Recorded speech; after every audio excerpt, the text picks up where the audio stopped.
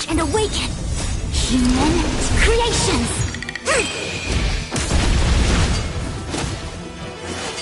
I mustn't fall. Bad luck. Lend me your strength. This is double speed.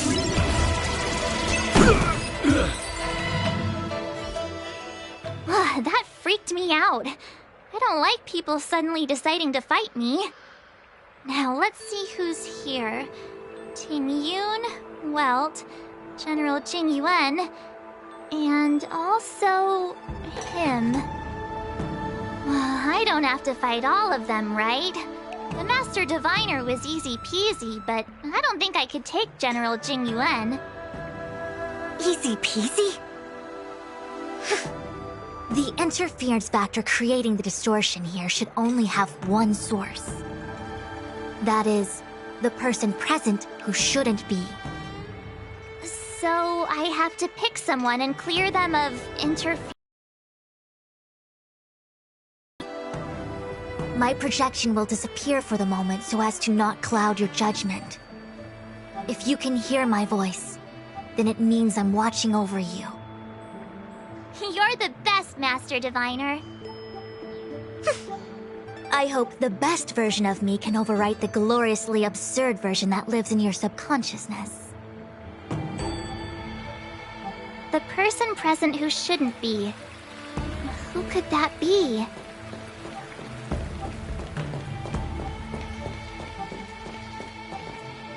Roll up, roll up! Miss March, would you like to take a look at the latest edition of the Xianzhou Beauty Index? Miss Ting Yun, it's great to see you so happy. The past is in the past! What is there to feel sad about?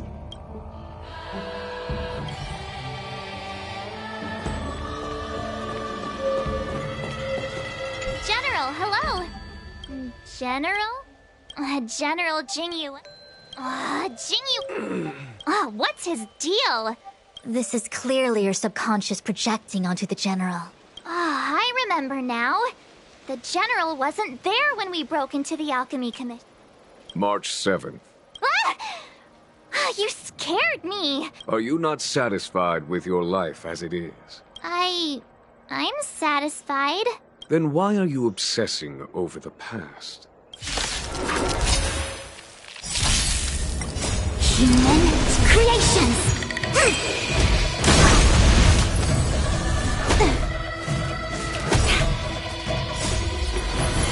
To guard and defend!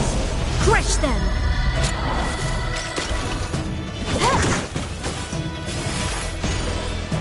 You can do it!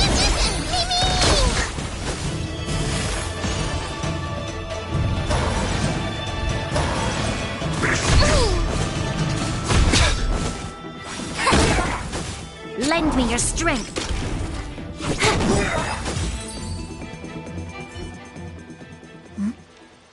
What is that? I know what this is. It's a Bellabog heater. Wait a minute. What's a Bellabog heater doing at the healer's market? Looks like part of one experience has infiltrated another. A foreign object? That sounds like a medical issue. No. I believe the object is a sign of the Matrix purging distortion.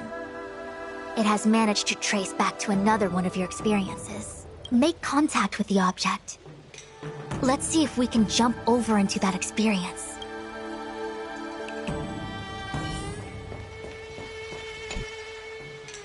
Bellabog. I've seen that name somewhere in the astral charts. There are many similar star systems on the Xianzhou trade routes. Unfortunately, all of them lost contact after the appearance of the Antimatter Legion. Yeah, Bellabog is a kind of snowy doomsday city. There are heaters like this all over the place. Otherwise, people wouldn't survive. Come on, Master Diviner. I'll give you a whirlwind tour of Bellabog. Is touching a heater a good idea? It's okay. This is a memory space. If something hasn't injured you in reality, then it cannot injure you in memory. Well, I was never beaten up by Jing Yuan in reality either. Enough of that. Touch it. Hey, don't pull on my hand. Ow, ow, ow! Hot, hot,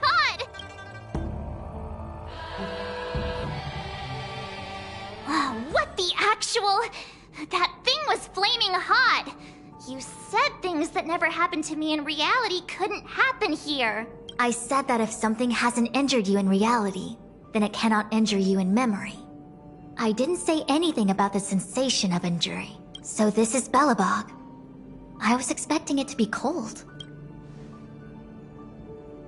It's freezing.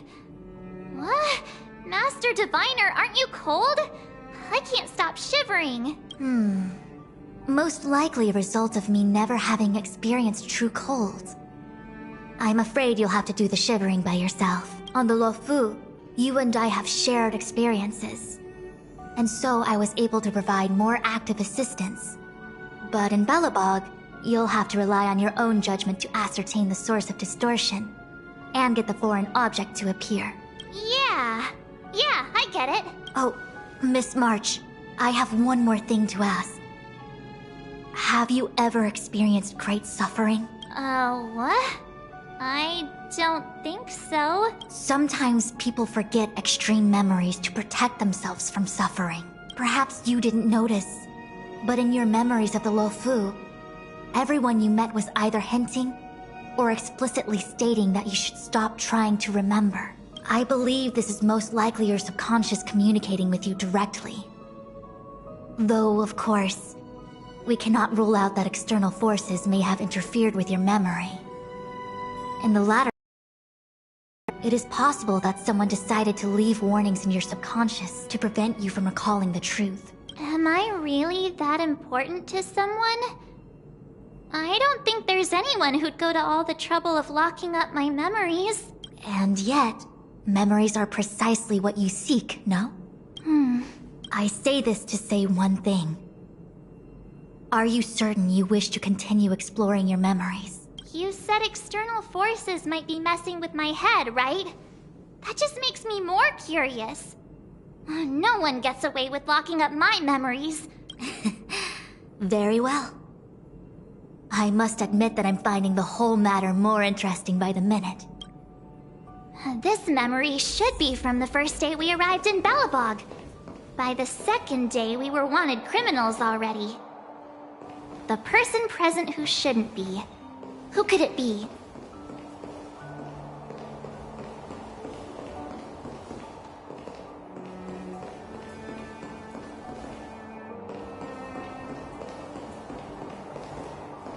Welcome to the Sampo Hotel, Miss March. The Sampo Hotel used to be called the Goethe Hotel. Luckily, the high-quality service of the hotel remains undiminished. I should mention, the Sampo Hotel's new slogan is, "Don't think about the past. Strive for your future." This girl seems quite trustworthy. That's just the work of my subconscious mind.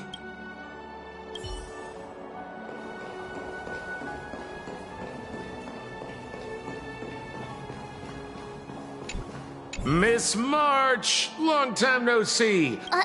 The Sampo Hotel? Was Goethe Hotel. Now it's the Sampo Hotel. In the autumn of his years, old Goethe got too old to run this place, so he handed it down to his most trusted young confidant, Sampo Kuski. And before you get the wrong idea, there was zero trickery involved. You see, old Goethe and I chose to face the future instead of clinging to memories of the past. This blue-haired fellow... You don't need a jade abacus to get a feel for Sampo.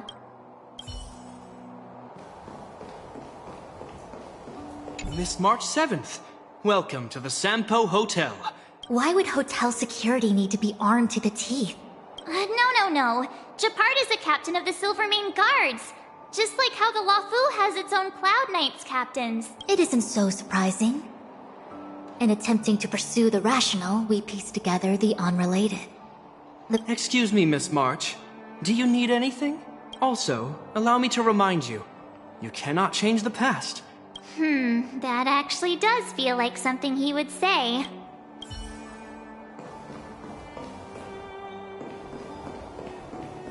The tea service at Goethe Hotel is first class.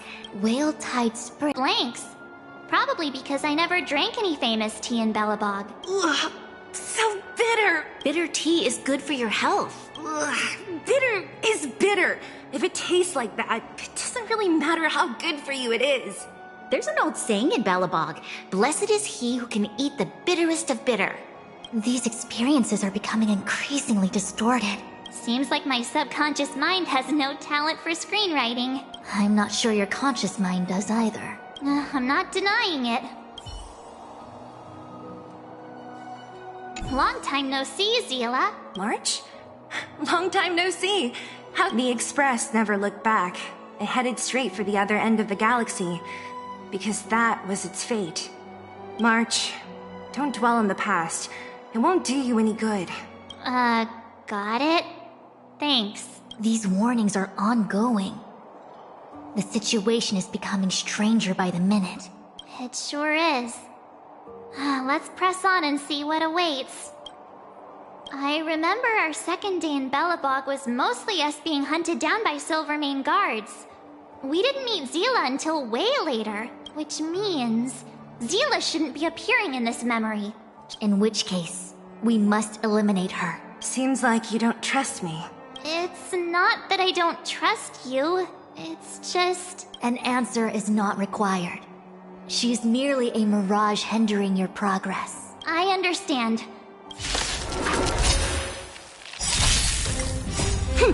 This is double speed.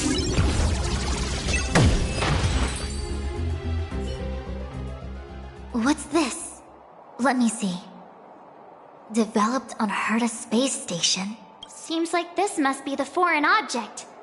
The next experience should be meeting him for the first time.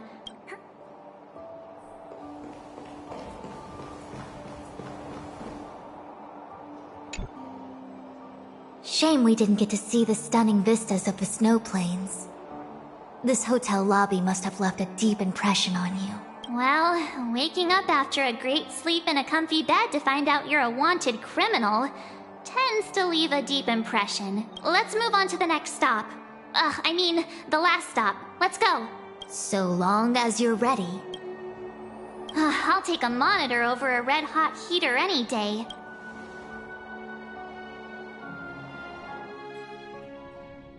March, wake up. We have to hurry. Huh? Are we going? Fu Xuan? Who's that? And there's no time for daydreaming. The space station is in crisis. Huh? What do you mean? Come with me. Asta said that the Stellaron is stored in that room up ahead. And I'm guessing the Legion might also be interested in its whereabouts. I know this memory. This is before we met him. Dan Heng, where are you? Master Diviner, can you hear me? Darn it, something must have gone wrong. What am I gonna do? Why did Miss Fu Xuan pick the scariest time to vanish? March, can you... me... I'm getting more and more evidence that your memories have suffered interference. But I don't know where from. Looks like I'll have to do it by myself this time.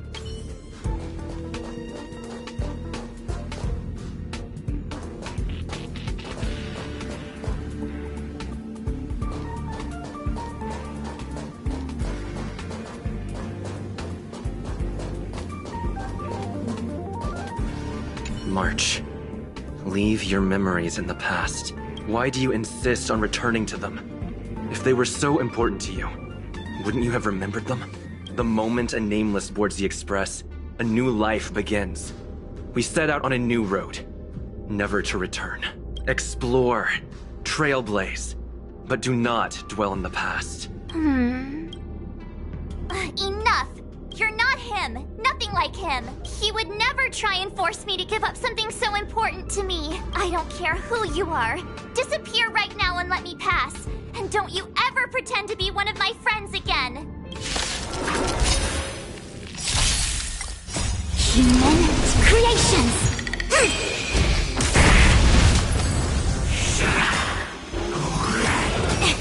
Lend me your strength. We can do it! We can do anything!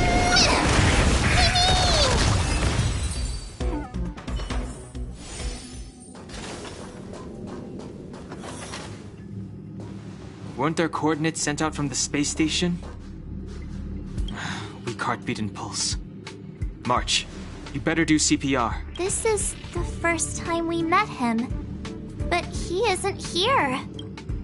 Who are you? I don't remember you.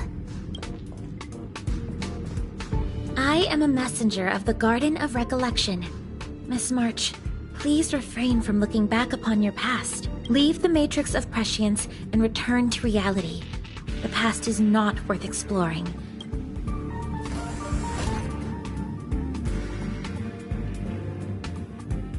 You're the one who needs to leave. I'm not letting this go. The Garden of Recollection? Did the Glow Swader send you? Are you the one meddling with my observations? What do you want with this girl? No matter the nature of your intentions, stealing others' memories like this, deceiving them, blinding them, I cannot allow that to happen. You leave me no choice but to resort to unconventional means. Miss March, this might feel uncomfortable, but I'm going to enter your memory world and help you clear out any obstacles. Human creations!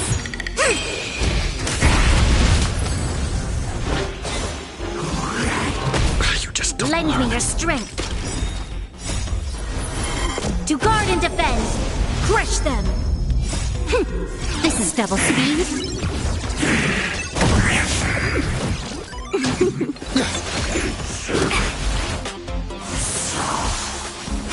Lend me your strength.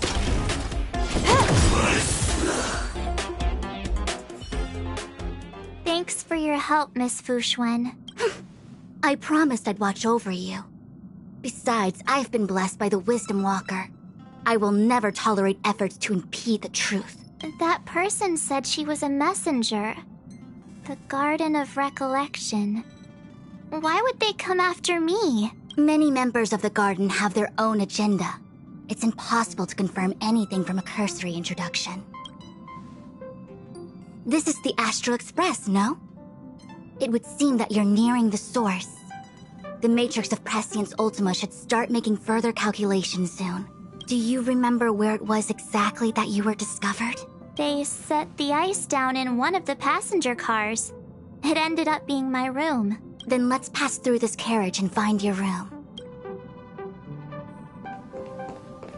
Dan Heng, let's crack open this ice. Be careful not to harm her. I've got this. Pump. Going. This must be when the crew first found me. What's going on? How come we're back at the start? It's the messenger. She's interfering with your movements again. Don't look back. Keep going forward. Don't look back. Keep going forward. Don't look back. Keep going forward.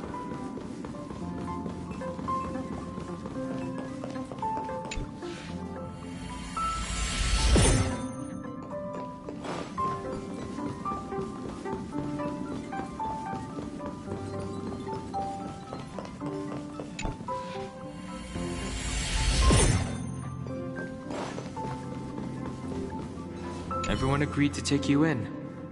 I'm in exile. And by the look of things, you might not have a home to go back to either.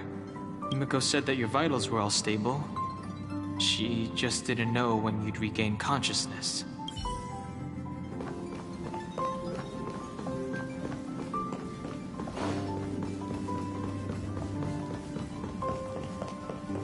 Don't look back.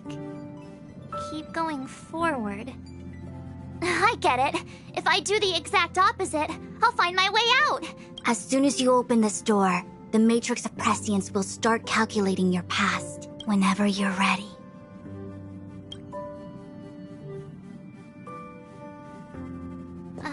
Is this my room? I didn't get a chance to tidy up. Don't judge. This is your room? That block of ice in the center. Has it always been there? Ice?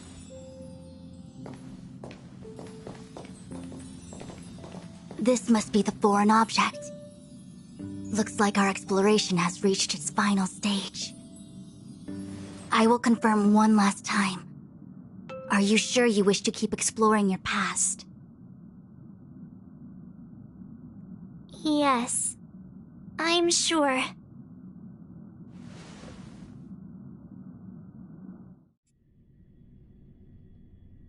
Master Diviner? She is busy running the matrix of Prescience Ultima. You again? What I do with my past is none of your business. Why do you have to make things so difficult? Please, trust the Garden of Recollection. Everything I'm doing is for your protection. You don't protect people by imprisoning them. If you are truly set on learning about your past, then come with me. I'll show you the origin that you seek. I hope that you will refrain from exploring any further than this. Trust me when I say, nothing good can come of it.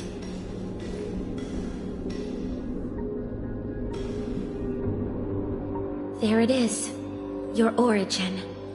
Your life unfolds from this point on, full of unique experiences and adventure. What happened prior is meaningless to you. The value of your life does not lie in what happened in the past, but in the present and the future. The eagle returns from an unsuccessful hunt. The sailor avoids the course they know to be dangerous. And you, my child, should come to learn that the past is just an illusion. But your experiences now will be remembered forever. It is time to say goodbye. Here, a parting gift for you. I look forward to our next encounter. Wait! Hold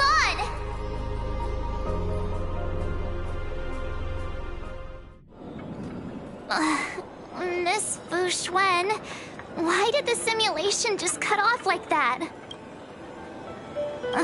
I'm fine. Just a little lightheaded is all. And the Matrix of Prescience stopped at precisely the same moment. March, I lost sight of you once you touched that block of ice. What happened? It's kinda hard to explain. So, that mysterious girl was really a messenger of the Glow Swather? Glow Swather? You mean Fuli the Remembrance? Are they the Eon connected to my past? No, it's too early to draw such a conclusion. All I can say is that it was very likely an Eon that sealed away your memories. But not necessarily Fuli. When the messenger spoke of protection, perhaps she meant the following. The Glow Swather wasn't the one who sealed away your memories. They are interfering to shield you from these very memories. It's not so bad. At least I know it has to do with the Garden of Recollection, right? It seems like retrieving memories is beyond the operational spectrum of the Matrix of Prescience Ultima. That's all right. You've helped me so much already, Master Diviner. If you'll excuse me, I must organize an inspection of the Matrix. We'll leave you to it then. Run. If we broke something, there'll be a huge bill to pay.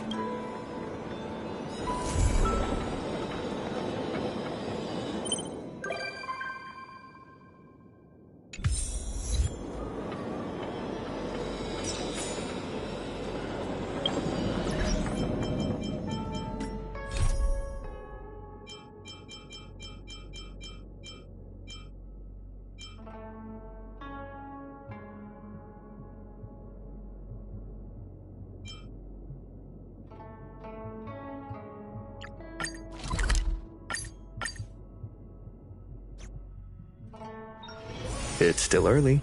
Where to now?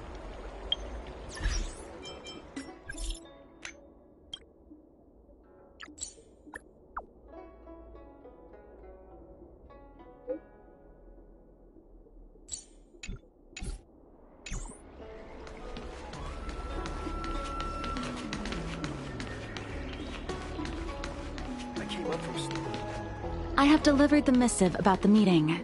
Do you have any questions, Master Dan Heng? I know all that I wish to know. Thank you, Miss Huanxi. You need not address me as Miss. I am but one of Miss Bailu's maids. Then again, if I may be so bold as to make a humble request.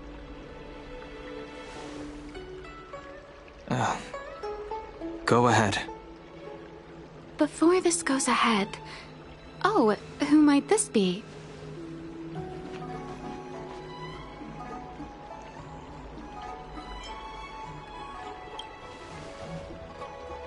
I'm speaking with Master Dan Heng. I'm afraid this doesn't involve you. Please take your leave.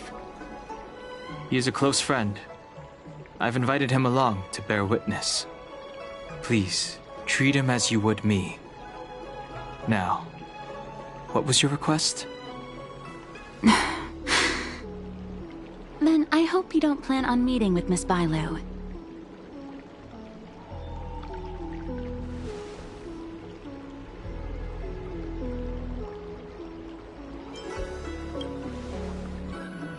Bailu is simple and innocent, incapable of ill intent. It's natural for a servant to care for her master and share in her worries. Please, hear what I have to say. I have good reason to be concerned. Perhaps you should know that Miss Bailu's path to becoming a High Elder was neither in compliance with proper protocol, nor of her own volition. Everything was a result of the stubbornness of her predecessor, Dan Feng. His hubris and tyranny brought about the end of the Luofu's High Elder succession. The Preceptors heard of Master Dan Heng's return, and were uncertain whether it constituted good or ill fortune. However, many have surmised that the Luofu's High Elder succession tradition will soon be back in force. If true, that is indeed something worth celebrating.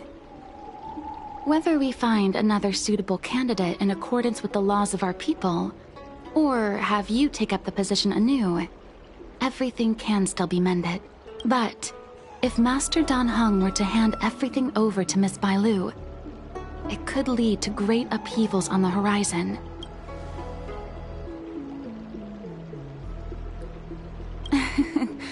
Such a major matter as this is naturally up to the Preceptor Elders.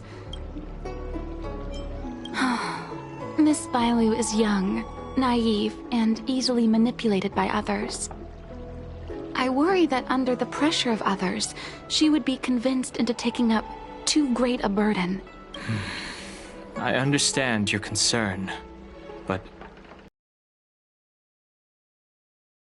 Then I will bid my farewell. Master Dan Heng, whether you choose to meet Miss Bailu or go with me to see the Preceptor Elders, I will be waiting for you by the ferry leading to Scale Gorge Waterscape.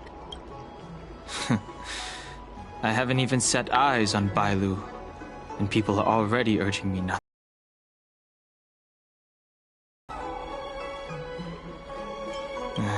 No need. March will find out sooner or later. You know that I'm a descendant of the Luofu Vidyadhara. In Scale Gorge Waterscape, you witnessed my... secret strength, as March would call it. Yet that power stems from Dan Feng, my previous incarnation. He altered the process of High Elder succession, plunging everything into catastrophe. Ultimately, he suffered the punishment of molting rebirth. Based on the physiological principles of Vidyadhara reincarnation, I ought to have been an entirely new entity. And, in view of the law, all crimes from my previous incarnation should have been wiped clean. But in reality, I was locked up in the shackling prison at birth.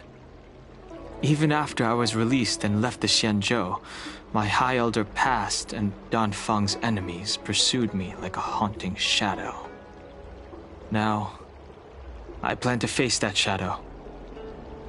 In order to make amends, I want to repair the Ambrosial Arbor's seal and visit the High Elder to see what more I can do.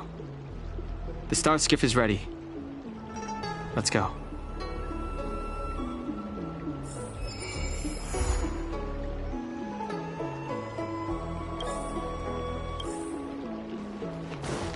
come from Starsky.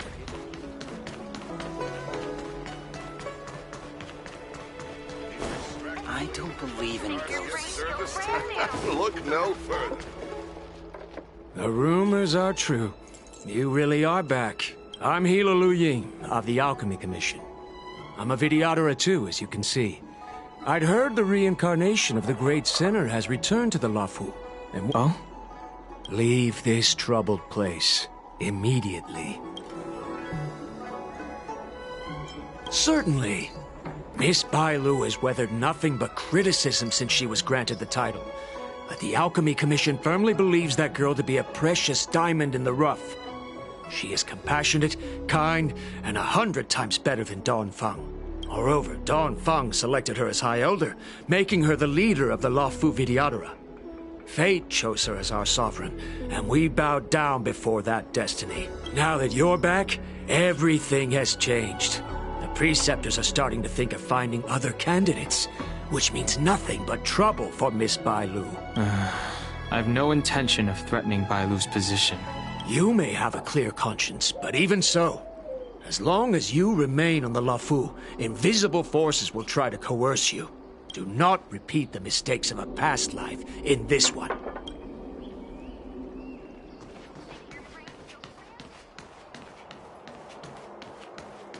Excuse me. Are you two on your way to the Alchemy Commission, Delph?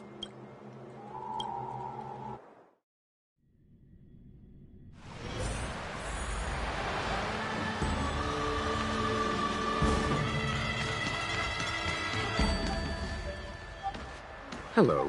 What brings you two here? The wind and waves are restless around lunar-rescent depths today. Even you came to dissuade me from visiting the High Elder, General? This encounter was not of my making. I've been recuperating in the Alchemy Commission under the Dragon Lady's care. But your question would suggest that there are others interested in dissuading you from such a venture.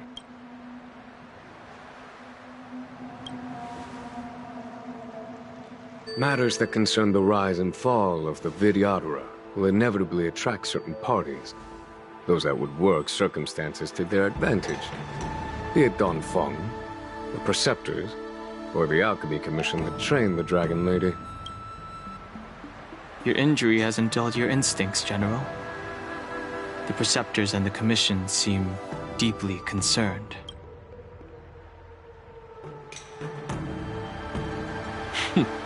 A chance meeting is a gift from fate. Why don't I help you to fathom their intent, then? The power struggle between the Preceptors and their High Elder is a tale as old as time. And someone as powerful as Dawn Feng, who was completely beyond their control, was enough for them to harbor a hidden rage. The Elders used to have imagined that Dawn Feng would pick his own successor. And yet, that is precisely what happened. And all they could do was accept the result. Now that Dawn Hong has arrived, the Elders see yet another chance. The Dragon Lady has no power, and Dawn Feng is a criminal. One can understand the desire for a new High Elder. The Preceptors have been suppressed for some time now. They will inevitably try to overturn the situation. It is an internal affair of the Videoteras.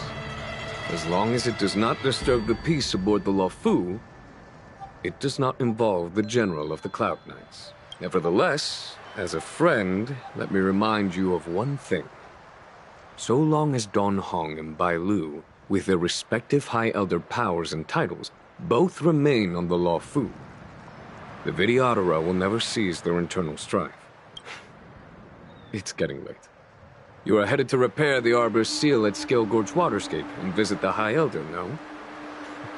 Farewell for now. I should start taking this business of rest and recuperation a little more seriously.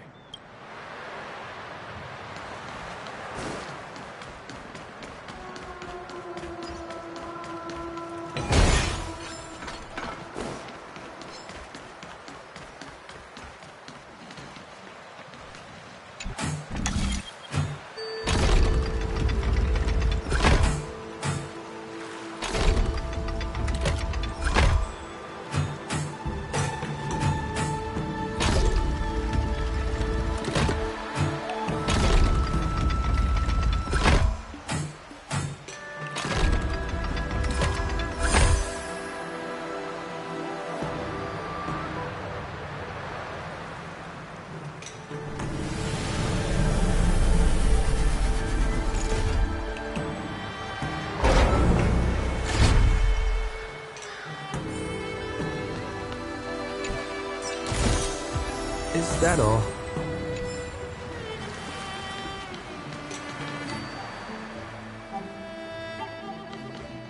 Master Dan Heng, you're back. Have you made your decision? Will you come with me to meet with the elders first? Or are you set on seeing Miss Bailu? Miss Bailu is already waiting at Scale Gorge Waterscape. Your stubbornness is redolent of your previous incarnation. Sorry, but you're not going anywhere. A criminal who destroyed our succession is unworthy of setting foot in the sacred places of the Vidyadhara. Wait. Master Dan Heng's presence at Scale Gorge Waterscape has been approved by the 6 charioteers and the preceptors. Empty rhetoric. There are ways of unearthing his true identity. And even his reincarnation should answer for the monstrous crimes of the past.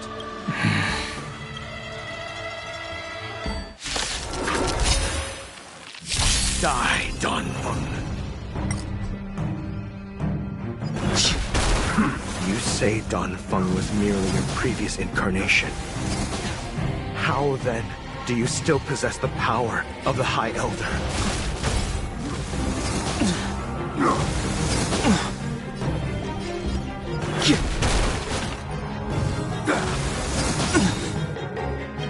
Awaken, dormant scales.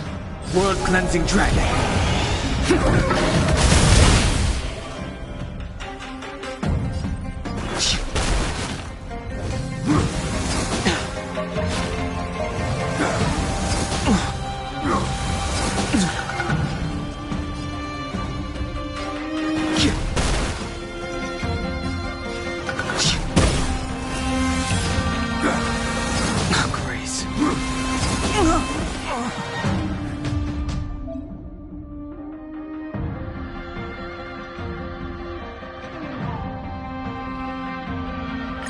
Die, Danfeng.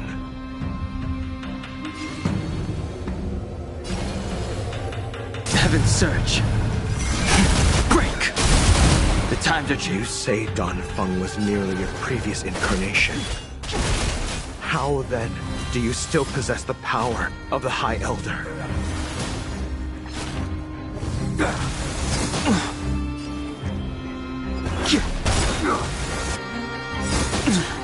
Awaken, dormant scales. World-cleansing dragon.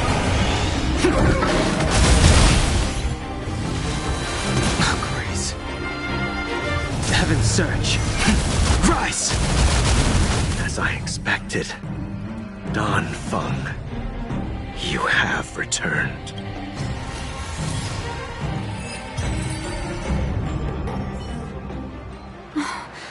Thank you for rescuing me, Master Dan Heng. They came for me.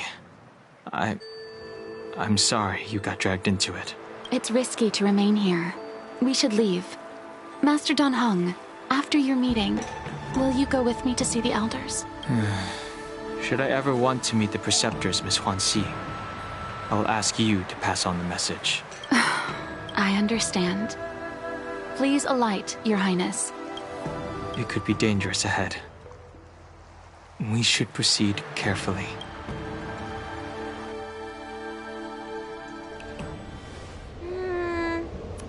So slow. I've been waiting for you here for ages.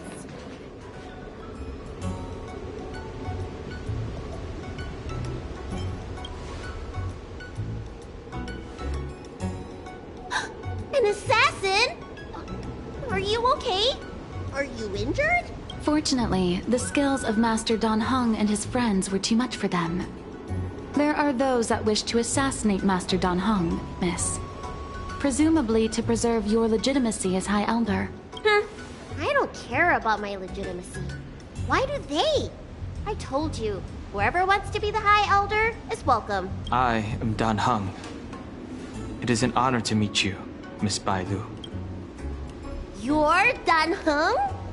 I heard about how you parted the ancient sea in Scale Gorge Waterscape. These assassins have got their work cut out for them.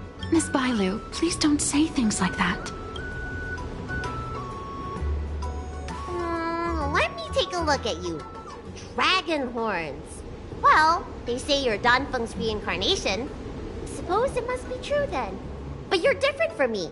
Where's your tail?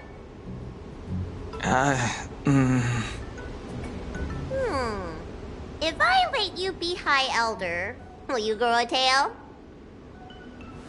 About the High Elder succession. I have no intention of getting entangled in that. I'm here to repair the Ambrosial Arbor's seal. This is the duty of the Lawful Vidyadhara. Well, really? Then why'd you come to CB? All I've learned since my hatching rebirth are some medical skills at the Alchemy Commission. I can't repair seals or part the sea like you can. I should take this opportunity to talk with you about the past, Miss Bailu.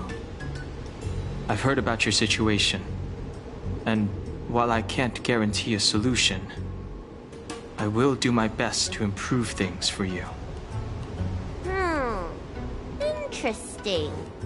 You're not like other grown-ups. You say what you think, and you seem trustworthy.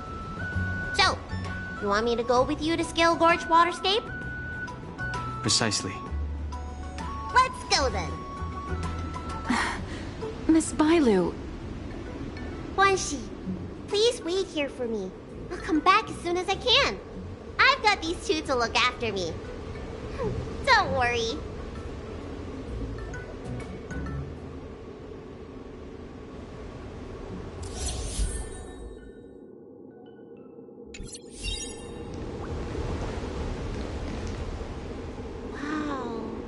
What a magnificent sight! Is that the Ambrosial Arbor? Yes. Forming a seal and using their power to curb the spread of the Arbor's roots is an important task entrusted to the Luofu's High Elder. News to me. The Elders must be well aware that I'm not qualified for this position.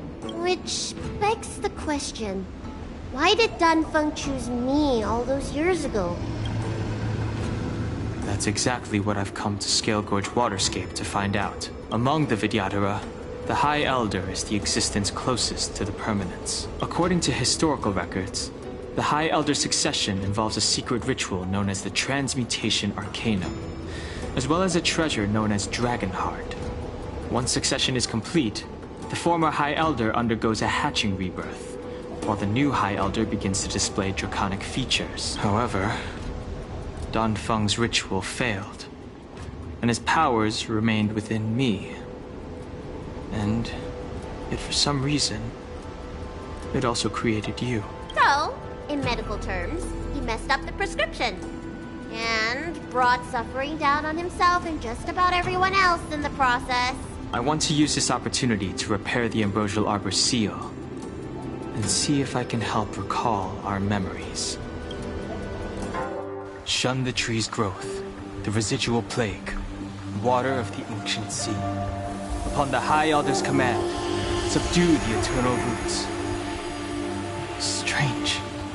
This is different from the breaking of the seal. Why is there no reaction? What's wrong? Not going to plan, huh? Shun the tree's growth, the residual plague. Shun the tree's growth, the residual plague. Water of the ancient sea. Upon the High Elder's command, subdue the eternal roots. This feeling. That's it. You did it. And this alone should prove to everyone that you are the true High Elder. When the seal was reestablished, did you recall anything? It was like a tide surging through my mind. I became really huge and the whole of Scale Gorge Waterscape was responding to my voice, resonating with me. That's fun! Danheng, teach me another trick. Let's see if I can remember anything else. Wait. Can you feel it? There's someone coming. You! Hey! I'm doing the protecting here! Nobody's getting hurt with me around. Rise! How did they manage managed to appear right next to us without a sound. They may have used a cloud hymn to create mist and provide a smoke screen. I'm afraid this ambush was probably lying in wait for us. Seems like some people have had enough of my presence.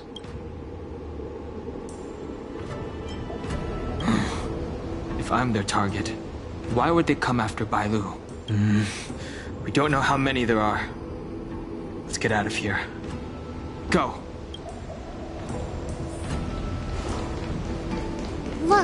Look at that shadow. This power, it rivals the tidal forces in Scale Gorge Waterscape. Is that you, Danpeng? Have you returned? I'm afraid you have the wrong person. These floating shadows are called Mirage Echoes. They are memories of past lives and echoes from the past that the Vidyadhara shed during their rebirth. The books say that these mirages only speak to people they can recognize. And the water on their bodies can be used as medicine.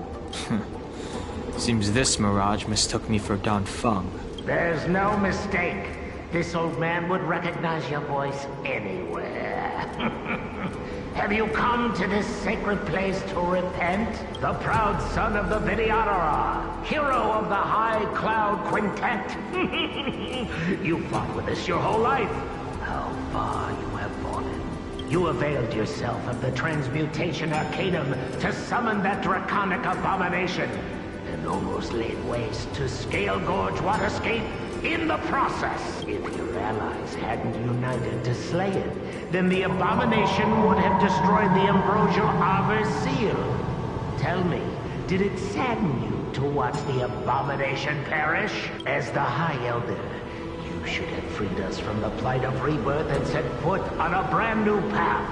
But instead, you were seduced by your reputation and abandoned yourself. You counted CMJO natives and even short-life species among your friends. The upcoming trial is your final chance. Hand over the secrets of the Transmutation Arcanum now, and the Preceptors can help you keep your secret.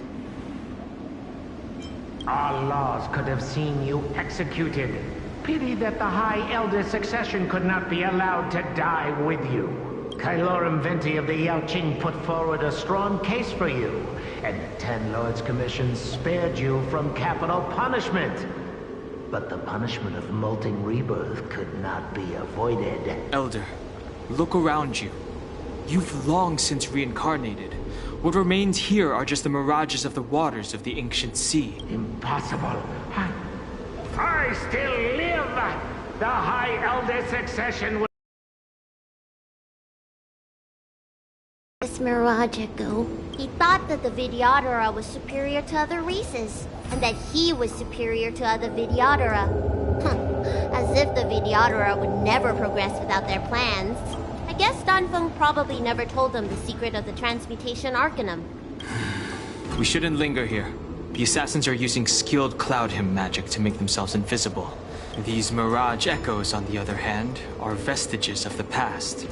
If we can center and transmit the echoes, we should be able to detect any assassins hidden beneath the surface of the water. Let's look for Mirage Echoes and send out pulses.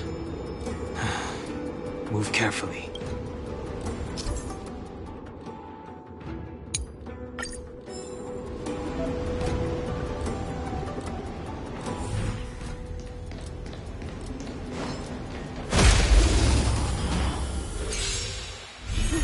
Another invisible assassin? Careful! They're waiting for us to get close enough to reveal our weak spots.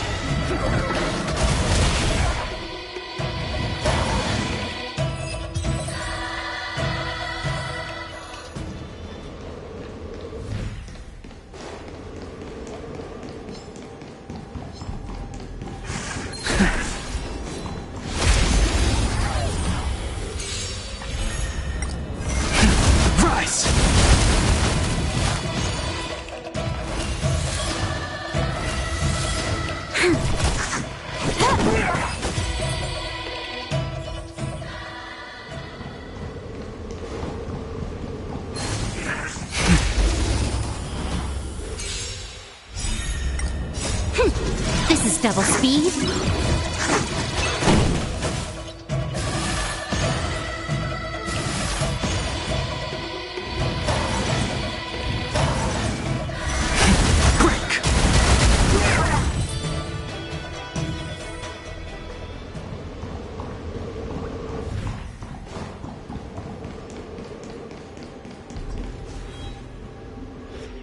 Bailu, you fled the Alchemy Commission yet again.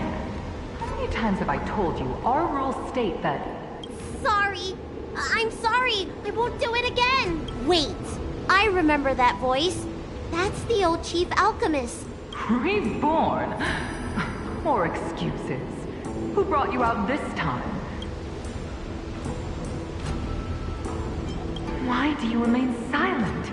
Your Highness, you're still as cold and lonely as you ever were. Like the eternal ice on the Fanghu. Bailu, return to the Forbidden Residence. I must speak with Master Danfeng. Oh, okay. Wait, no! You were just a mirage echo! Master Danfeng, I finally understand your plan. That little girl is the key to the Transmutation Arcanum. This is a breakthrough for my research. The Vidyadhara performs self-reincarnation, but we are unable to reproduce. Natural and artificial disasters inevitably reduce our population. If this continues, one day our noble draconic bloodline will perish, and the fated decree of the permanence will be violated. For this very reason, I have spent my entire life researching ways to free the Vidyadhara from the cycle of reincarnation. I have been without success for a long, long time, thinking that this reincarnation had been naught but a waste. Danfeng. What did he do? Master Danfeng, your changes to the Transmutation Arcanum created a draconic abomination that wreaked great destruction. But also created a new life. This is the hope that will one day allow the Vidyadhara to reproduce. My understanding of reproduction was limited by ordinary notions. How constrained I was. Why should Vidyadhara reproduction remain trapped within the confines of our race? To unearth the potential might of Long's blood and incorporate other races into the flesh of the dragon. Isn't that the real meaning behind the Transmutation Arcanum? The Preceptors are too narrow-minded to see your talent. They want to install another High Elder. Foolish. What does she mean by that? The Transmutation Arcanum seems to contain a secret that allows the Vidyadhara to escape the cycle of reincarnation and return to normal reproduction.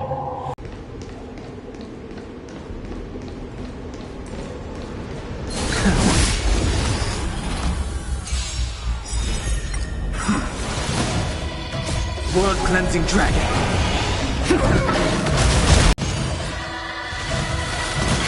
Lend me your strength.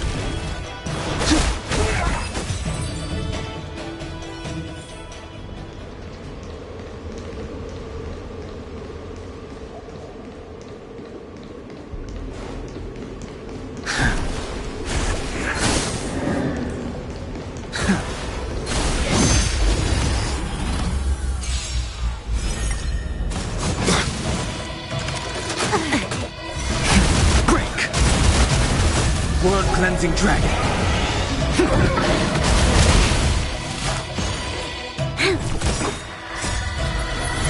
To guard and defend. Crush them. For the divine.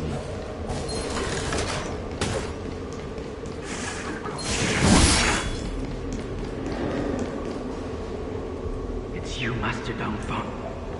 Why did you disgrace yourself? You were my hero. I dreamed of being just like you. Of joining the Cloud Knights. But you betrayed the hopes and dreams of the Elders. This Mirage Echo. He must be a Cloud Knight who fought alongside Danfeng all those years ago. How many of us perished in that disaster and could not be reincarnated? And my leg was torn off by that abomination. The doctors at the Alchemy Commission said I have to reincarnate as soon as possible to avoid affecting my immortal life. But my poor comrades have no chance of returning to the ancient sea. You once told us we should cherish every life cycle, and that you would use cloud-hidden magic to heal our wounds. I must listen to him very carefully. We cannot afford to miss any information. I will never forgive you. The High Elder's power belongs to the Vidyadhara of the Lawfu. You are unworthy. The Vidyadhara must not sever the High Elder succession tradition just because of you. Hand it over. Dan Heng, is this the price we pay for bearing the power of the High Elder? Carrying the weight of all these expectations. Before any of this transpires, you have enough time to prepare.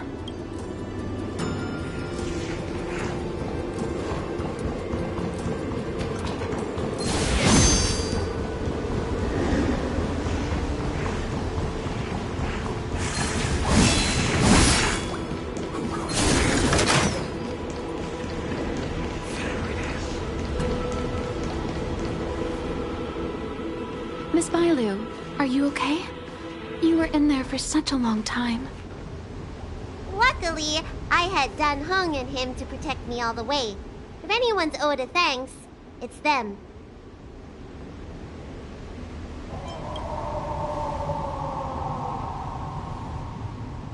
I didn't expect those assassins to be so brazen and reckless, storming a sacred place like Scale Gorge Waterscape and pursuing you.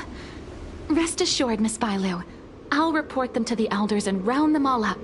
Fortunately, the three of you were blessed by the gods. If anything had happened to you, it would have been a dereliction of duty on my part. Assassins? None of us mentioned that the danger involved assassins.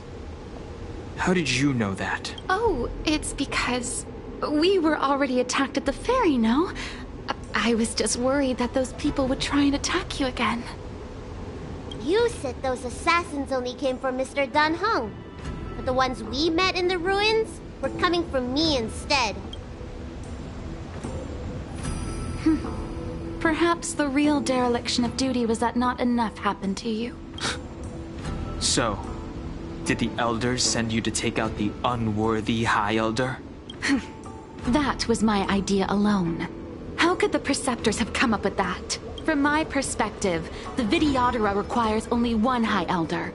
A second High Elder, one who is weak and useless, must be removed. Miss Bailu, our relationship as mistress and maid ends here. I sense a storm. Heaven's surge. Break! You don't look so good.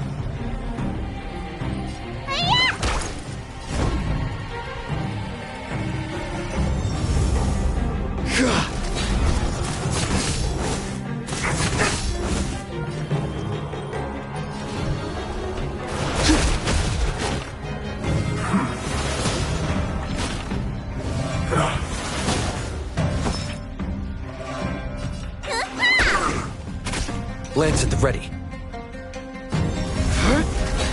The strength.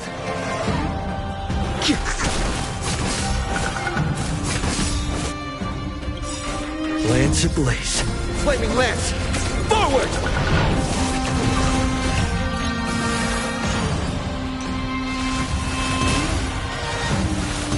You don't look so good.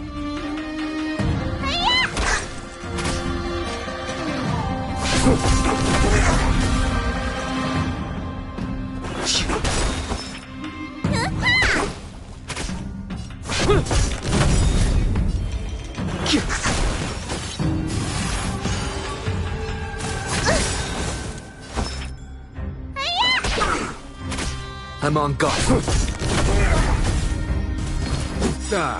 Am I too late?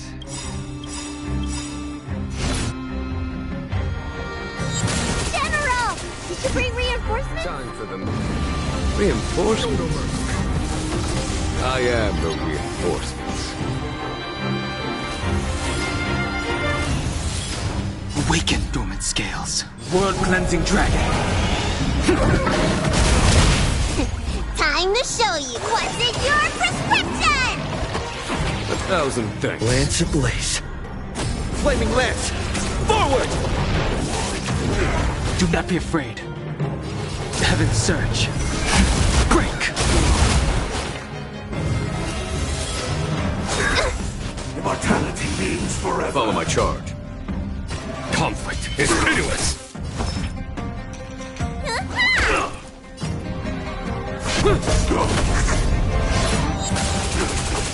sent a storm. Heaven surge. Rise! You bully! Secret of the Saints! Here, this thunder! Let me tend your wounds! Hi-ya!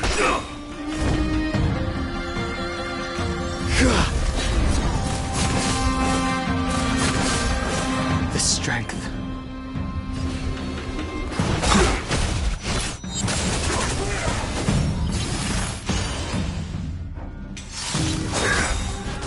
Beauty and distance!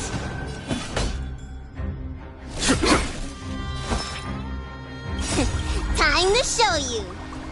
What's in your prescription?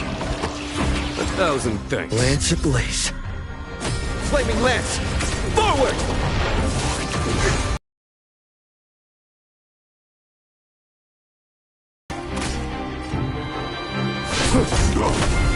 Sent a storm. Heaven surge. Break! A foregone conclusion. Need a doctor? Hi-ya! The strength. Heaven surge. Rise! A miracle! There's no time to lose. Let me tend your wounds! Lance at the ready. Time to show you! What's in your prescription?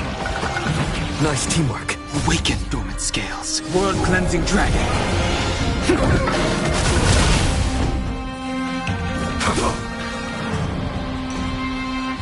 Heaven surge. Break!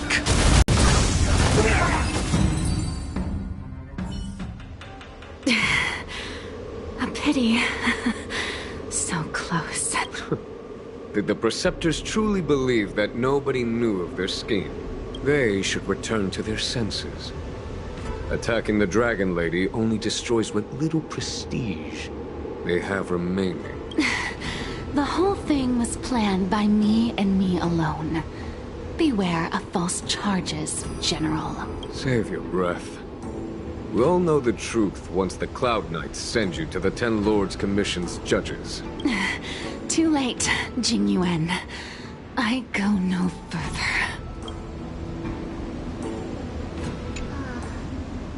I always felt useless in the eyes of the Elders. A false dragon who failed to inherit the power of the High Elder. And today I realized they'll use any means of removing me. Not all of the Vidyadhara harbor evil intentions. If you feel uneasy, Dragon Lady, the Seat of Divine Foresight can arrange for you to stay elsewhere. Thank you, General. I'd like to talk more with Danheng first. Very well. I will await all of you at the fair.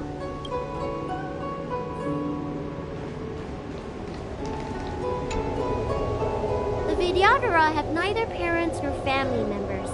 Once born, the teacher is assigned to instruct the young Vidyadhara in the art of Cloud Hymn, as well as various life skills. Danheng, did you have a teacher like that? If you're asking about Vidyadhara tradition, I'm afraid that's something I never had any experience of. I've always been a wanderer. I can never return to my homeland. In my fragmented dreams, I meet enemies on the battlefield. But in my travels, I meet many people who I can describe with the word teacher. As far back as I can remember, I've had the Preceptors and Alchemy Commission healers telling me what to do. Cure diseases, save lives. I don't know if that counts as teaching. You know something? It feels like you're the teacher I've been waiting for. Virtuous in the past life, master in the next life. Perhaps we were friends or disciples in our previous incarnations. A friend or disciple of Danfeng? Maybe, Miss Bailu. At first, I was worried that your title of High Elder was in name only, and that an absence of true power would eventually put you in grave danger. It seems I was overthinking things. You have no shortage of true power. You mean the power to repair the seal?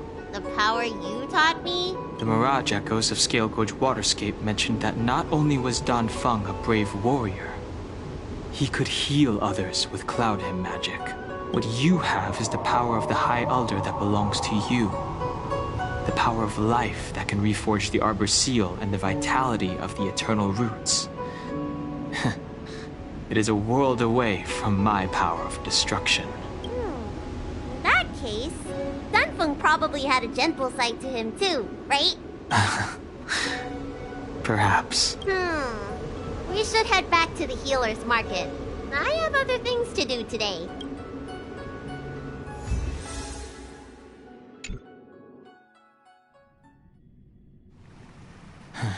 Now that the seal is repaired, my affairs on the Xianzhou have drawn to an end. Are you planning on staying on the Luofu?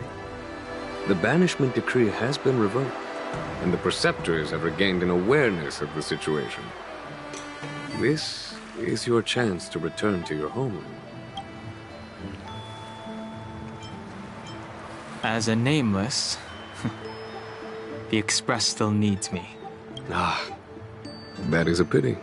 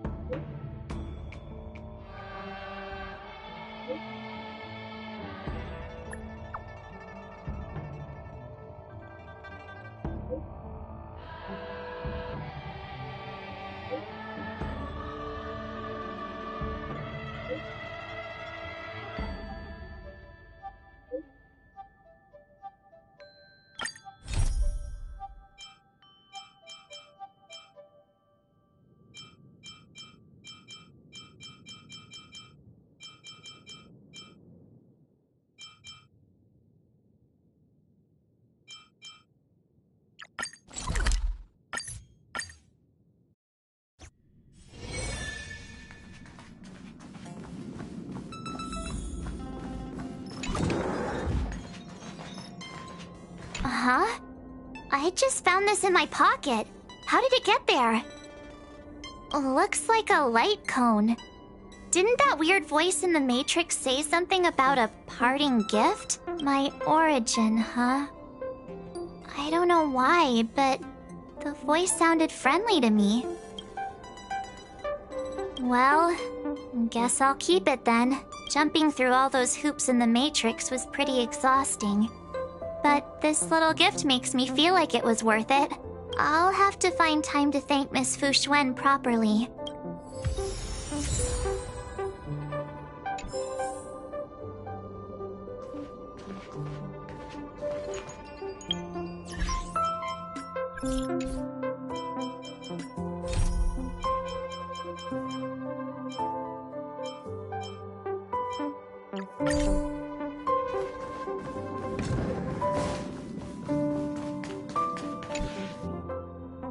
Time to head to the next stop. Let's meet up with everyone in the parlor car. Heave-ho! Pom-Pom's been cleaning up this whole time and didn't see any letters. What? Don't scare Pom-Pom like that! What does the letter say? It looks like an invitation. Who could have sent it? Does Dan Hong have any friends on the Luofu? If Pom-Pom remembers correctly, he said he was exiled from there, right?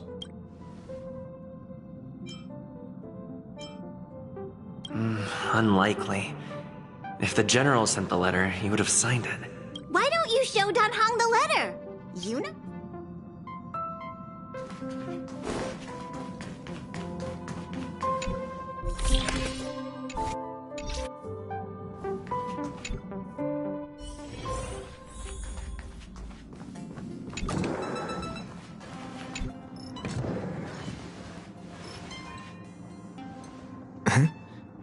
What is it?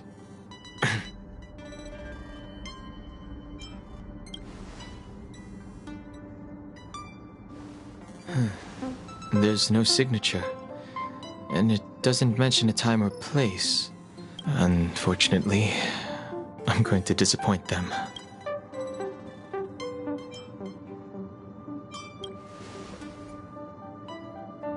The handwriting does seem like that of a swordmaster, but Blade would have gotten straight to the point. It's an invitation, all right, but this is too mysterious to be him. Let me hold on to the letter. Anything related to Dan Feng's past should be handled with care.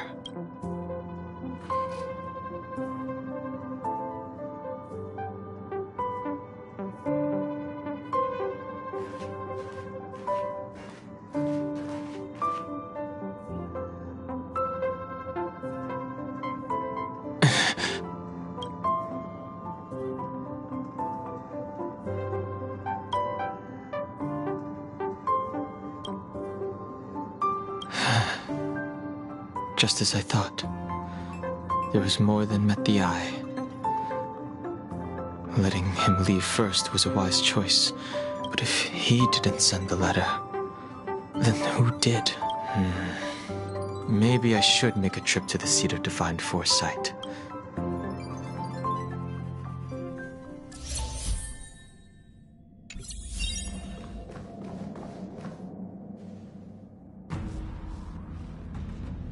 After all this time away from the Luofu, the seat of divine foresight has only become more hostile. Relax. You needn't be so cautious, young man. I'm just reminiscing about the old days. However, I never thought Jing Yuan would send you to accompany me. It would seem our fates are intertwined. Huh?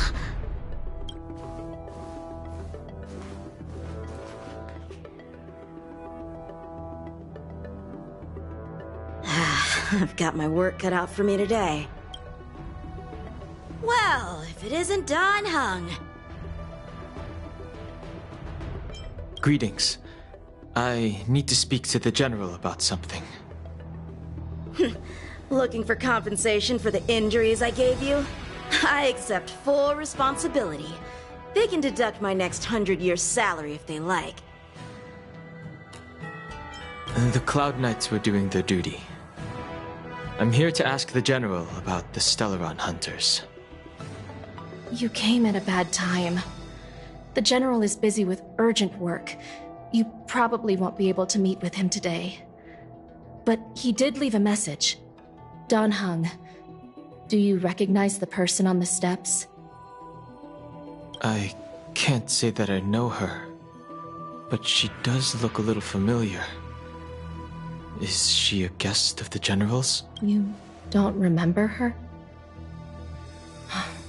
I see. I suppose the memories of your previous life really were wiped clean after the rebirth. That is Jing Liu, the previous sword champion of the Xianzhou Luofu. She was the closest friend of Imbibitor Lune, your previous incarnation. She was also the General's master. According to records of wars past, her blade has slain countless denizens of abundance. Not even the feather guards of the Wingweaver, the father wolf of the Borazon, or the gigantic mecha beast could withstand a single strike from her. However, those are ancient stories. It's a shame that even a hero like her wasn't able to break free of Mara. It is said that in the end, Jing Liu lost her sanity and slaughtered anyone in sight. She was deemed a criminal and fled to outer worlds. With her powers, you'd think there would be no one capable of bringing her in. For some reason, she arrived on the Luofu with a suspect disguised as a traveling merchant and said she wanted to turn herself in. Her surrender came with one condition: that she be allowed a day of freedom before the trial. She wanted to travel to Scale Gorge Waterscape and meet with her old friends one last time. I can't believe Jing Yuan actually agreed. Before he left, He ordered us to accompany Jing Liu during her last day on the Luofu. We're hosting an honored guest. We're escorting a criminal. Imbibitor Lunae, since you traveled all this way, why don't you come and talk with me? Or should I call you by your name in this lifetime? Dan Heng.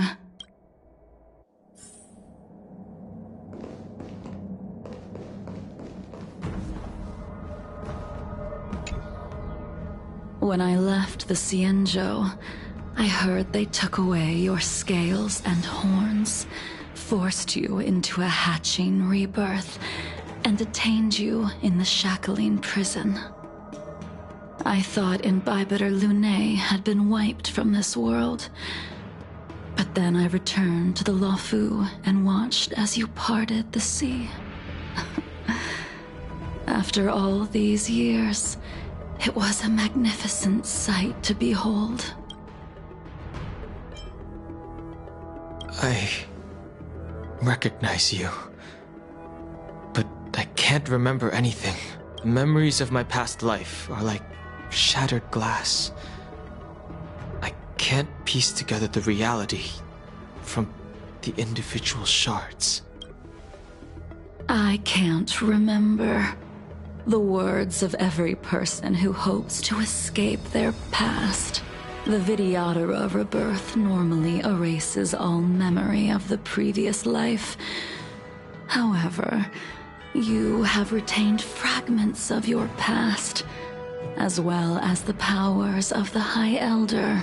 If my guess is correct, the Preceptors were unwilling to allow the Ichor line to end, and hoped for the Imbibitor Lunae's resurrection.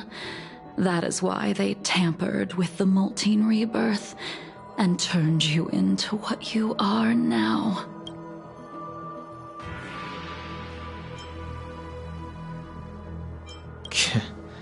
You're not here to reminisce on old times. Tell me why you're here. You didn't hear?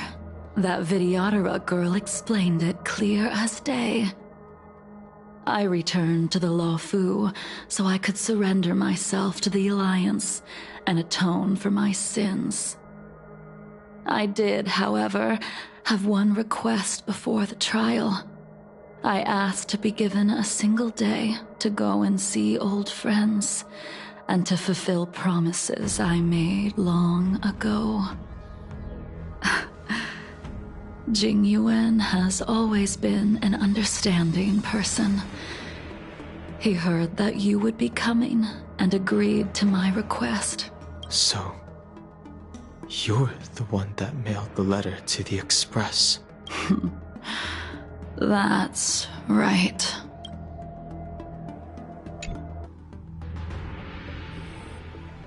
The sea's depths conceal no stone, and dragons' breaths reveal the moon.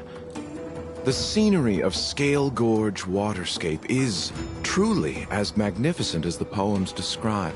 But as a suspect, shouldn't I be bound and interrogated in the shackling prison? Is it really appropriate to bring me to a place like this, General? Holding you in the shackling prison would be more trouble than it's worth.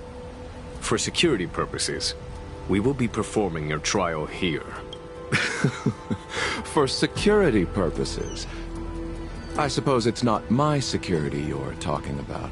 The Stellaron's descent, the Ambrosial Arbor's resurrection, the Destruction Emanator's impersonation of the Amicassator.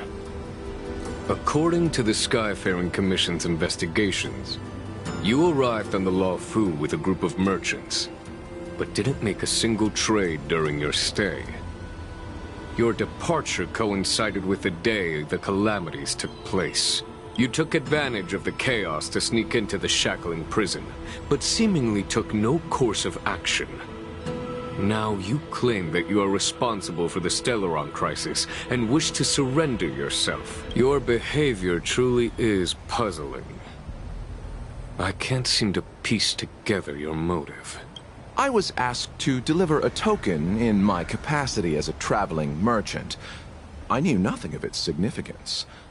I admit I did have my own agenda for entering the shackling prison, but in the end, I found that the Luofu did not possess what I was looking for. It is through fear of punishment that I am choosing to surrender. The galaxy is a vast place, but I am merely a wanderer. It would be silly of me to think that I could outrun the Alliance. Merely a wanderer? You're too modest, Locha. Do I need to remind you of your actions at the Eternity Fortress and the Shroud Veil Star Zone? Or must I utter that tongue-twister of a name?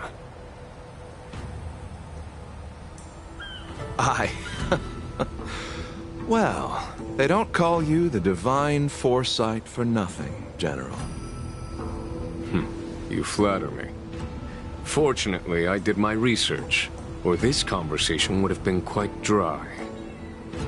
Seeing that you sense something is amiss, are you looking to defend me and clear my name of suspicion? That is beyond my control. Attempting to undermine the Alliance is a grave crime. According to protocol, you are to be held on the Xianzhou Shuling for a joint trial before the Ten Lords Commission and the 7 Arbiter Generals. However, at present, you have the opportunity to enjoy the beautiful scenery of Scale Gorge Waterscape. It will be the last view of the Luofu you ever lay eyes on.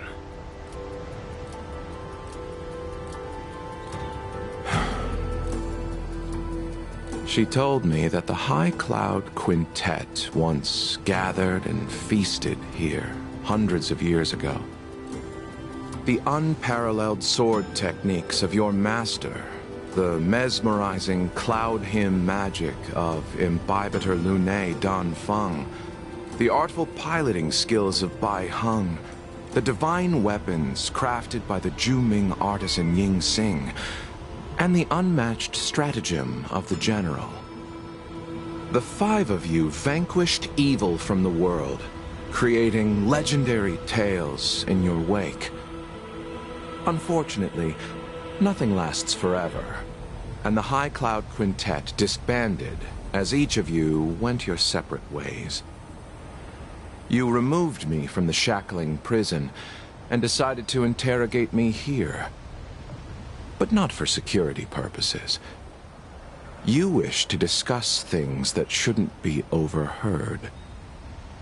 You wish to discuss the one person you've avoided mentioning up to now. Your master, Jingliu.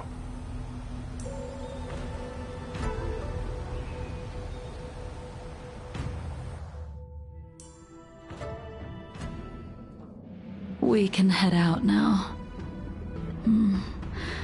I would like to visit a few places from my memories, enjoy a glass of wine, and reminisce about the good times. Have you mistaken yourself for a tourist?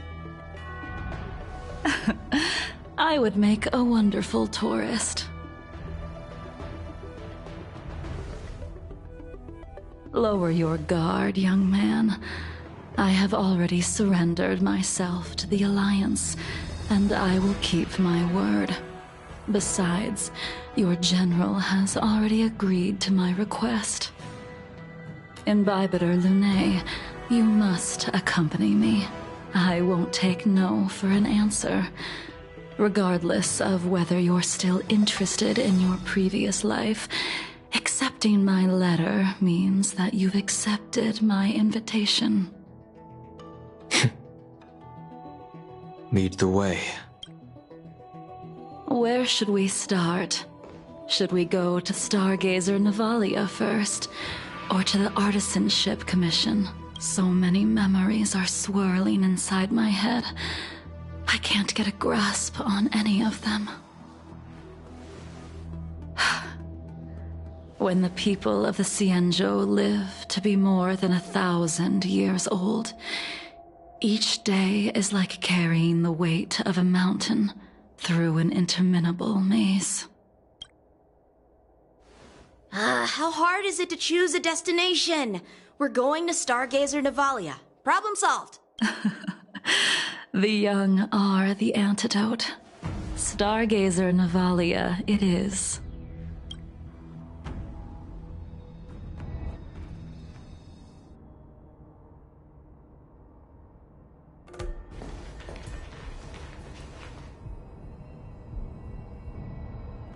If it's star skiffs you wanted to see, we could have headed to the Jade Gate. Why did we come all the way here? Young man, have you ever heard of Bai Hung, the Foxian pilot? Bai Hung? I think I've seen that name somewhere before.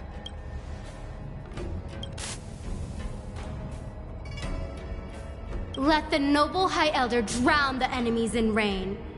We just need a watch from the sky, I presume? Imbibitor Lunae, if memories are returning to you, share them. I think she was one of Imbibitor Lunae's comrades. She was a comrade and friend to both Imbibitor Lunae and all of us. Well, that's all in the past now. The reason we came to Stargazer Navalia is because I wanted to pay tribute to her here. Huh? You mean the Foxian soul-soothing ceremony? Yes, the sending off of a star skiff. It represents the voyage of the deceased into the stars. Due to circumstances beyond my control, I never had the chance to bid farewell to her. As for procuring a star skiff, I know they can be manufactured here, but I know nothing of the process. I see. I don't know anything about manufacturing star skiffs either. But getting me careful. There's still Stellaron spirits lurking around. No need to worry about the two of us.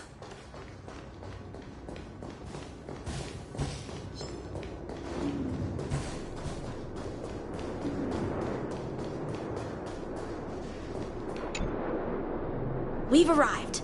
All ship production in Stargazer Navalia starts here. Just enter the command into the device.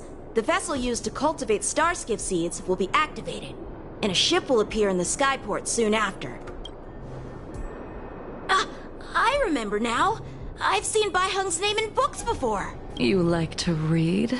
Hey, I don't read much, but the General forced me to finish a bunch of ancient volumes during my training. I remember one called Views of the Universe from a Star Skiff. The author's name was Bai Hung. That's right. Bai Hung was the one who wrote that travelogue. It was actually really interesting. 90% of it was about starskiff crashes on different worlds and dangerous situations. I remember thinking, how could an ace pilot crash land her starskiff so many times? Then I realized that every time, she made the best of the situation and got back alive. Indeed. Her luck always astonished us. Whenever she piloted a mission, you could almost guarantee a narrow escape from the jaws of some abundance behemoth, or a miraculous return from behind enemy lines. Very few star skiffs she piloted were able to return to port in one piece. The folks at the Skyfaring Commission secretly referred to her as the Star Skiff Killer. She also possessed an uncanny ability to predict future events. Inauspicious ones, at least. Every ill omen that came out of her mouth would sure enough come true. However, when it came to surviving, her fortunes were incredible. Even in the worst situations imaginable, she was always able to turn the tide. Luck is a type of strength, after all. I hope that this ship, built for the Star Skiff Killer, will also be able to return to the stars. Ha! That'll do it. The Starskiff assembly line has been activated. The Starskiff will take shape and enter the skyport. Let's go wait for it there. It won't be long. See? The star skiff is complete! After being away from the Luofu for so long, I can finally say farewell to you. So, what happened to Baiheng in the end? In the end, I do not think the details are necessary. We are here today to commemorate her. Invibitor Lune, do you still remember the battle against Shuhu?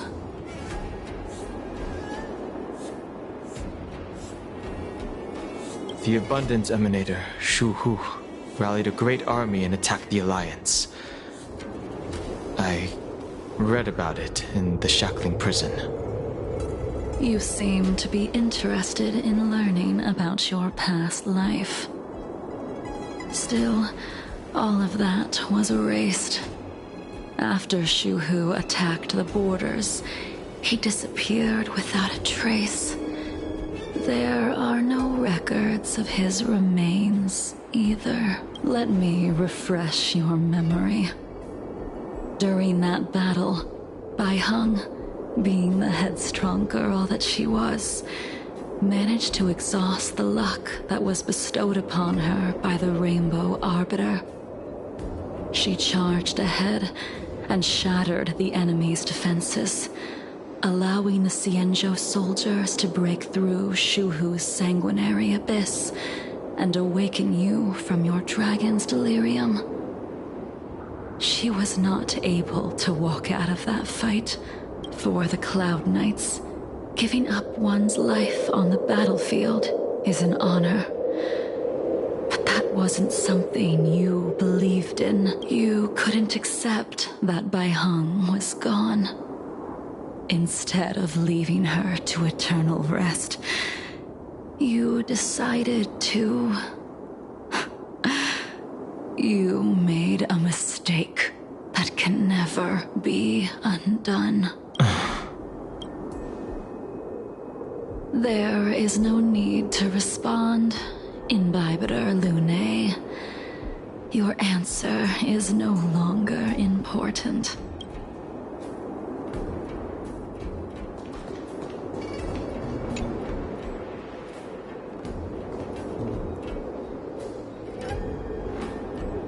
Baiheng, I've brought your flagon. This was a gift handmade by him, though he never got the chance to give it to you in person. I'm sorry it took so long for me to find it. Only by bringing it to you will my nightmares be calmed. I will fulfill what you asked of me. I will keep my word, even if it requires me to cut down the stars in the sky.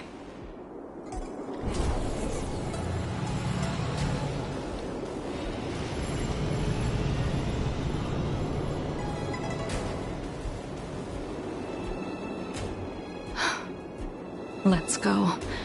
The Artisanship Commission is next.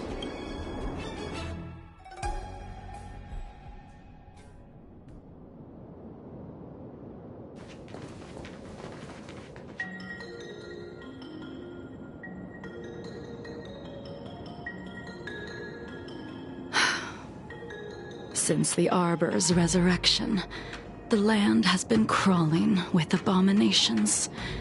The crisis happened too suddenly. All the craftsmen and apprentices fled. Only a single master craftsman was left to hold the line until... Interesting. Stubborn beyond valuing his own life. That reminds me of an extremely arrogant acquaintance. If he were to see the chaos of the Artisanship Commission today, he would burst into laughter at the Xianzhou's incompetence. What's that supposed to mean? What's wrong with saving your own life and waiting for the Cloud Knights to arrive? And yet where were the Cloud Knights when danger was at the door? From what I heard, it was a group of Outworlders that came to the rescue. The Luofu's delves are big places. Besides, some of the troops were deployed to the Yaoqing's campaign. The Cloud Knights were spread thin. Young man, why don't we continue our previous contest? You just want me to do all the work. You think I'm gonna grant endless requests for a criminal? You go on ahead this time. We'll meet up at the Creation Furnace. Why did you send him away? It is of no importance. But you and I haven't had a decent contest in ages. I don't plan on fighting. I'm not asking you to point your... Even after your rebirth, your moves and techniques haven't changed one bit. When I move, it's like... Like you never forgot. Blade of Moonlight.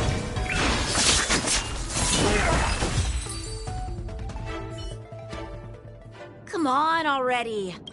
What took you so long this time?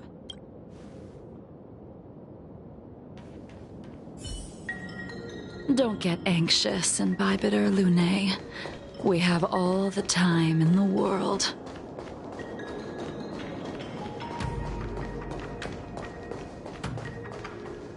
I taste malice in the air.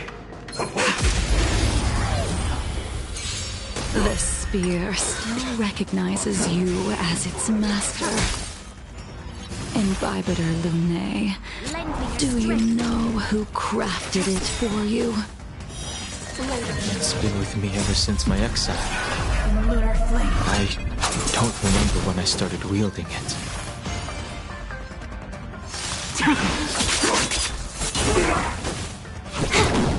We can do it! We can do anything! Try harder. A miracle! Immortality! You can continue to convince yourself that you are merely the reincarnation of Danfeng and have nothing to do with his sins. And you can keep insisting that you have forgotten everything, but you cannot run from combat, Danheng. Your spearmanship is identical to Imbibitor Lunae's. Combat is like smelting, purging the impurities with burning flames and exposing a person's true nature. Those are the words of the one who made Cloudpiercer for you.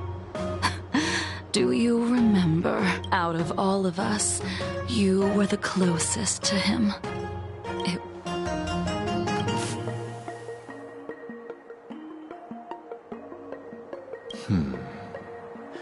This spear is sharp enough to pierce dragon scales.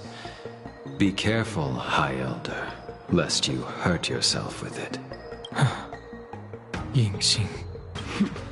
You still remember his name. When he was but a child, he swore to take revenge on the abominations. When I first met him, he wasn't even as tall as my sword. But he was boasting about mastering all the crafts of the Artisanship Commission by the time he was 100 years old. At first, I wasn't too fond of his defiant nature. But when we met again, he was able to craft weapons that astonished the master craftsmen. He even snatched the Artisanship Commission title of Furnace Master. Unfortunately, the Alliance would never allow a short-life species to run the Artisanship Commission.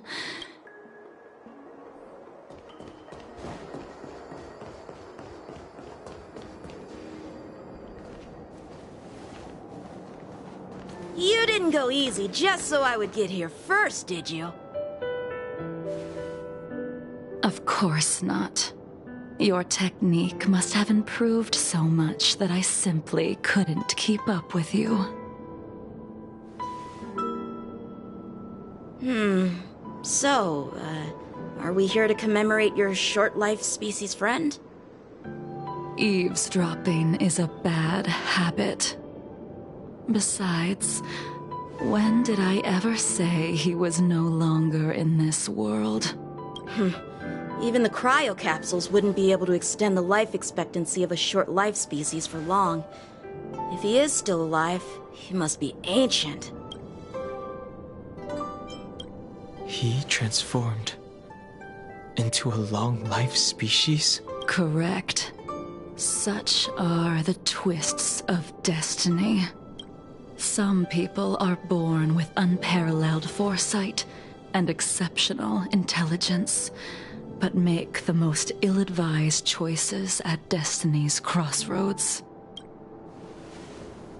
As smart as he was, he made the foolish attempt to use the flesh of the Abundance Emanator to aid in Bibiter Lunae in resurrecting his deceased companion. His stupidity turned him into a monster, cursed with immortality. His soul was shattered and became the evil that he hated most. For an old friend, you don't seem to have that much pity. I gave him a second chance. Does that not count? What did you do to him? He should have been eternally jailed in the shackling prison for his crimes. But I gave him a different kind of freedom. I took the shell that once held his soul and passed my sword techniques on to him. I let him die 100 deaths to remind him of the karma of his previous life. Afterward, I heard he was reborn and even gave himself a name. We've idled too long. Let's head to the Alchemy Commission.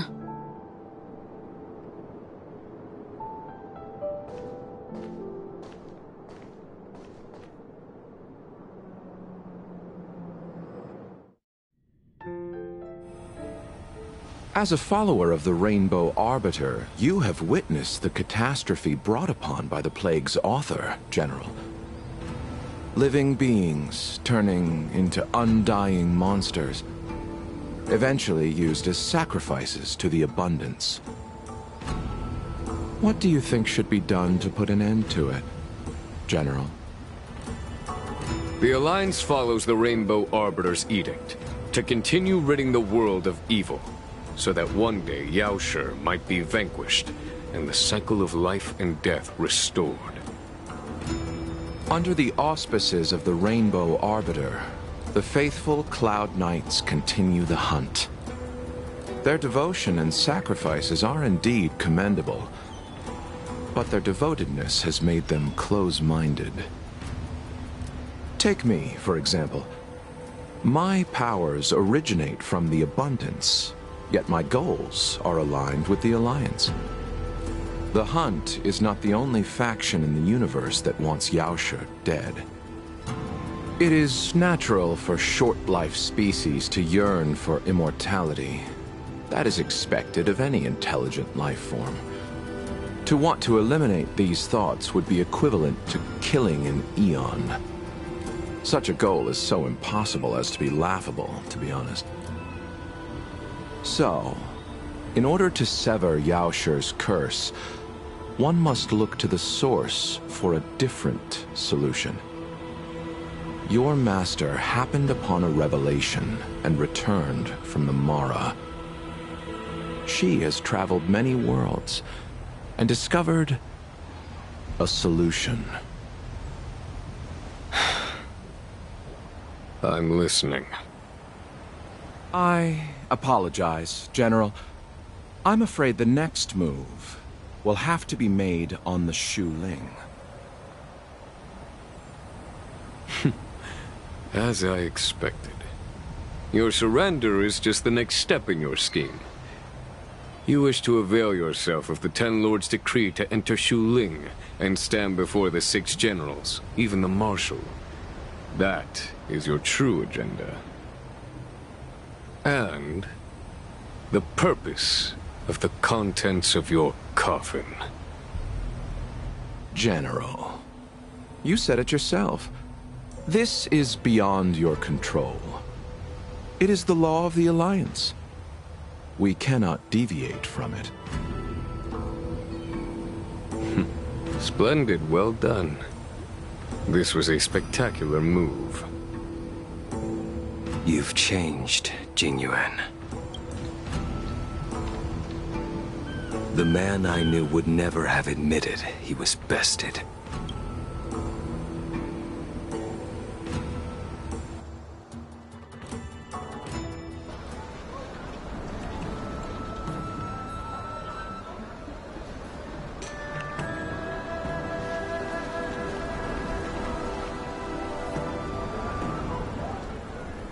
Order's already been restored to the Alchemy Commission. Why are we here?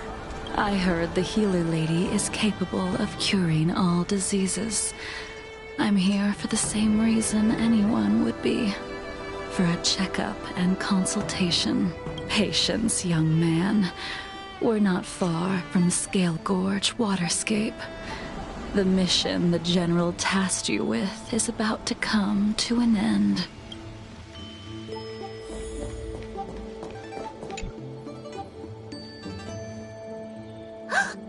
Dunhung! What a surprise! Are you not feeling well? Miss Bailu. She's here for a consultation. Oh, I see! Are you here for your eyes? Or is it something else? My eyes are fine. I cover them to avoid seeing that which reminds me of the past and riles my inner demons. My thoughts have been disordered lately, and I experience occasional night terrors. Do you have a way to soothe my mind, Dragon Lady? Those symptoms don't sound like my area of expertise. But who cares? The healers of the Alchemy Commission don't get to pick and choose their patients. Give me your hand. We'll start by checking your pulse. You'll need to take some translucent worms so I can take a closer look. Your hand! It's freezing! Please wait. Dunhung, can I speak to you for a minute? Your friend here has a very peculiar condition. Her pulse is extremely faint. Normally, this would mean that she... There's no cure. Let the healer make the professional diagnosis. Your friend's situation is unique. She looks healthy, but her hands are cold as ice. It feels like there's a dark current running and pulsing between her core esse and her veins.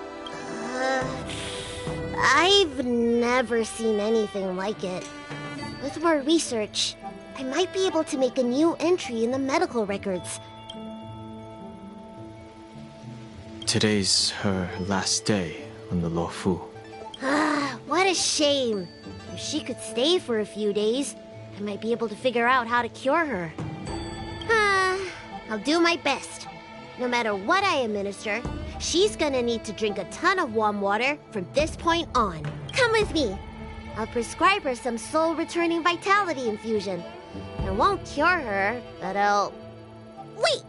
Where did my big medicine box go? I'm sorry.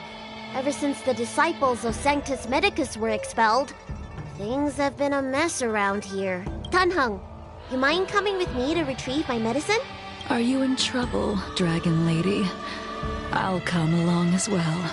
No. No trouble at all. It's no bother. A little walk will do me good.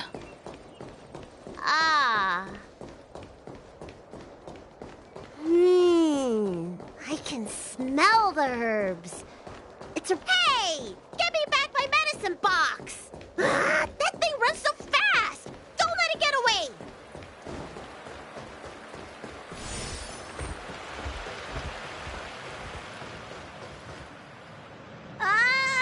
There's an even bigger monster protecting this one! When did so many creatures start visiting the Alchemy Commission? Careful. Allow me to eliminate these obstacles, Dragon Lady.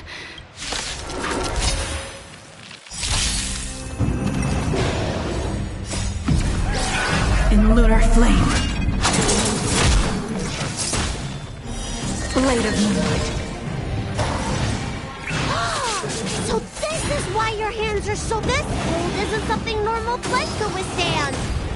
Lend me your strength. Time for a buzz.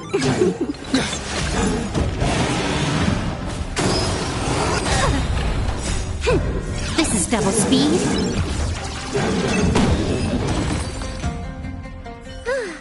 All right, let me make sure nothing's missing. Excellent. The calming valerian and chi strengthening infusions are here. Let's head back. Apologies again for the delay. This prescription won't cure you, but it will nourish your body and calm your mind. Very well. The fate of a long-life species is inevitable, even with the best doctors. You're Mara-struck? I don't see the symptoms in you at all. What with the incident on the Law Fu, I've treated a number of Mara-stricken patients recently. You all presented with signs of incoherence, delirium, or frightening physical mutations. You don't seem to have any of that. I made a deal that allowed me to retain what life I had left in me. I may be sane, but one thing is certain. My mind is already at its limit, and yet I still have many unfulfilled wishes and plenty of unfinished business. I see. So you've learned to live with your illness. I can't help much with issues of the spirit, but the medical records do mention that calming the mind is a way to heal the body. If you're able to forget about the past, there might be a chance for your symptoms to regress. Really? How unfortunate. My hatred overshadows my other emotions. I chose to hold on to it, to embrace it, and to use it to maintain my existence. All I have left are the sword in my hand and my hatred of the past.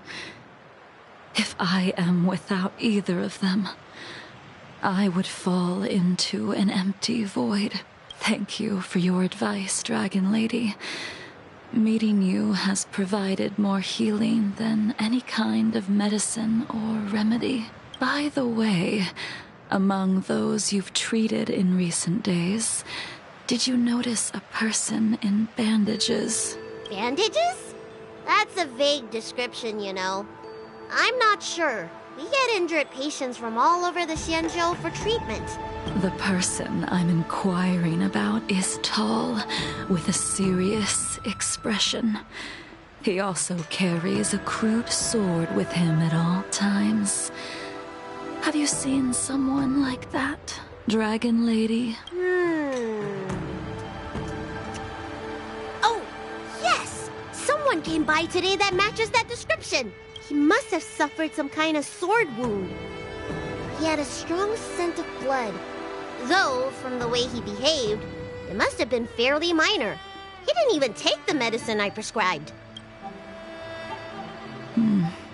He's probably looking for a different kind of medicine. Well then, it would seem that everything is in place. Let's go meet our old friend.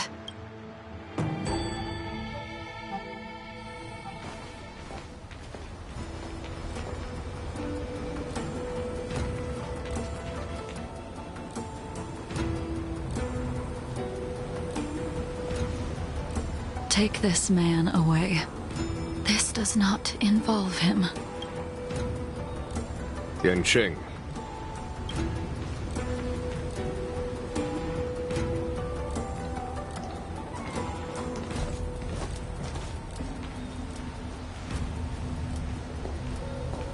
And so, everyone is present. I never thought the High Cloud Quintet would be able to gather again in the same place after hundreds of years. If I remember correctly, the 5 of us made a promise here 7 centuries ago. We promised that no matter what happened, we would gather here together and share a drink. How sad that Scale Gorge waterscape remains empty while the world continues to turn. Some of us have been reborn, while others were denied death. Some have become criminals, while others can no longer fulfill their promises. And in the end, our friendship is no more. Soon, I will be shackled and tried. This will be the last you see of me. This is why I sent out the invitations before departing, hoping that everyone would be gathered here for my final farewell. Of 5 people, 3 must pay a price. Imbibitor Lunae, the chief culprit, chose to use the transmutation arcanum as a means of resurrection, begetting terrible transformation and great calamity in the process. He dishonored the name of the fallen.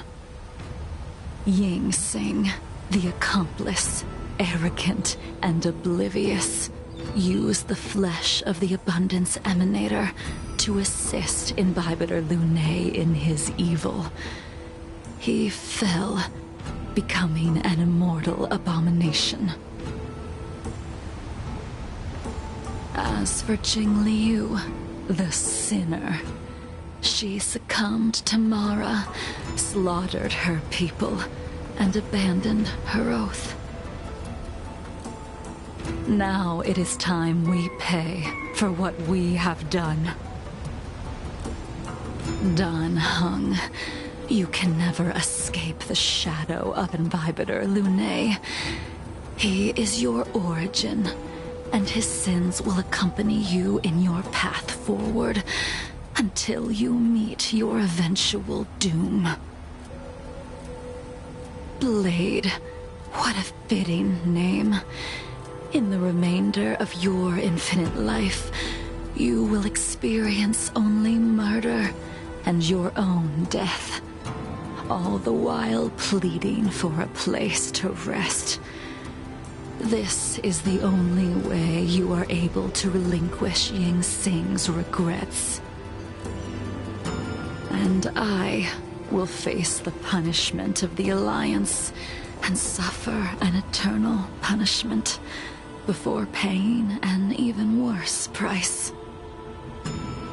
That is the only way to keep the memory of the pain of the past from fading away. High Cloud Quintet, it is time to say goodbye.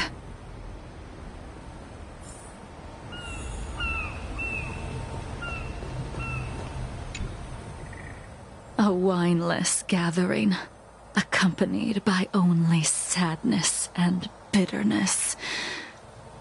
What a depressing reunion.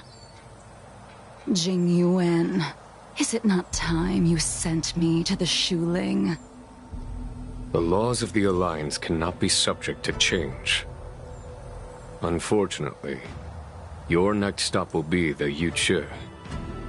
I reported everything to the Marshal, and the Seer strategist just so happened to take an interest in the case. They set up a Deca-light reflection barrier in hopes of meeting the 2 of you beforehand. Jing Yuan, you haven't changed at all. Always trying to destroy the plans of others.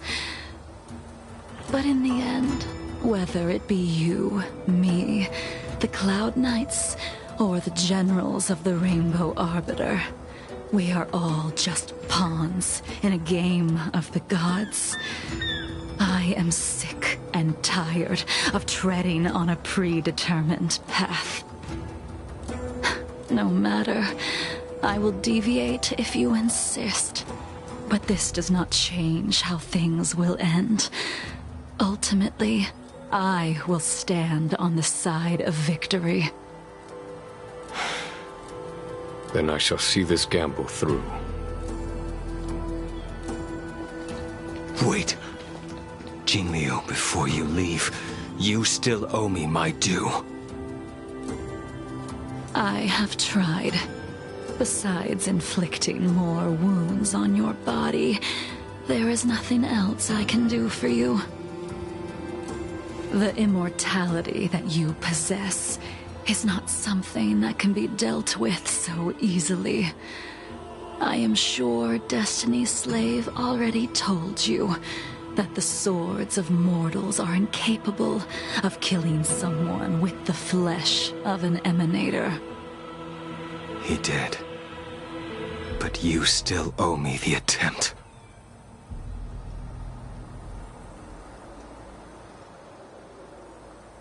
I told you when I taught you the way of the sword. I am uninterested in drawing my blade against someone who does not long for life, who wants only to be slaughtered. You will only draw against an opponent. Jingliu, allow me to repay you for your teachings. Savor the moment. I will deliver you a brief moment of death. We were here once, 700 years ago. Laughing, sparring, and thinking about the future. Their faces still linger before my eyes, like a bygone dream.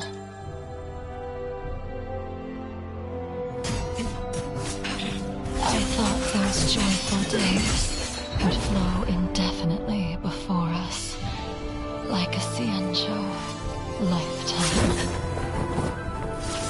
Yet, dreams will eventually fade like clouds from the sky.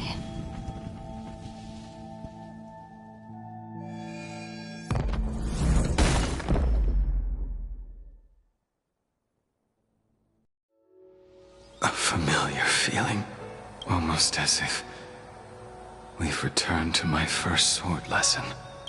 You used the sword Insing crafted, and pierced, sliced, and impaled me time and time again.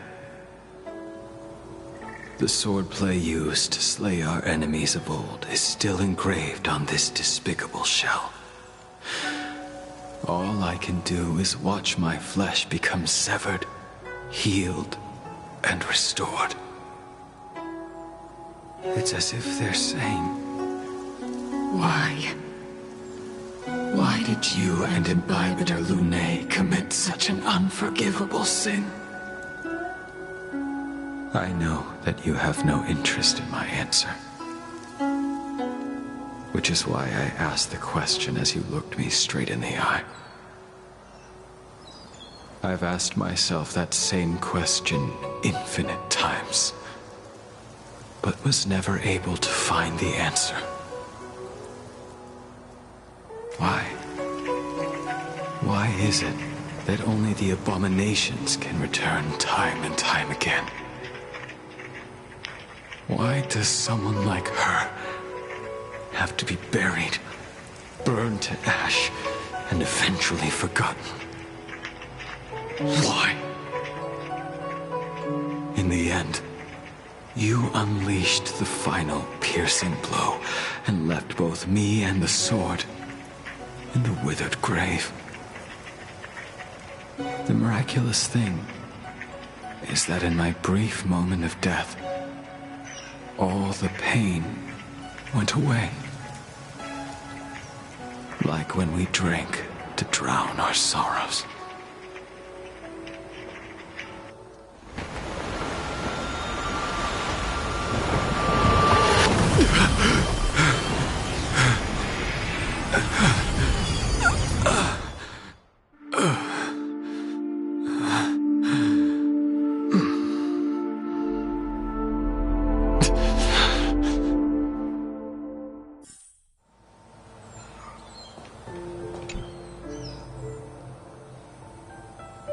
Imbibitor Lunae, what do you plan on doing next?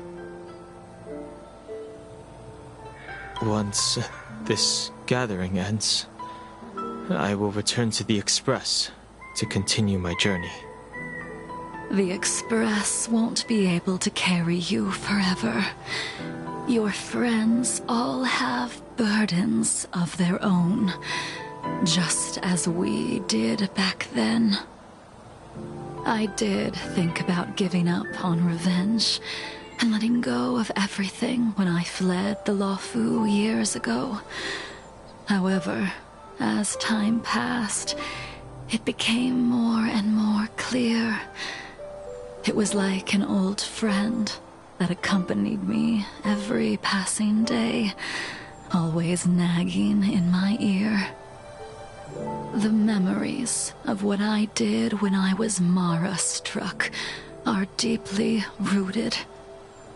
Since I am unable to rid myself of them, I decided to face them head-on in the end. Maybe when I witness the fall of the abundance, you and Ying Sing will find true release. Goodbye, Imbibitor Lunae.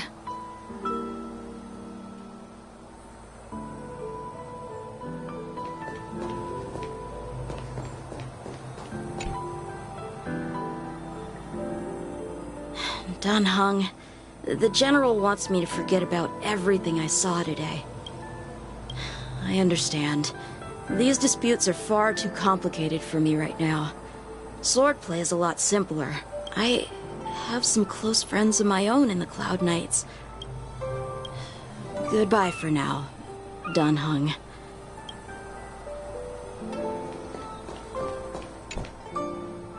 She couldn't do it with her sword either. We have no choice but to continue the pursuit. This is the price the two of us must pay. I will see it through. Elio's script still requires you to stay alive. For now, I don't mind prolonging my vengeance. It might be more interesting that way.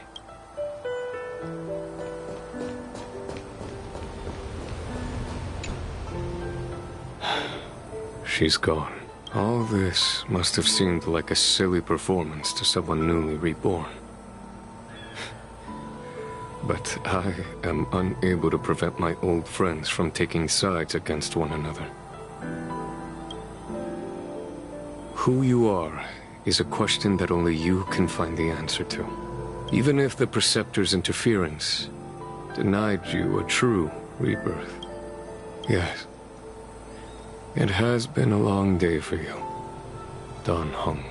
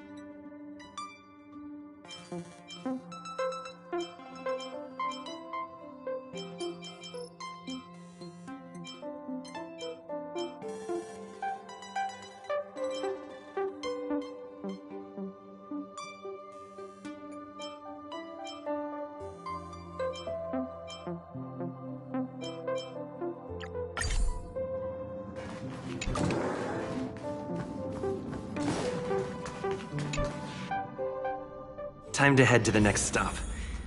Let's meet up with everyone in the parlor car. Hey, did you hear about our next stop?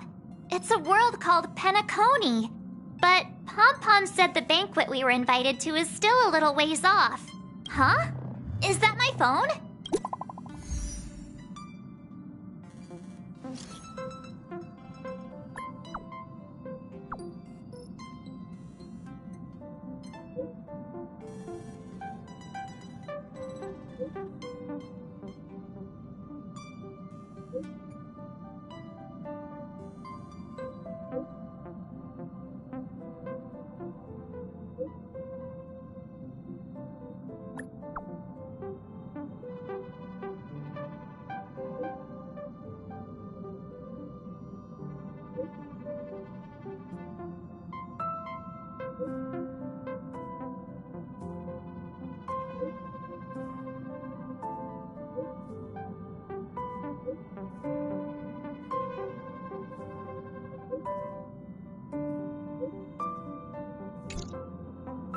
That Don Hung.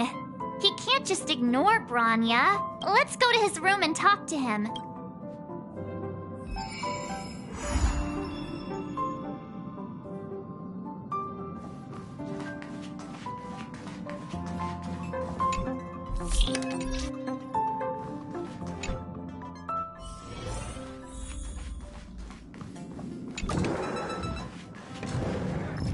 Don Hung! Bronya just sent all of us a message. Did you see it yet? Yes, I saw it. Then why didn't you reply? Bronya's a good friend of ours. I'm sorry. I'm just not in the mood for idle chat. There's been a lot weighing on my mind since the Lo Fu. Don Hung, I'm the one who should be sorry. I was being too pushy. You're right. You went through a lot on the Xianzhou. Take all the time you need. Thank you for understanding. It's great that Belobog is able to host a celebration. I hope your trip goes well. Okay. Rest up. You're not allowed to miss the next Trailblaze expedition. I'll be there next time. He won't budge, huh? Looks like it's just the two of us then. Pity. He's gonna miss out. We never get the chance to go on a stress-free adventure. I know, but it's still a shame, don't you think? If only Himeko could come with us. Maybe not. He's still wheezing from the trouble we got into on the Xianzhou. At his age, he might not appreciate the extra... excitement. Why don't we go ask Himeko to tag along? You've been on the Express for a while now, but you've never gone on a trip with Himeko before, right?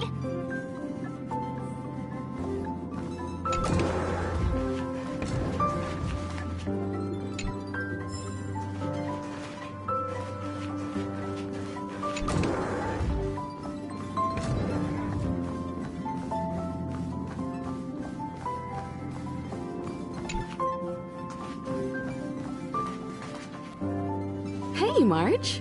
That's a big smile on your face. Himeko, there's a celebration coming up on Eurillo 6, organized by the Supreme Guardian, and we're invited to go take in the sights and sounds.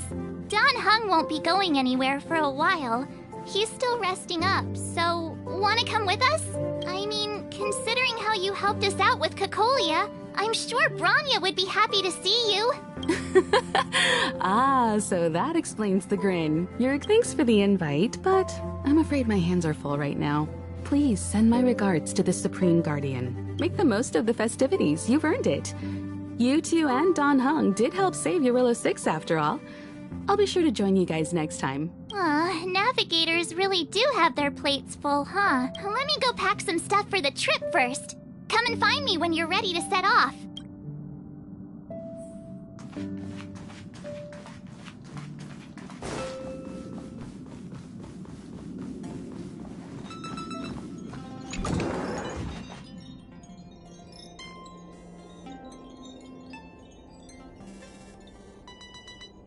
So, what do you think about my new dress?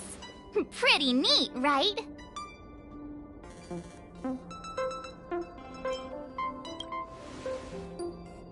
It's been sitting in my wardrobe collecting dust for far too long, but now I finally got the chance to wear it. This kind of event doesn't come around every day. Why shouldn't I dress for the occasion? You're not really gonna wear that same old outfit, are you?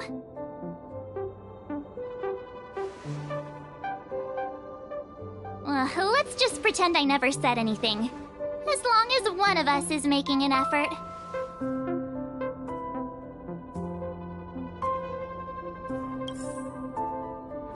Pajamas, hot water bottle, pom-pom doll. Wow, that was fast. Don't you have anything you want to bring with you?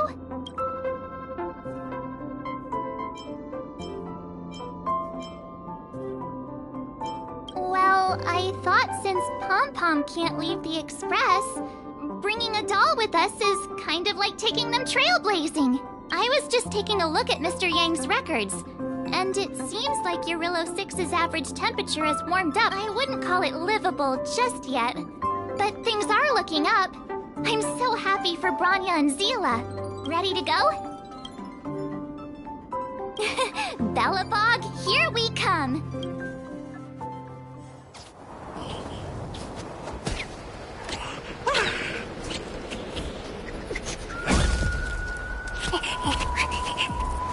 Belobog. 700 years.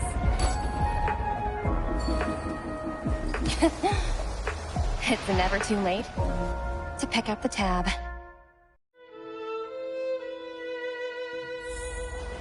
Oh, brr! How do people living in all this snow celebrate anything? Oh, one thing's for sure, though.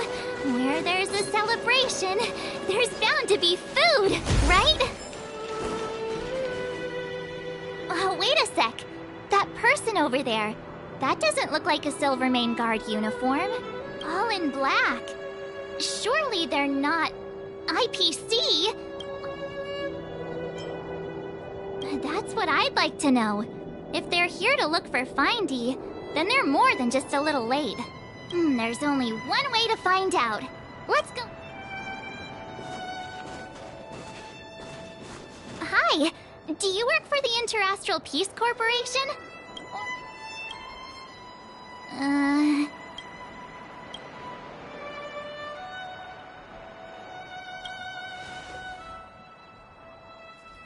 Boss, encounter with 2 unknowns. Want me to take them out? Over. Take us out? Take them out? Just hang tight for a second. I'm on my way. Don't do anything stupid.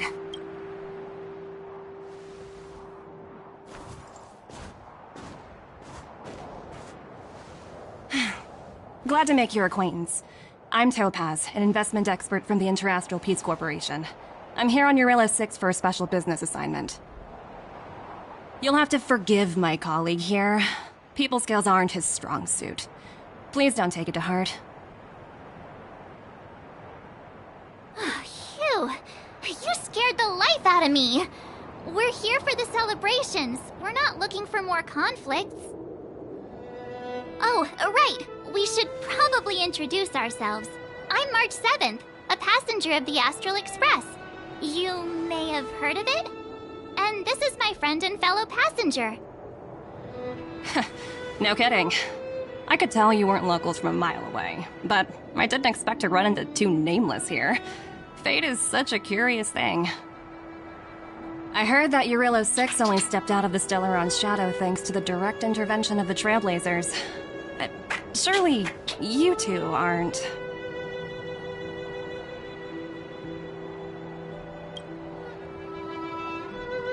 Huh? Jeez, can you be a little more humble? I never imagined I'd run into living legends here. Must be your lucky day, huh, Numby?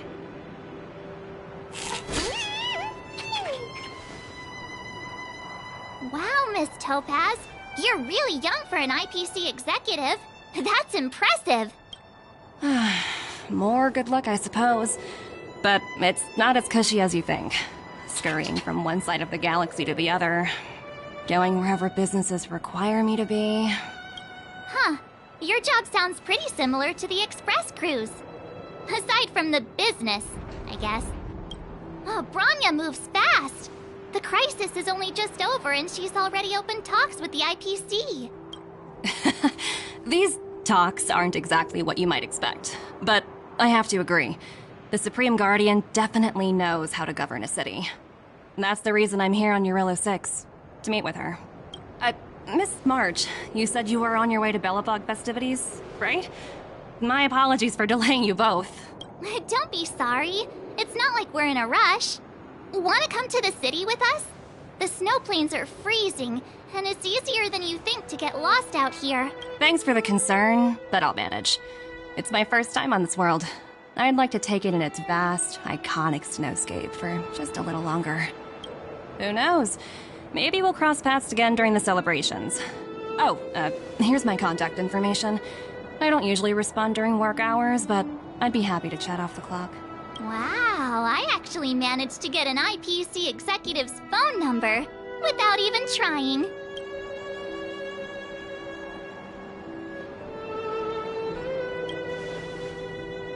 Me too. You two make a cute pair. Anyway, I'd better be on my way. See you next time.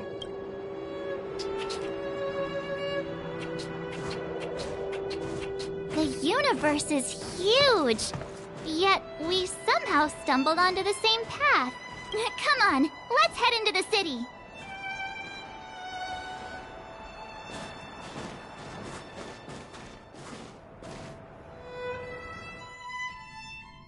Wow, there are people everywhere. Are you sure we're in Belobog? And now to check out the main event, the food. Come on, keep up.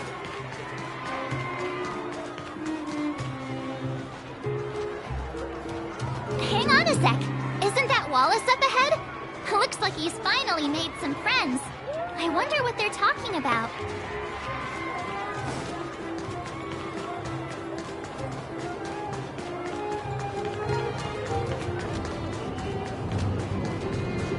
Is that Payla? Looks like she's teaching the kids again. Next, I'll be introducing the history of the museum. Belobog's History and Culture Museum was founded 600 years ago. I'm so hungry. I wish I could have a red sunset salmon right now. It was built to memorialize Supreme Guardian Alyssa Rand. Guess what? I heard there's gonna be a Silvermane adventure camp opening in the overworld soon. It's also those who sacrificed their lives in the war against the invaders 700 years ago. Miss Payla, Peter is falling asleep. Enough. From now on, no whispering allowed. If you don't want to have any homework later, you'd better start listening. Sorry, Miss Payla. That's better. Oh, I never knew Payla had a strict side.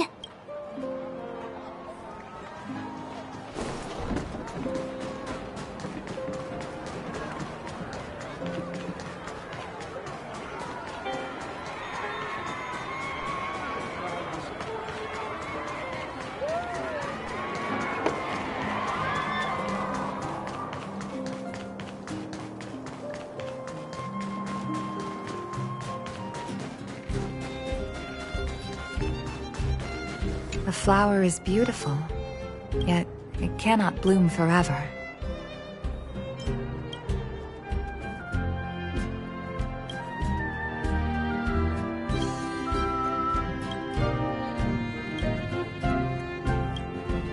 The flower is beautiful, yet it cannot bloom forever.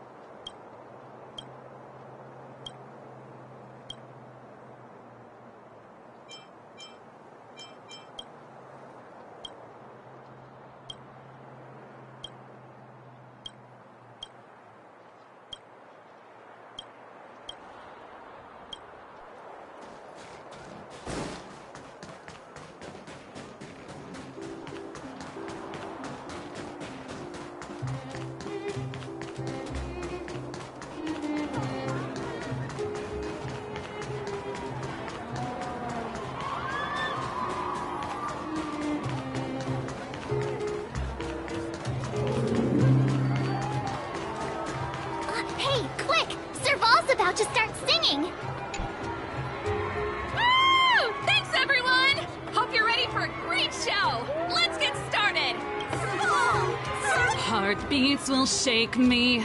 So rules can't break me.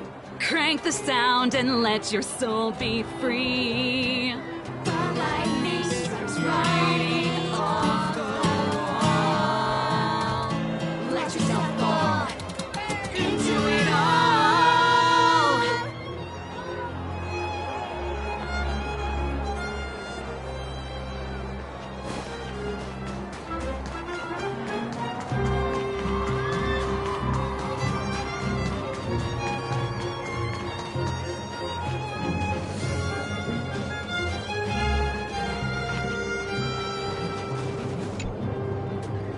Aunt Gertie! It's been too long.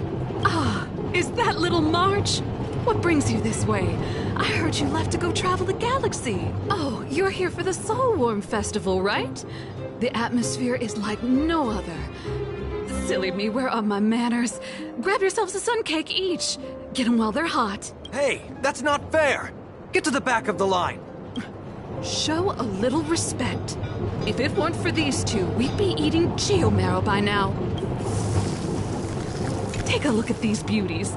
These are the best sun cakes I've made all day. Oh, wow, they smell so good.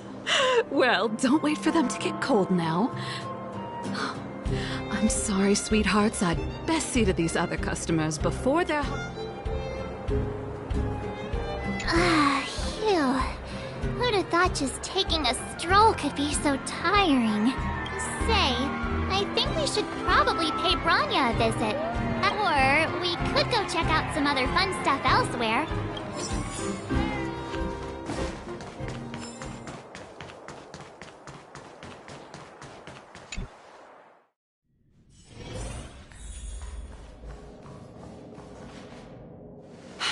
I understand the difficulties that this world is facing, Supreme Guardian.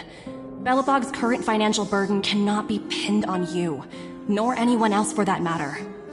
However, objectively speaking, since Belobog has existed as an independent entity to this day, its debt cannot simply be written off. Oh, it looks like we have some visitors. Branya! And Topaz? You're here too? I guess you've already started your business talks. We'll get out of your way if... It's no bother. We've pretty much wrapped things up already anyway. Please consider my plans carefully, Supreme Guardian. If Eurilo 6 wants to rebuild its connections with the rest of the galaxy, your credit record with the IPC will be of great importance. You've made yourself clear, Miss Topaz. I'll require some time to consider my next course of action. Naturally. However, while you're deliberating, my colleagues will need to carry out some operations in Belobog. I hope that your subjects in the underworld are... cooperative. I'm sorry our business got in the way of a reunion with old friends. I'll get out of your way.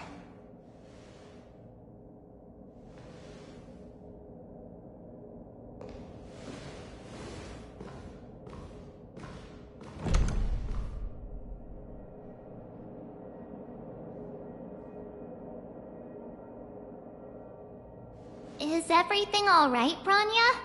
I didn't know Miss Topaz was so... intense. It's good to see you two again. Welcome back to Belobog.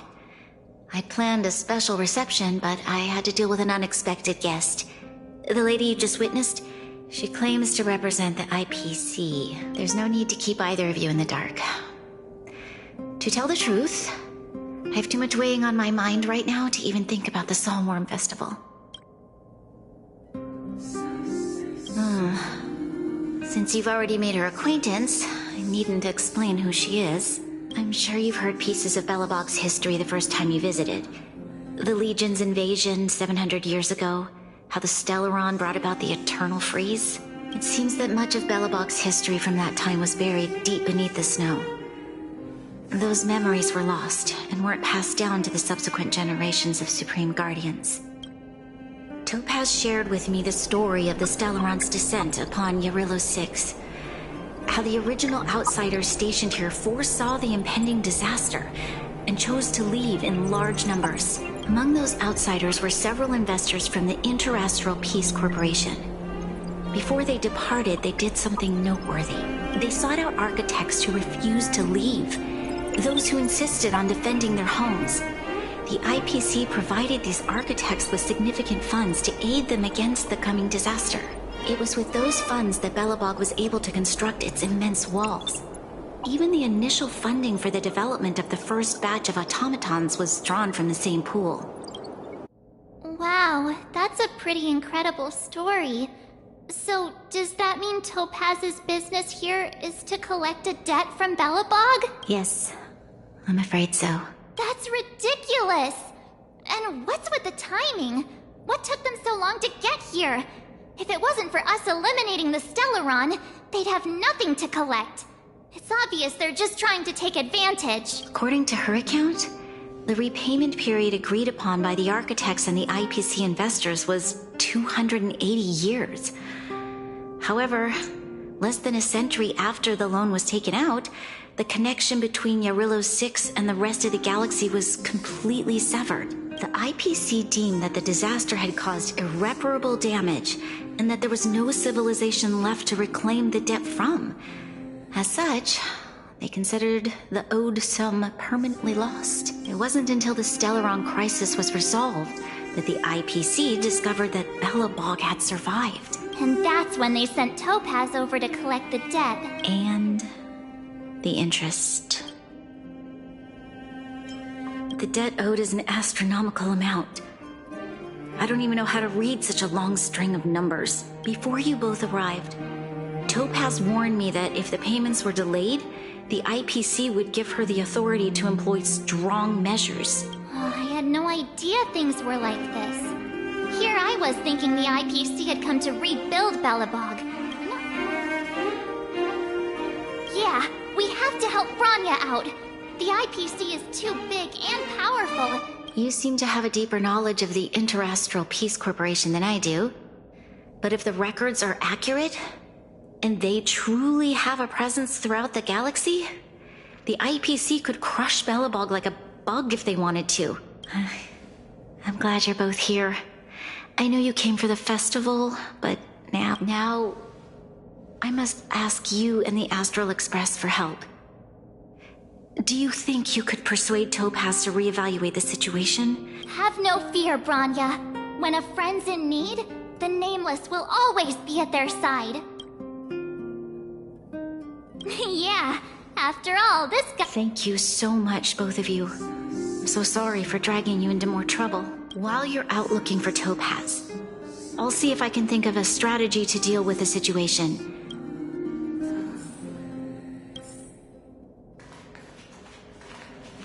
Oh, hey!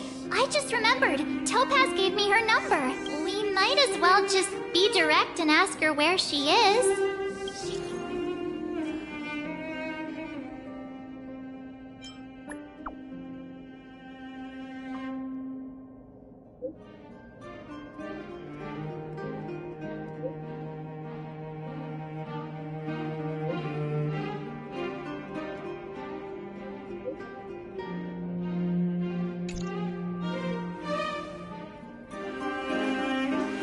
Okay, got it. She's at the museum. We better think about what we're gonna say.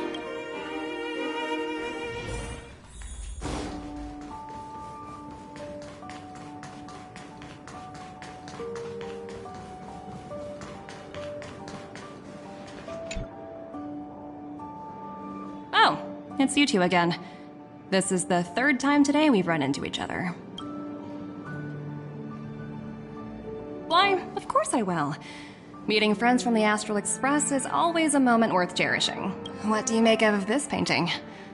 I'm no expert, but just from the artist's strokes, I can tell it's no ordinary piece. It portrays a certain kind of sorrow, you know? Not your everyday kind of sadness. It runs much deeper than that. It's as if the artist had condensed history into one poignant but sorrowful image. The artist's brushwork depicts several generations' hardships.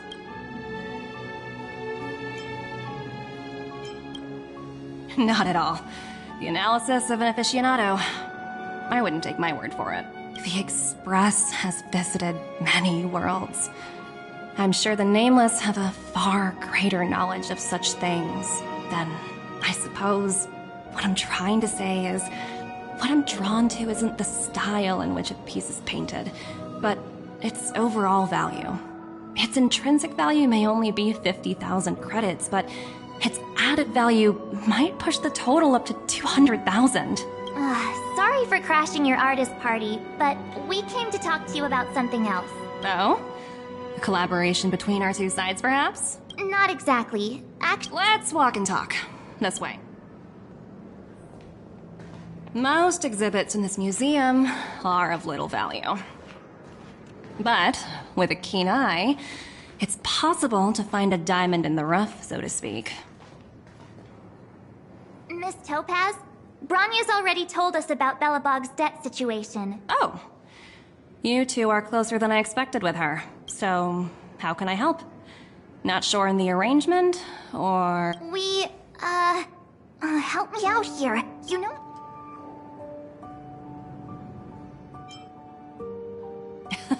You're so direct. I like that. I understand. From your point of view, I can see how unreasonable it appears. However, you must understand that debt collection is a big part of my job. I've dealt with cases far more difficult than Belobog's. I appreciate each case has its difficulties. But if I treated every late debtor as a special case... I've heard that before. The Strategic Investment Department is well versed in handling such situations, but Eurillo 6 has far exceeded the allotted repayment period. I'm afraid milder solutions aren't the order of the day. Oops, almost gave away trade secrets there, didn't I? The exhibits here are pretty ordinary. I estimate they're probably not worth much. So you're basically saying the Belobogians must pay off their ancestors' debts. When you think about it, it's just another part of the cycle of life. I'm not sure it's as poetic as that. Wow, look! Is that little critter native to Eurillo 6? It's so white and fluffy. Where can I find a live one? I absolutely adore them. Have you guys met Numby yet? Oh, where'd they go? They must be off playing somewhere. Come to think of it, this little guy is on display here probably means it's already extinct, right? So, Miss Topaz, what exactly will it take for the IPC to go easier on Belobog? Branya invested so much just to make this world a little better. And now, it feels like all of her efforts will be undone in the blink of an eye. What do you take the IPC for, Miss March? We're just the same as Belobog's architects.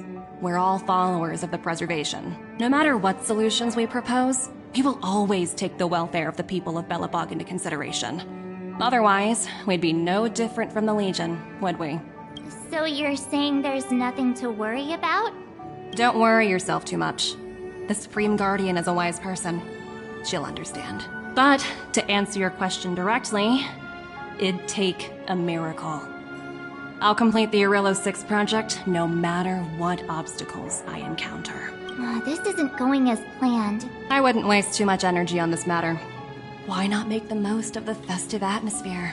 Oh, looks like one of my colleagues is after me. My apologies, but I should probably take this. Bye. So, what now? We spent ages trying to convince her and she didn't...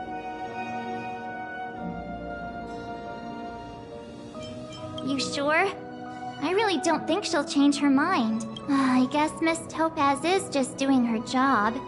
And as far as the Express is concerned, I think it'd be unwise to make the IPC our enemy. All these vested interests. So hard to undo any of it. Did someone send you a message?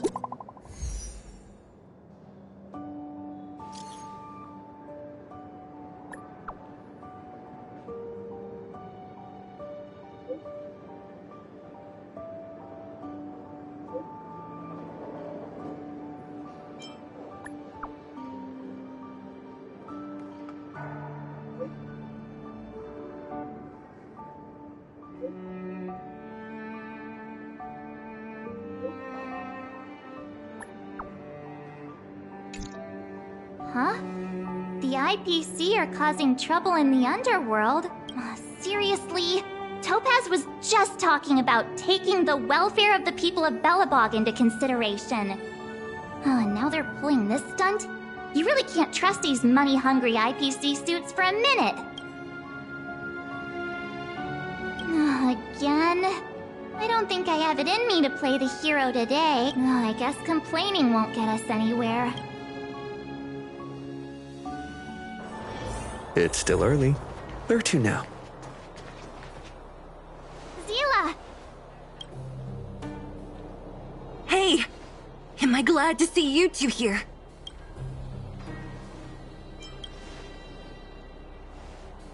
Nobody's been seriously hurt, but a few Wildfire members got minor injuries. Their weapons and automatons are much stronger than anything we have. You see those two in black? They've been guarding the mine entrance. They're not letting anyone in or out. What's the matter? Got nothing to say? What's going on inside the mine? A few miners made it out earlier. They looked pretty panicked. They said the whole mine had been seized by the people in black. These uninvited guests keep talking about asset evaluation, whatever that means. All I know is that they're seriously disrupting the lives of the Underworlders. Do you think Topaz is around here somewhere? Maybe her cronies are acting without her authorization. The person you're talking about, are they in charge of the people in black? Potaz, Pazto, whatever her name is, she can wait. Right now, the most important thing is to free those trapped in the Great Mine. Are you two with me?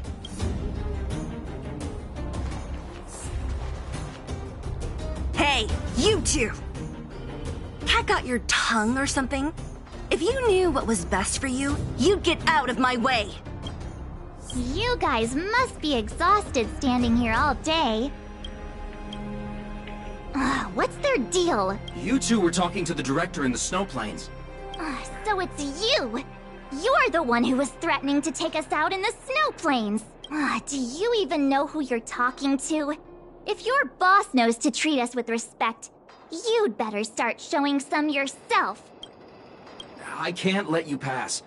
My team leader said that if anyone gets through, I'll lose 6 months of performance bonuses. Team leader? You're even lower on the pecking order than I thought. Shut up! I spent 7 years on a forsaken asteroid preparing to join the IPC. I went through 17 interviews before they finally hired me. What right do you deadbeats have to criticize me? IPC? Interviews? I don't know what you're rambling on about, but you're really testing my patience. No need to waste our breath on this idiot.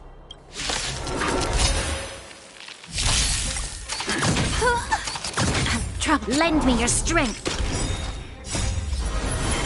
To guard and defend. Crush them. Stars, shine for the heroes. We can do it! Doesn't fall.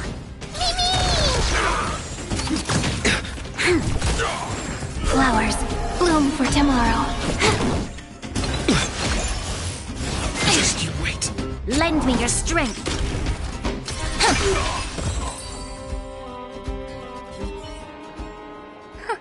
That's it?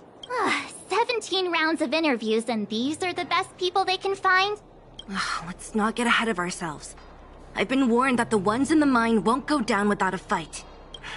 Let's set off when you're ready. Ready for action? It's time to... Make sure you... Caught your breath yet? It's time to show these IPC fools who they're dealing with. Right after we finished chatting with Topaz in the museum, did it take you that long to notice? I thought you were supposed to be the observant one. The quicker we handle the IPC, the faster we can get back to enjoying the celebrations. Ready for action? Let's get moving.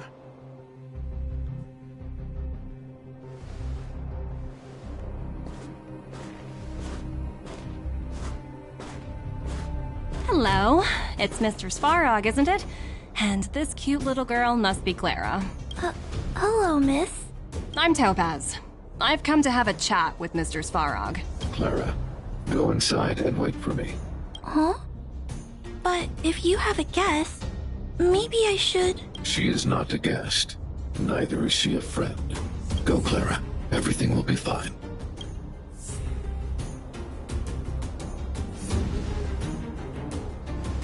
So, it seems my source was right. Who'd have thought that such a strong bond could exist between a giant robot and a little girl? You bear the insignia of the Interastral Peace Corporation. What is your motive for coming here? Straight to the point, huh? I like your style. Eurillo 6. Are robots familiar with that term? Anyway, it refers to the planet we're currently standing on. It's about to become the property of the IPC. No one can reverse this outcome. Not you, not the Nameless, nor any power in the galaxy. I only care about one thing right now. Demonstrating to the shareholders of the IPC that Eurillo 6 can generate value. In the long run, this is a way, the only way, to ensure Belobog's long-term interests. I need your help to achieve this goal. Long-term interests undefined. Analyzing objectives. Analysis failed. Tell me, emissary, how do you plan to convince the IPC leadership? That's simple. I'll show you. This is... source code. Or to be more precise, source code that is able to take control of all mechanized units in Belobog. I'm sure you're familiar with this. All mechanized units manufactured in Belobog over the last 700 years utilize the underlying systems created by the IPC. The code is so refined that the engineers never saw any reason to change it. I assume you're also aware that there was once a large automaton factory in the underworld. Thousands upon thousands of automatons, enough to crush the Legion's vanguard. This is my bargaining chip for negotiating with the higher-ups. I'll convince them that Eurillo 6 has a place in the company's long-term strategies. But first, I need a guide to show me where these automatons are buried. I understand. Your long-term interests can be defined as the survival of civilization at a macro level. What are your intentions for the people currently living here? Their future has already been purchased. All I can do is make them accept this fact, using a relatively peaceful approach. I understand. I will assist you with your plan. Oh, so you're not as stubborn as the rumors suggest. The future you speak of is beyond my computational range, but my emotional analysis indicates that you are indeed trying to find ways to ensure the survival of this world. Additionally, calculations indicate a 96.4% probability of compliance through force if I refuse to cooperate. Your calculations are slightly on the conservative side. Here's to our future cooperation. If you wouldn't mind leading the way, Mr. Svarog.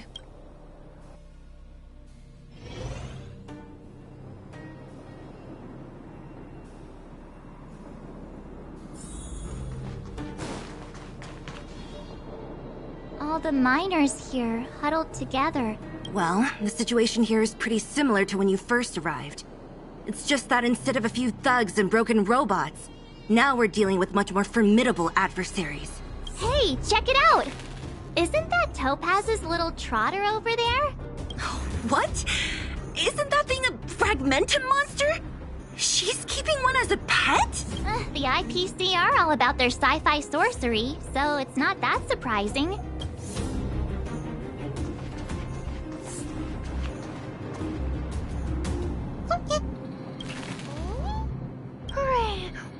Sounds like you two are getting along. Seriously? Look, you guys.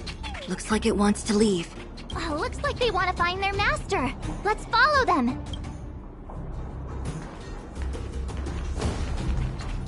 Help! Those people dressed in black are attacking us!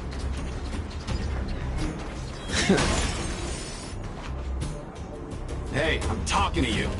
Where do you guys store the Geomarrow? I really don't know anything.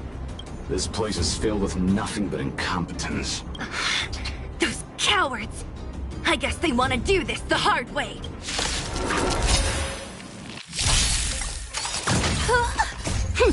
This is double speed.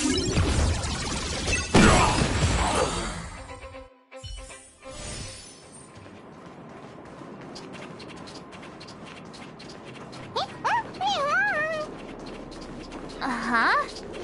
Looks like Numby's in a good mood. But aren't they on the IPC side? Strange.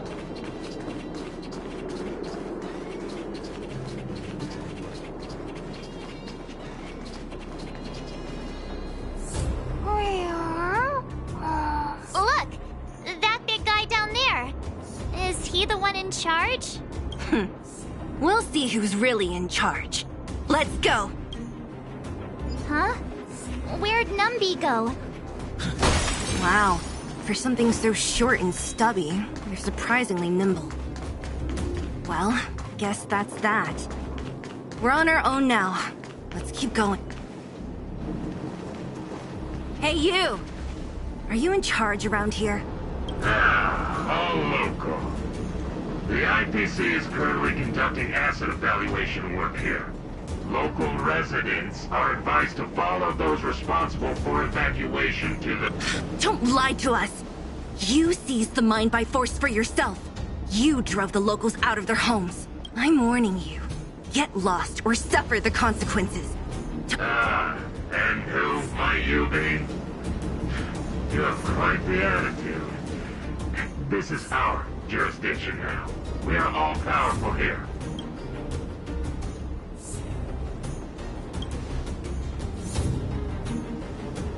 You know Topaz? Interesting. It doesn't matter. The Strategic Investment Department has no obligation to talk to anyone not related to this project.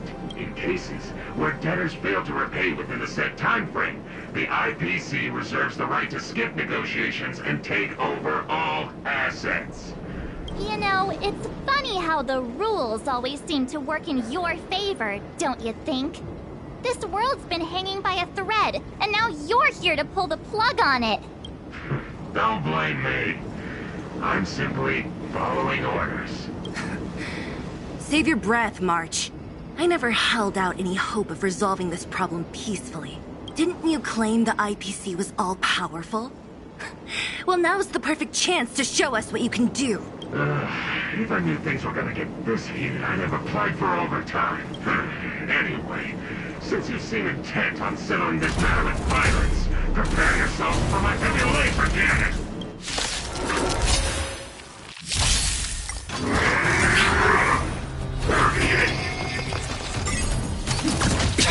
Lend me your strength. To guard and defend. Crush them. Flowers, bloom for tomorrow. Time for a fun. We can do anything! This is double speed.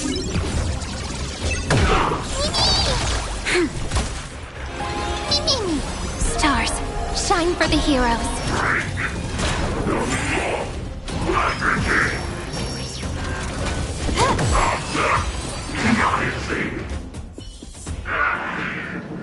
Who are you people?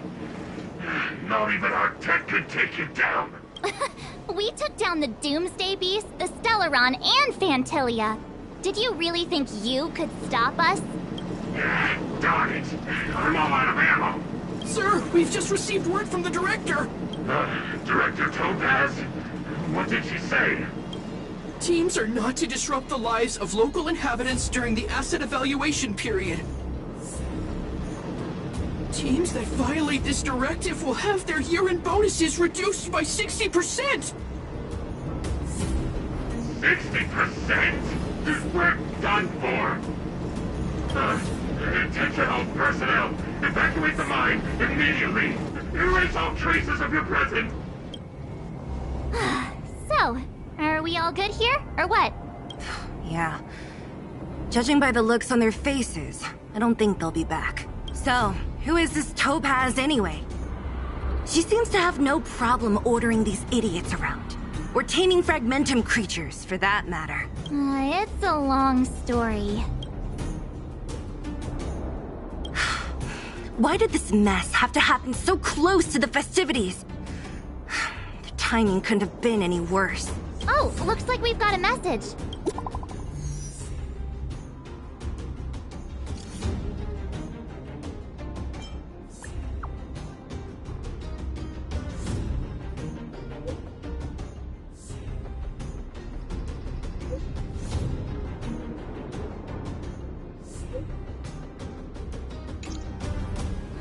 I get the feeling Bronya's worried about something. Are you coming with us, Zila?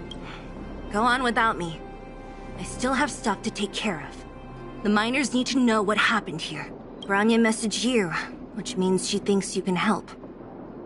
I trust her judgment. Got it, Zila. We'll do what we can to help Bronya out. Come on, to Klipoth Fort!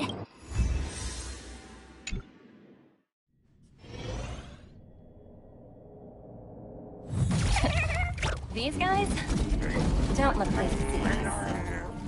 By order of the Supreme Guardian, proceed no further, Miss Topaz. Belobog might be in arrears, but I'm out of pocket.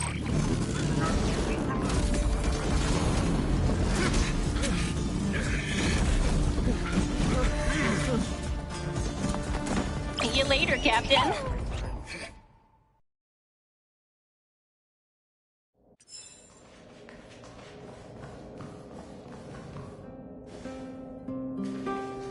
Welcome back.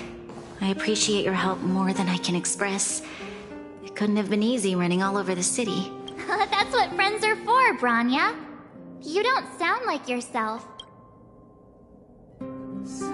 I'm fine. I haven't rested in a while.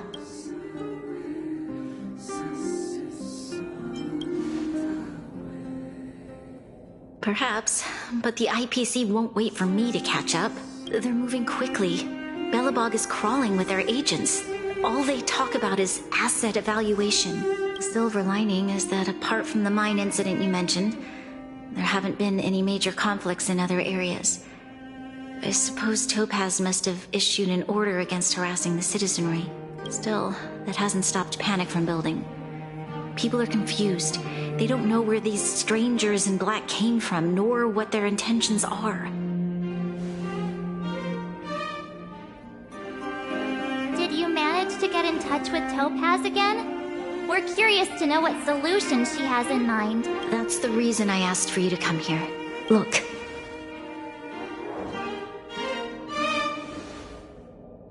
It's... the contract Topaz sent to me a little while ago. There's a handwritten letter attached.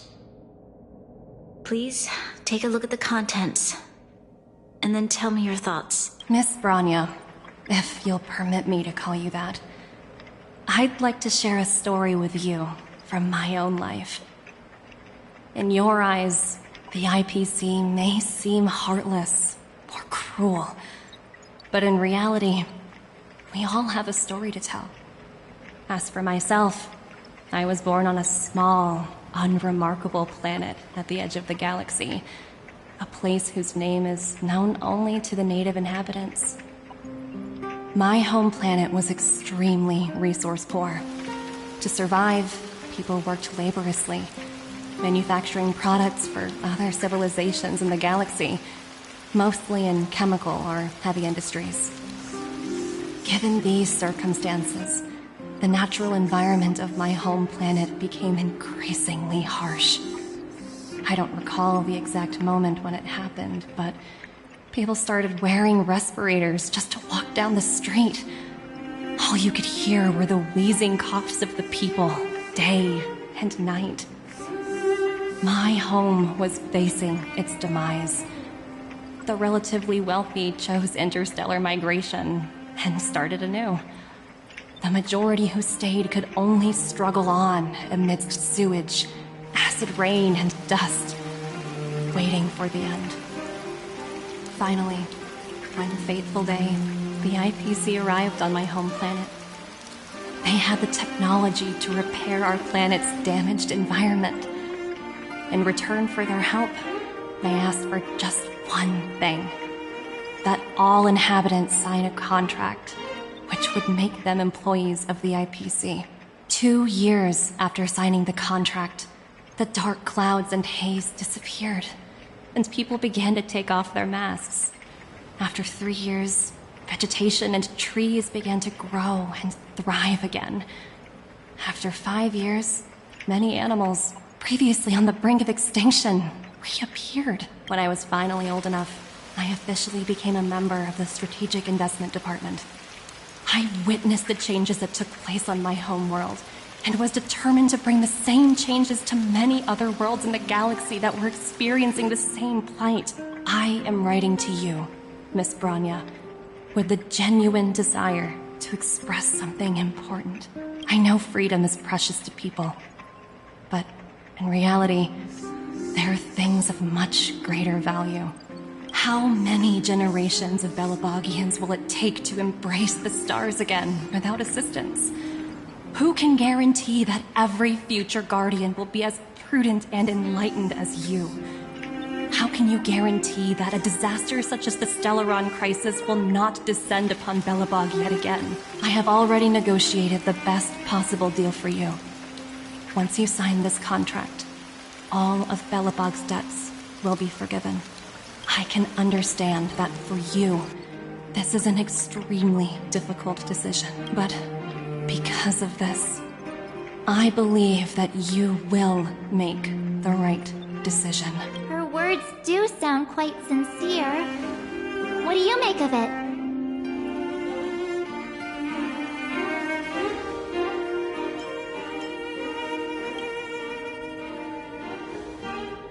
I agree. But it struck me as an honest letter. I found the contents quite moving. It's hard to imagine. This planet's fate, the civilization it carries, everything that's happened here and everything that will happen, it all rests in my hands. This definitely can't, and shouldn't, be a decision made by me alone.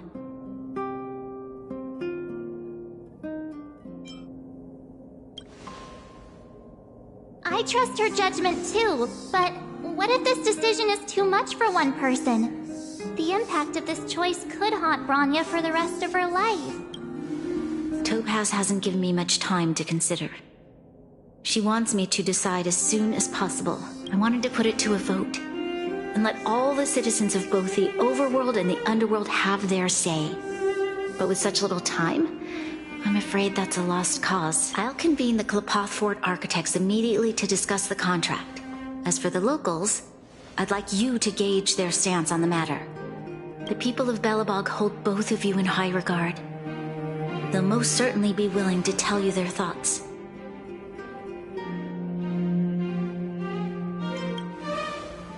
I think we should leave this matter to the Belabogians. We've got your back.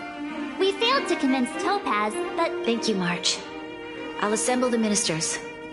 Let's meet up here again later. All right. If we want to make an informed decision, we need to hear from both the...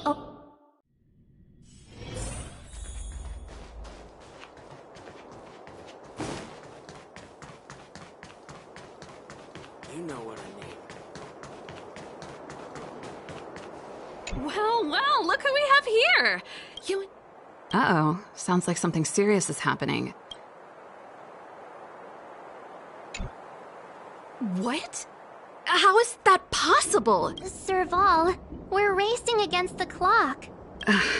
It's okay. I've thought it through.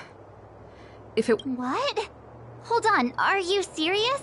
Surprised? My reasons are pretty simple. Signing this contract would mean we no longer have to worry about surviving. For most of the residents here, especially those in the underworld, that would be more than enough to persuade them. As for working for the company, people need to work no matter where they are, right? If the IPC tries to take too many liberties, we can always rise up against them. You know, I've always longed for the stars since I was a child. which is why I devoted myself to science and the studying of the Stellaron. If someone told me that I could do whatever research I wanted with only a small price to pay, I probably wouldn't hesitate. I see. Thanks for your input. I'll make a note of your opinion.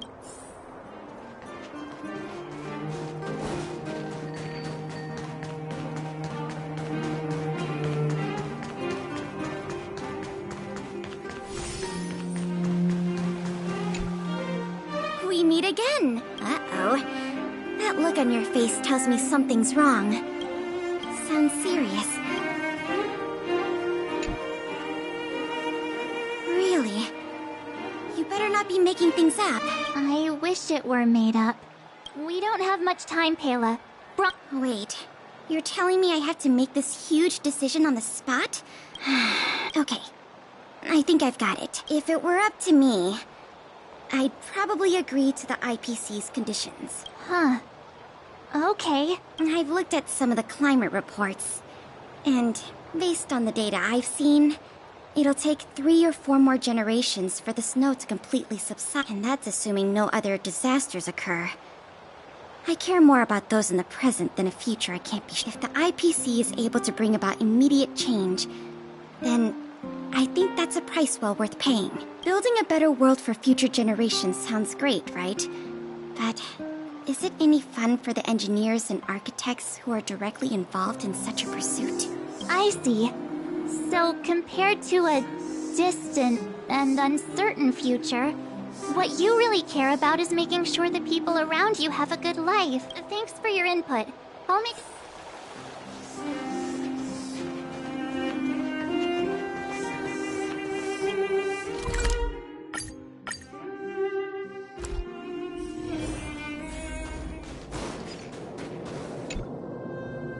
Is that the Trailblazers? It's been pretty hectic in the city lately. Do you need my opinion? So that's who they are. The Madam Guardian must be under a lot of pressure. We're here to gather everyone's opinion on the matter. I know this is a little sudden, but we're running out of time. Of course. Just look at them. Arrogant, stomping around here as if they own the place. How can such people be trusted? Who's faced with this sort of coercion? We must resist them with all our might. Surrender. You must warn the Madam Guardian not to allow herself to fall into their trap. A soldier's... your opinion. Did we miss anyone in the overworld? From what I've gathered, it seems like most people in the overworld are leaning towards signing the IPC's contract.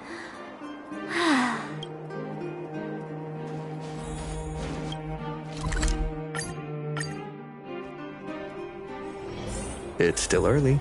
Where to now?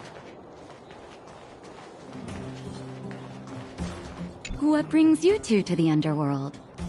And seems a little out of the blue, but since you came all this way, it must be urgent.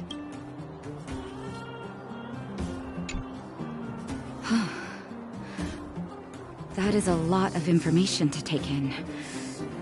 Sorry, both of you. No stress, Nat. Just tell us what you really think. I've thought about it, and... well, if I were Bronya, I wouldn't sign it. I won't deny the offer on the table is a very tempting one.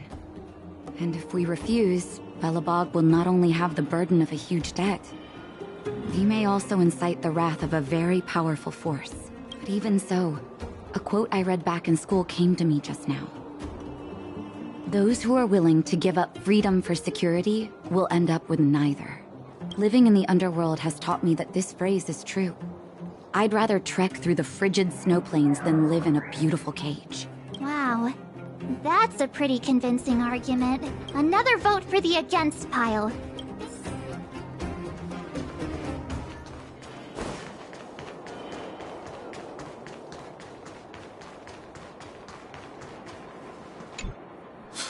None other than the saviors of Belobog. But I can tell by the look on your faces you're probably not dropping by to say hi. Let me guess. Something to do with these unruly people in black showing up everywhere? Well, ask away. I see. That's a tricky situation, all right. A lot for anyone to handle, let alone someone as young as Lady Bronya. Mr. Oleg, out of all the people we know in Belobog, you have the most life experience. Want to hear the truth? I'm afraid great ambitions and lofty plans no longer hold much appeal for an old-timer like me. If this IPC does indeed possess the magical power to restore Belobog back to its former self overnight, then I think the answer is clear. Have you considered the opposite? What about if we refuse? The reconstruction plan already sounds like an endless endeavor. And with the added burden of a massive debt, well, is that something we can manage on our own? What worries me the most is how Lady Bronya will handle the backlash from her people. Will she be able to withstand the criticism? Is she prepared to carry the weight of a tarnished reputation for years to come? Huh. I guess I never looked at it from that angle. I wouldn't wish that title on anyone. Thank you for your thoughts, Mr. Oleg. Another vote for the 4 pile.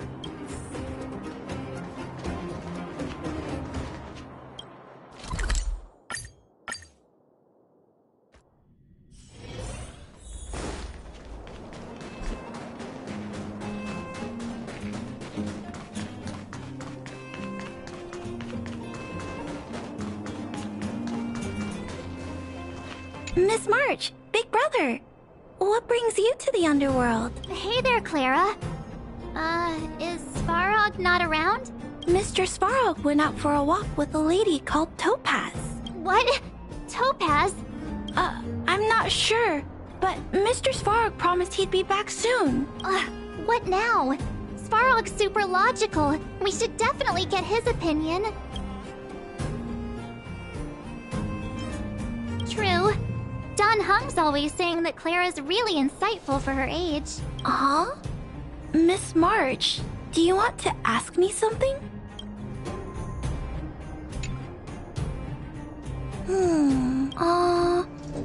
That's complicated. It's all right, Clara. No pressure. Just tell us how you feel about it. I think if we have a choice for the future, it should be everyone's decision.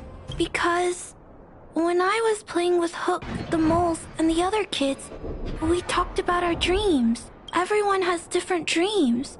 If we accept Miss Topaz's offer, then doesn't that mean our dreams will never come true?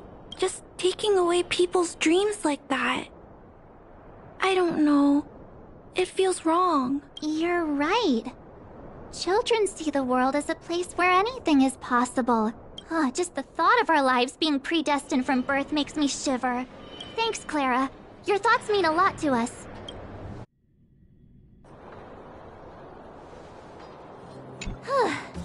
All that running around has worn me out. So, the votes are completely even. I don't know what to do. Wait a minute. We forgot to ask Zila. She's probably still in the Great Mine helping the miners. Come on.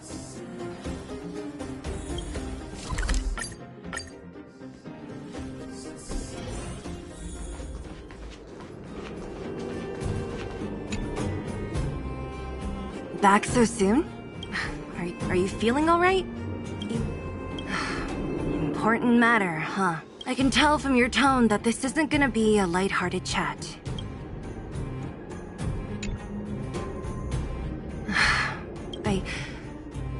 I think I get it. At first, I thought it was just a few IPC ruffians overstepping their boundaries. Yeah, you didn't think the future of Belobog was at stake, right? Right. I need a little time to process this. As it stands, the votes are even.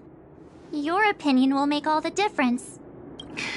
In that case, I abstain. What? I've thought about it. This responsibility rests on Bronya's shoulders, not mine. No matter the choice she makes, she has far greater foresight than I do.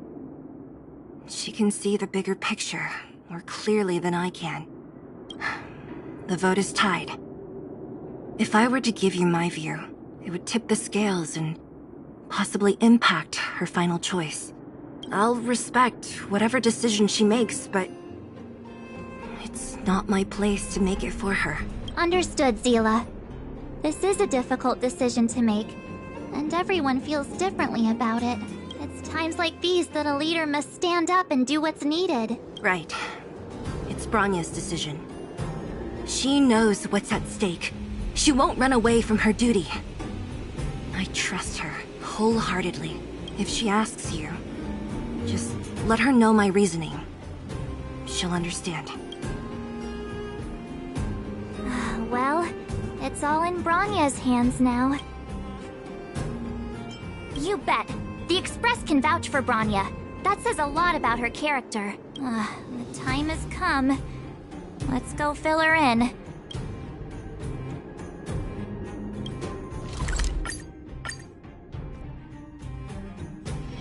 It's still early. Where to now?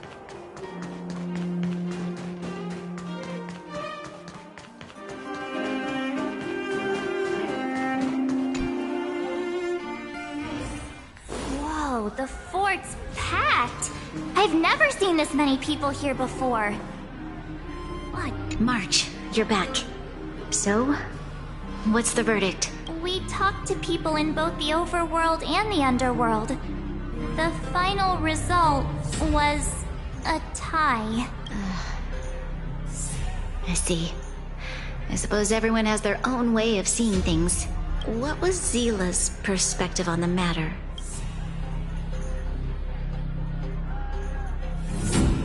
I should have known. That sounds like Zila, all right. Did you come to a conclusion with the ministers? It's so loud I can't tell what anyone's saying. It's pretty much the same situation here.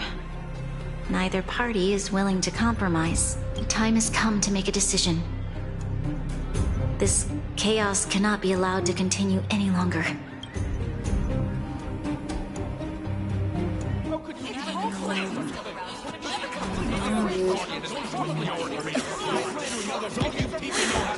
Enough! All of you! I know what to do. Wait! I have something to say to the Supreme Guardian. But... aren't you? Himeko? Wait, is that the real you or a hologram? It's the real me, March. Real as they come.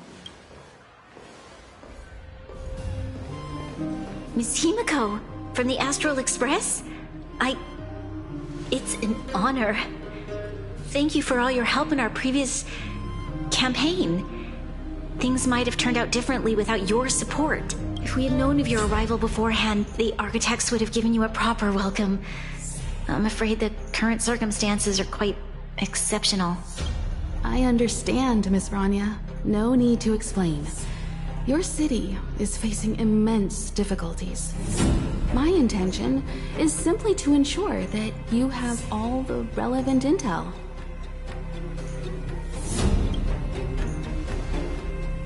I hesitate to call it a solution, but I might have some information that might help.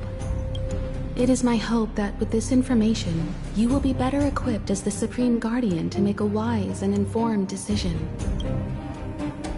Information? Please, tell me what you know, Miss Himeko. I happen to have a friend with knowledge of Topaz. What Topaz said about her home world is indeed true, which is why she believes that the IPC's takeover of Belobog is the only way of ensuring the city's survival. But there is one thing she intentionally left out.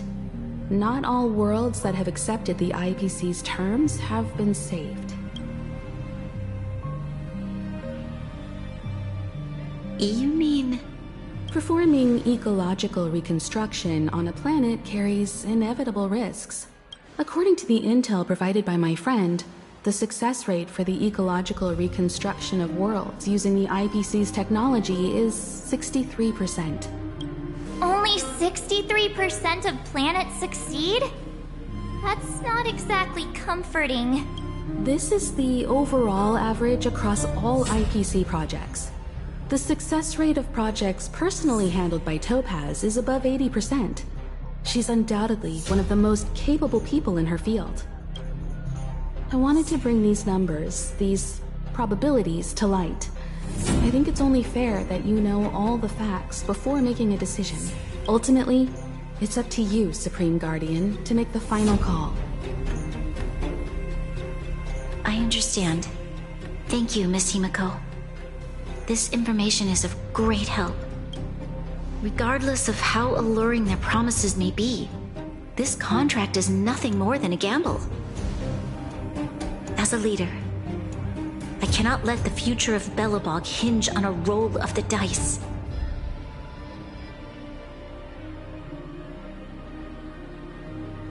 Now that you've decided, I don't have to pretend to be impartial anymore. I think you're making the right choice, Branya. Astro friends, I have an idea, but for it to work, I'll need everyone's cooperation. I need some time to rally all the residents in the city, and then I'll meet with Topaz again. Please locate her for me. It doesn't matter where she is or what she's doing. And if the IPC is still trying to take over Belobog's assets, I ask that you do everything in your power to stop them. Don't worry. Leave it to us. We'll find her. It won't be easy dealing with her, but these two will help me get the job done. Belobog's future is not for sale. And we'll never forget the friends who stood by us in our time of need. Not once, but twice. Stay safe, everyone.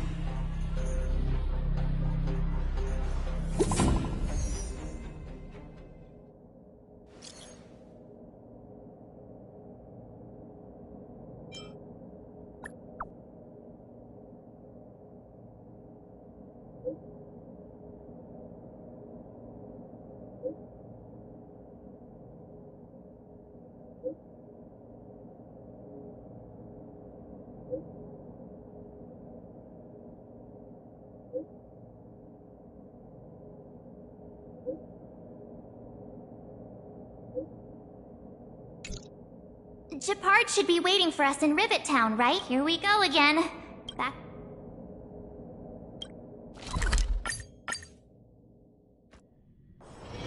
It's still early. Where to now? The Supreme Guardian has briefed me on the situation and asked that I assist you in locating Topaz. Ready to enter Rivet Town? We'll go in together when everyone is set. Keep your guards up. We might run into IPC agents ahead.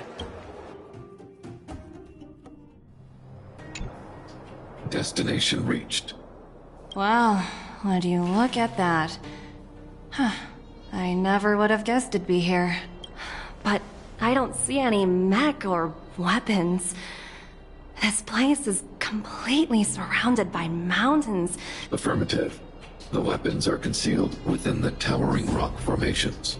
No wonder we couldn't find the automaton factory. It was right under our noses all along. Wait a minute. You said these weapons have been hidden here from the very beginning? That means the architects of Eurillo 6 never used them in their fight against the Legion. Correct. After the IPC departed from this world more than 700 years ago, no one has possessed the necessary knowledge for activating these weapons. The architects used the IPC blueprints to construct replica automatons. However, the overwhelming majority of the combatants, commanded by Elisa Rand, were human. I see. The stories about this world are truly captivating. I would like to ask you a question, Topaz. You're awful polite for a big robot.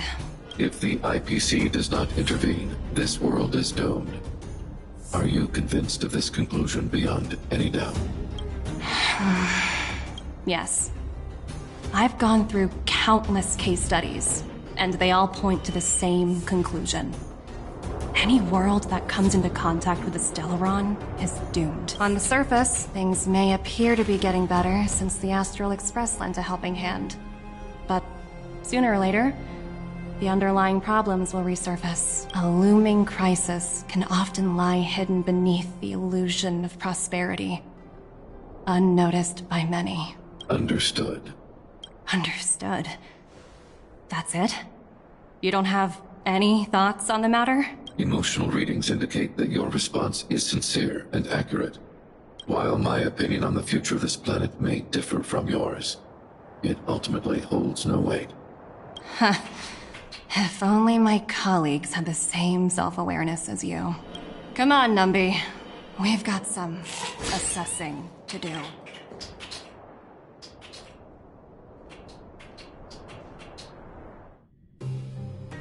Topaz disappeared after leaving Rivet Town. In her absence, her subordinates flooded in and took over. The IPC soldiers are well equipped.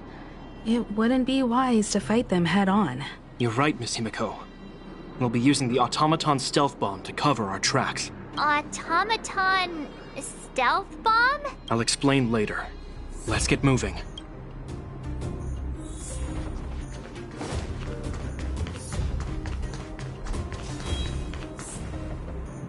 Look, down there! It's the IPC! Keep noise to a minimum, everyone. We don't want to alert the enemy to our presence. It's time to deploy the automaton stealth bomb.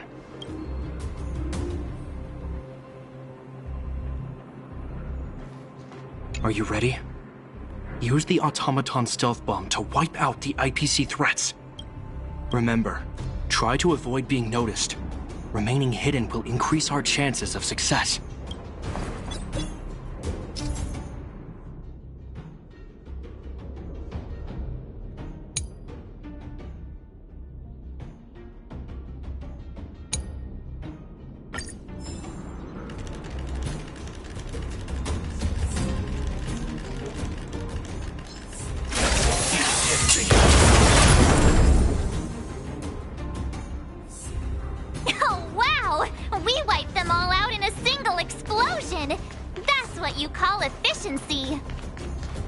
It's a shame we had to resort to this method, but we had no choice.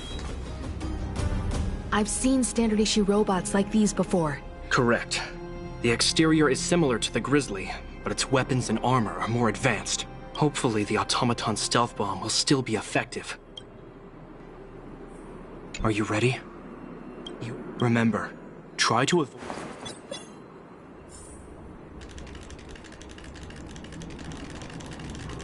Defining goals. Teamworking. Oh no! It's all right. We prepared... Are you ready? Remember, try to...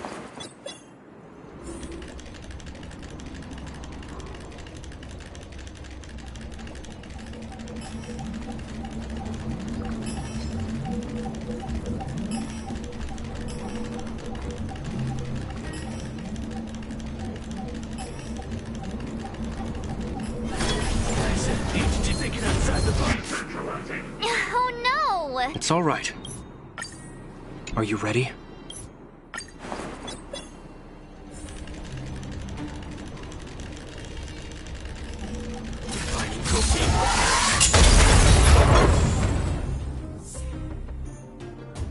Oh, woohoo! The coast is clear! To be honest, I didn't think it would be so powerful. This is the road that Topaz took when she left Rivet Town. Let's find her and tell her about Bronya's decision. This time, the gloves are off!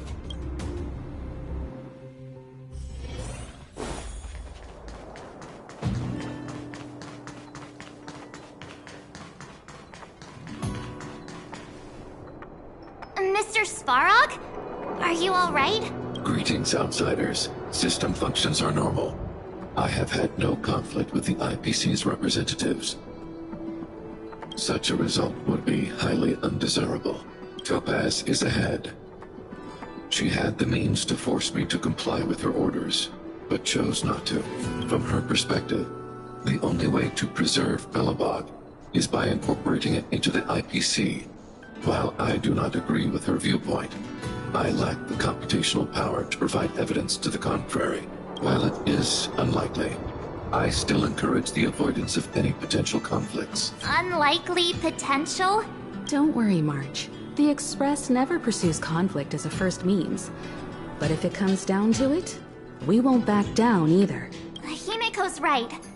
As long as we can look at ourselves in the mirror and know we did the right thing, that's all that matters.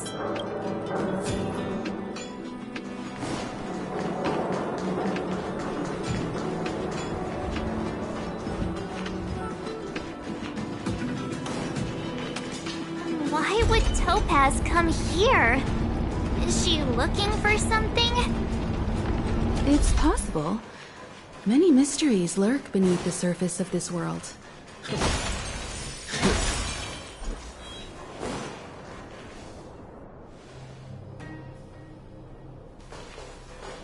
Oh, hey there, slowpokes. I was starting to think you weren't gonna show up. This lady next to Miss March looks oddly familiar.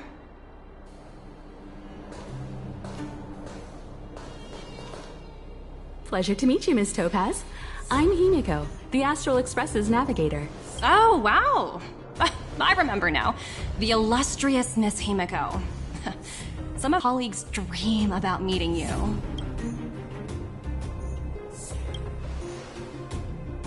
Of course! The Nameless have quite the reputation. You're following in the footsteps of the great Akavili, after all. I'm pleased to see how well everyone's been getting along. Topaz, based on your greeting, I presume you have a good grasp of the current situation? Of course! The deadline has already passed, but Bronya still hasn't signed the contract. I think I can guess what's holding her back. Please, don't misunderstand us, Miss Topaz. We have no intention of opposing the IPC or its board of directors. But we have very dear friends on Eurillo 6. Standing idly by and watching them sign an unfair contract goes against everything the Nameless are about. Miss Himeko, sorry for interrupting, but this doesn't sound like a negotiation. We needn't waste our time, March. She made her decision 10 minutes ago. There's no fooling the Astral Express. You're absolutely right. Differing views don't necessarily mean one person is right and the other is wrong. However, to keep things moving forward, there's usually only one solution.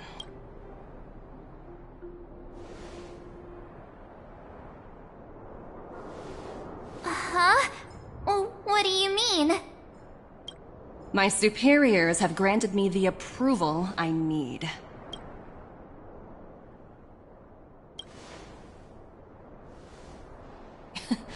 You're very curious about my work, aren't you? So many eager faces. Approval to launch an attack on the members of the Astral Express. The best kept secret to getting something over the line? Always be ready to turn the tables. Go, Numby.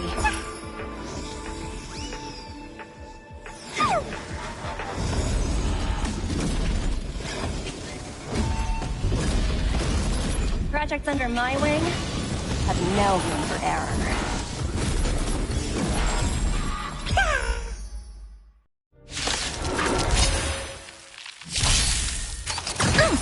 Lend me your strength. Stars, shine for the heroes. We can do it!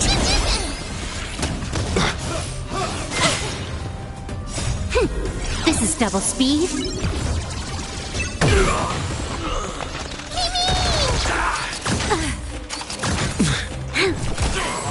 Flowers, bloom for tomorrow.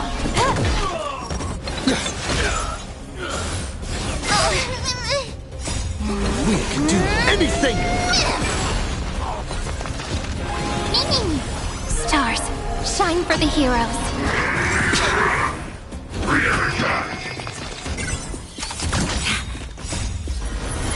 To guard and defend, crush them. Flowers, bloom for tomorrow. This is double speed.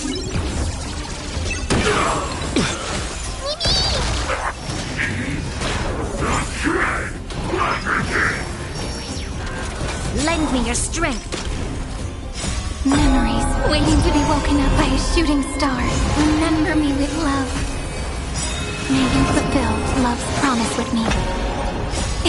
Don't blink. Cleanse hatred with love.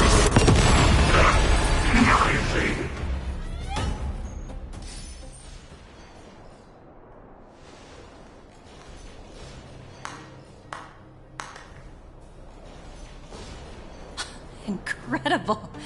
No wonder the Astral Express is so highly regarded. Finished warming up? Now it's my turn. Stop! All of you, put down your weapons. Branya! You're here just in time. Things were about to get out of control. Supreme Guardian. I was starting to wonder whether you'd left the Express crew to fend for themselves. That would hardly be becoming of you. I would never do such a thing. There was an important matter that required my attention. More important than this? Yes. I think you'll understand the significance once you see it. In short, I need you to help us evaluate our current progress. Help you? That's interesting. I was under the impression you'd already decided to obstruct our operations here. I have read your letter word for word, Miss Topaz. And your childhood experiences truly touched me. Your hometown once experienced a similar catastrophe to Yarillo 6. So I can understand your perspective on the issue and the position you have taken. It's because of this empathy you have that I still hold out a glimmer of hope. Despite all that's happened, I hope we can still find common ground through peaceful means. I have to admit, talking to you is always such a pleasure. I apologize for my behavior just now. It was, inappropriate. I admire your determination, seeing as we've come, this far. I've changed my mind. I'll hold off a little longer and see what you have to show me. But remember, winning over the higher-ups won't be easy. I understand. That's why I've been taking things one step at a time. The first step was changing your mind. Express, we'll need your help too.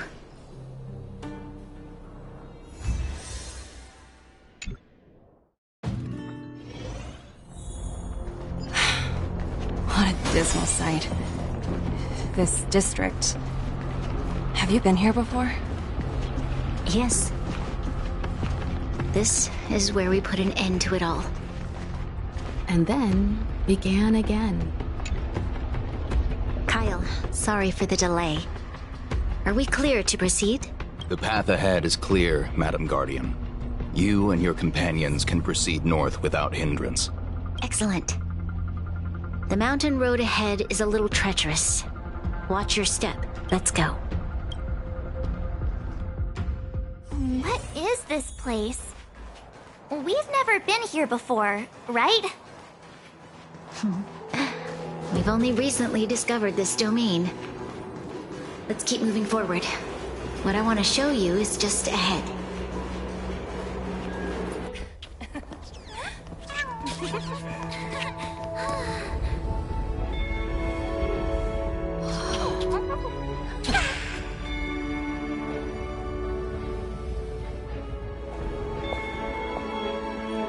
Look.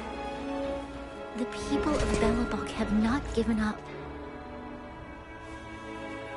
I just want to give them a chance.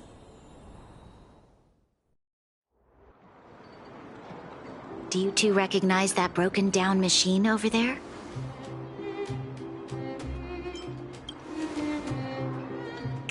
Hey, shh, that's a secret. It's called the Engine of Creation. Do you remember it? Miss Topaz, I know you've done a lot of research into Belobog. I was wondering if there was any information on the engine of creation in your records? Not at all. Which is why I find it so incredible. Such a massive feat of engineering, yet there's not a single mention of it in any of the Strategic Investment Department's reports. I may know the reason why. The engine of creation was constructed solely by the people of Belobog, without any external assistance. The project was led by the first Supreme Guardian, Alyssa Rand. While warriors fought on the front lines, the engineers worked tirelessly behind the scenes, designing and constructing it. So what you're saying is, the engine of creation was a weapon constructed by the Belabogians themselves? Yes, but not entirely. The engine of creation was commissioned for combat shortly after its completion, and played a significant role in the battles against the Legion. But Alyssa Rand had a long-term vision, one that nobody anticipated. For a long time, this feat of engineering was codenamed the Geological Reconstruction Unit. It was actually given a much grander purpose: to help the Belabogians rebuild their homeland and restore their world to its former glory, after driving away all those who threatened it. Remarkable. A vision that would transcend both time and generations of Belabogians. Not to take away from the Supreme Guardian in front of me. She's quite the inspiring leader as well. Thank you. But I didn't really do anything. All I did was bring the people of Belobog together and make them aware that our hard-earned freedom was under immense threat once again. If we want to preserve this freedom, we must act and show those who doubt us that we, Belobog, have the will and the ability to control our own destiny. The outcome of our mobilization speaks for itself. The children of Belobog have made their decision. They have chosen to preserve this homeland with their own two hands. I must say, I didn't anticipate this at all.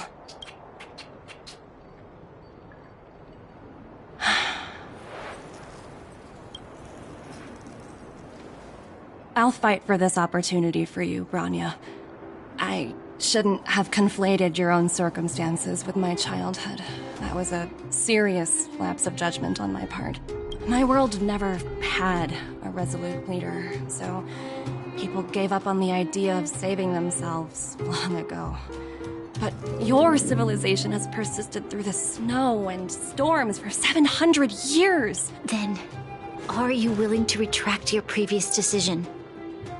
As for the debt, we'll find a way to gradually repay it. But it'll take some time. Unfortunately, the acquisition of Urilla 6 is a strategic decision that's been approved by the IPC's top brass. Even if I wanted to overturn it, convincing them would be extremely difficult. Unless...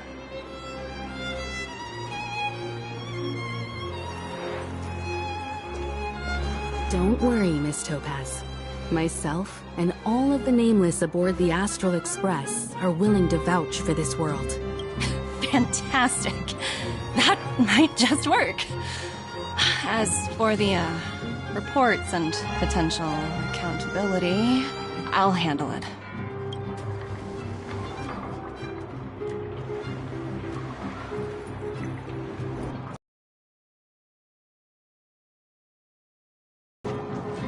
Miss Topaz, you mentioned accountability? Don't worry, it's nothing I can't handle. There are more important things than titles and ranks. If that's what they want to do, then so be it. I've long passed the stage of working just for money. Thank you so much for all you've done. I never thought we'd drag the Express into a crisis again. Much less one that might cause a rift between you and the IPC. Rift? I wouldn't go that far. Also, it's me who's mostly to blame. I didn't keep my subordinates in check.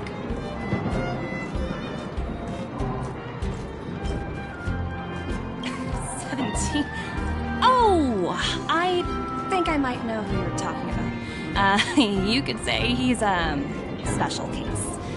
For most people, the interview process is much shorter. I'm glad we're able to discuss some lighter topics. Well, you all need some rest after everything you've been through.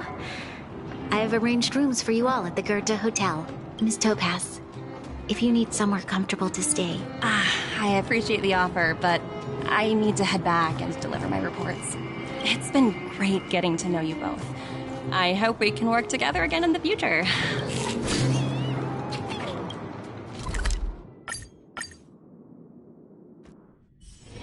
It's still early.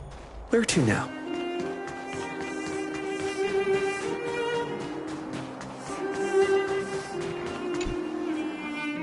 I've been wondering, how did you figure out what was happening here on Belobog, Himeko? Well, you know, keeping an eye on the crew is just another...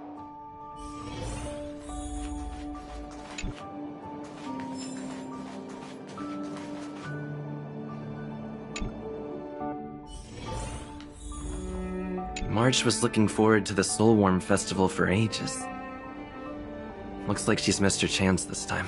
I never thought this trip would be so... tiring.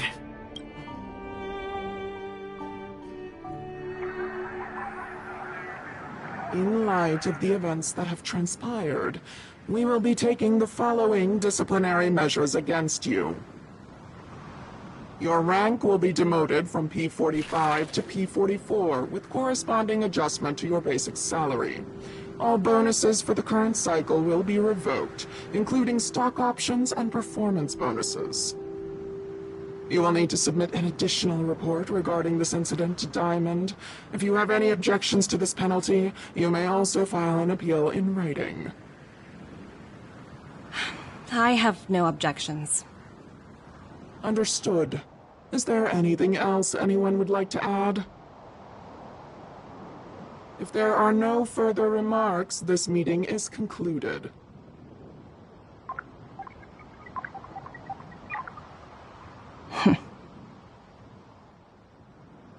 You only got demoted one rank? Whew, you dodged a bullet there. Pretty big project to mess up on. Someone must be looking out for you.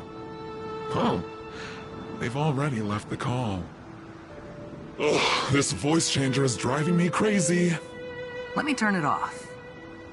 Aventurine, why are you still on the line? Hey, what's with the hostility? It's not like I'm your boss. Oh, wait. I guess I am now. My apologies. I'm still getting used to my new place in the hierarchy. Can I help you? If you've got something to say it already. Oh, nothing important. Just checking in on you. I told you Eurylos 6 would be a high-risk, low-reward case. Why do you even bother? In our line of work, having a kind heart can be more of a liability than an asset. If you're not careful, you'll end up leading yourself down a dead-end road.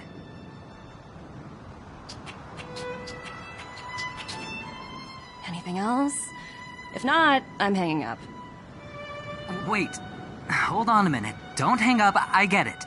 You're not in the mood for this conversation right now. Okay. How about this? Something that might interest you.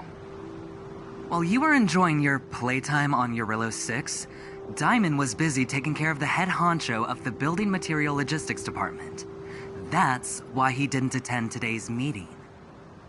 A Terravan? That's right. The renowned Terravan. One of the 7 board members. He's throwing his support behind us instead of the Marketing Development Department for once. Oswaldo won't be laughing anymore. Diamond's been a great help to both of us. Your antics on such a crucial day can't exactly have painted the Strategic Investment Department in a good light, you know? Since you get the point, let's get down to business. I'm currently at Pierpoint. There's a major deal that could affect the whole department. I just so happen to need a reliable project manager for the job. What do you say, old friend? Huh. And what prompted the mighty Aventurine to start collaborating with others? Penacony. What else? What? That's right. Now that's the kind of reaction I was hoping for. Hold on a minute. Diamond picked you for this project? I was expecting someone like Opal or Obsidian to handle it. At least someone higher than rank P46. Honestly, who knows? The family has some pretty questionable characters. If you ask me, doing business with them is a lost cause. But as we both know, the IPC does more than just business deals. Guess it's my time to shine. So, how about it? This is a rare opportunity. Consider it. You never know, you might even be able to make up for your blunder on your Rillo 6. I'll get back to you later.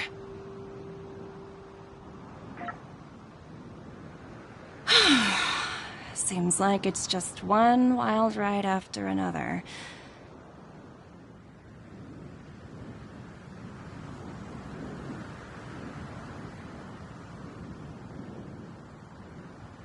I hope I made the right decision this time.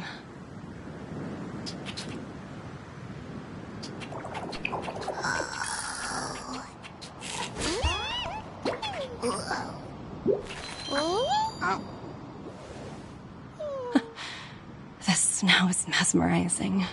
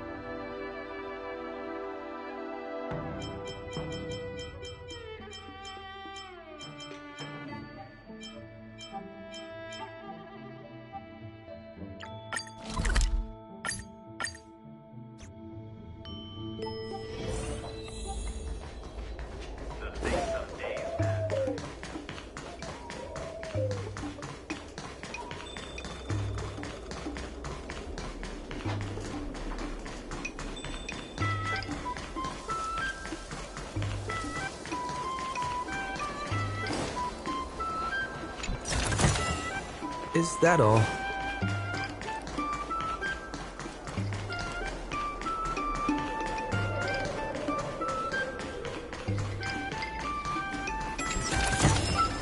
Looks good.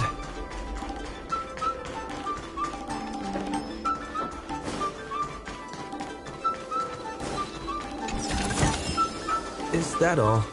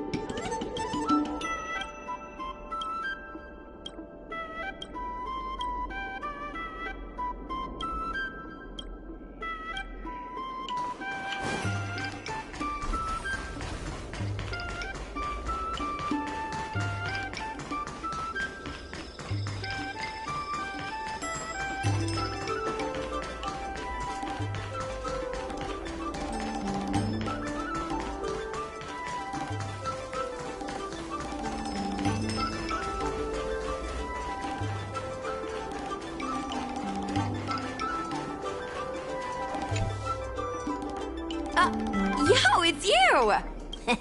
Lucky for you, I just finished editing my stream. It's all the proof you need. But before you watch it, I gotta ask you a question. I knew it! Curious cats like us usually have a better sixth sense. It's easier for us to perceive the unseen. Enough chit-chat. Look, this is the weird stuff that happened yesterday when I was streaming in Fixtral Garden. What's up, guys? Little Gwei here. We've come to the scariest, most haunted place in the Luofu, Fixtral Garden. Don't forget to like, follow, and share, or else I'm gonna check it out. They say there's been paranormal activity. You're such a scaredy cat. You said you'd protect me. How do I stop something that's in my body? I think I just saw something moving.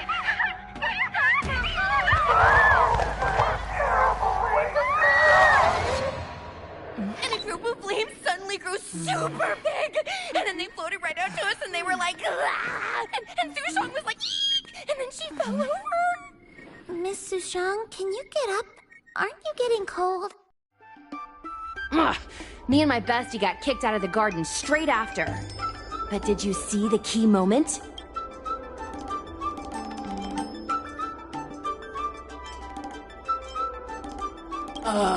It's called editing.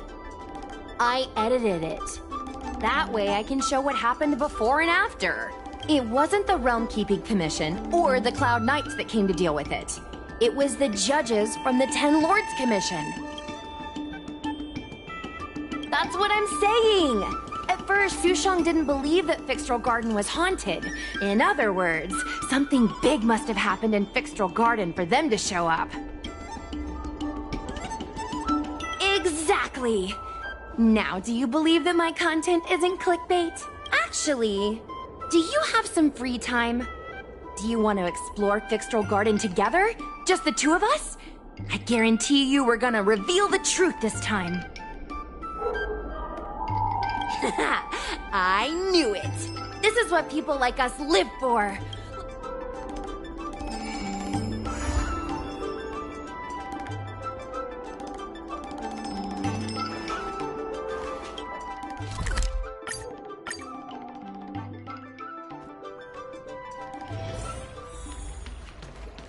That tree remained dead for thousands of years.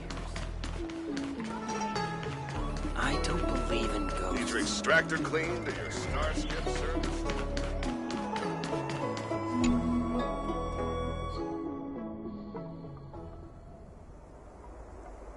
It's so dark in here. It feels like we're being watched. Did anyone ever tell you the scary stories about Fixtral Garden?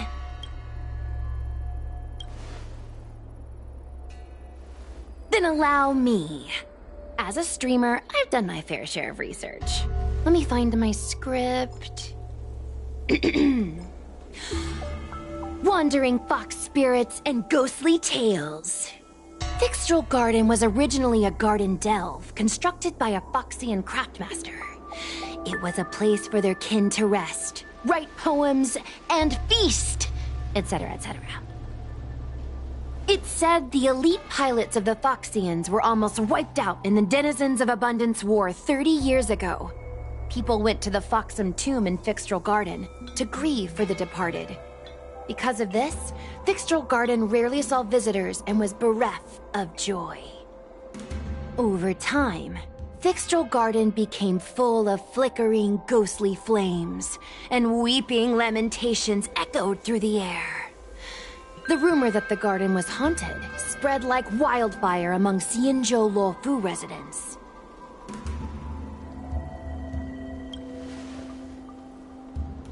I know, right?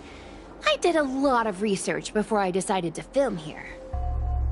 I know it's easy to cast doubt, but the Ten Lords Commission actually showed up this time. Speaking of which, we have to avoid running into the judges. If we get kicked out, it'll all be for nothing. Anyway, that's the background. Let's keep moving, and watch your step.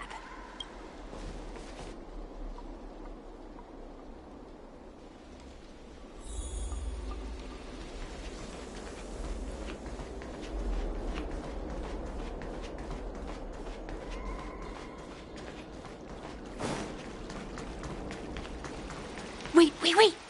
Stop. There are 10 Lords Commission Spiritfarers on patrol. Let's go the other way. Wait! There are 10 Lords...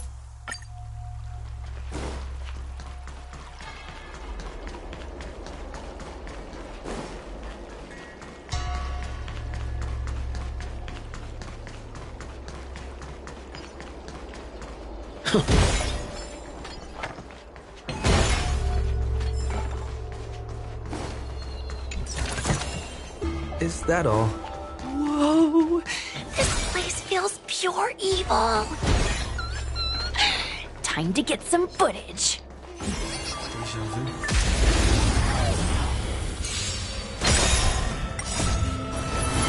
To guard and defend! Crush them!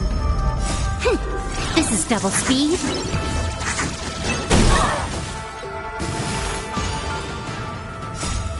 We can do anything!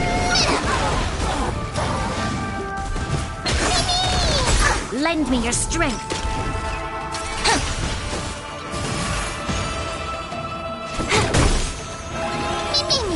Flowers bloom for tomorrow.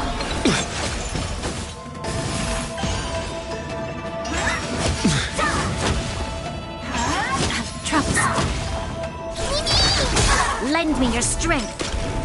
Stars, shine for the heroes.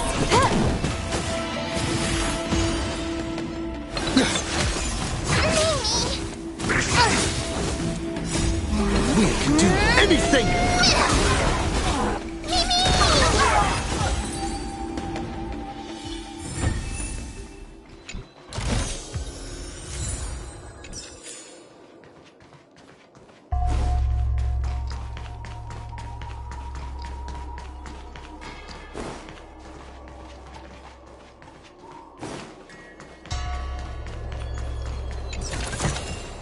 Looks good.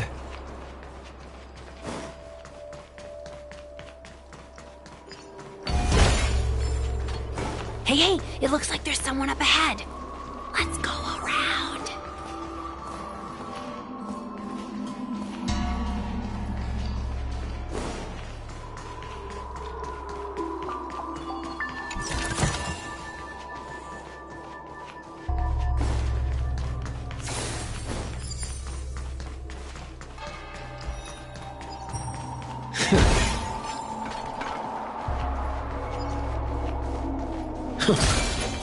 need a strategy.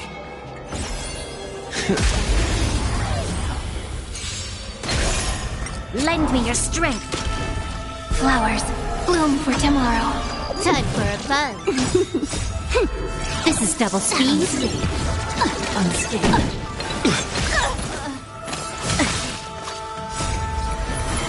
To guard and defend. Crush them. Suppress. By the 10 lords. Stars, shine for the heroes. You can do it!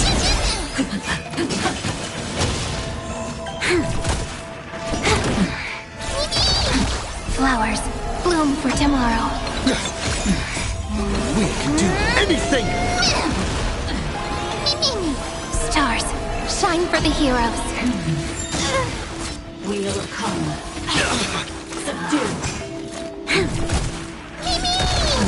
Flowers, bloom for tomorrow.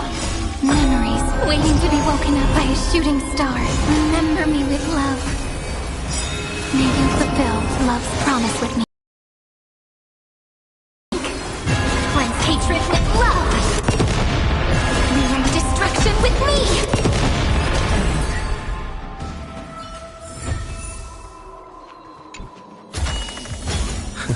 Great.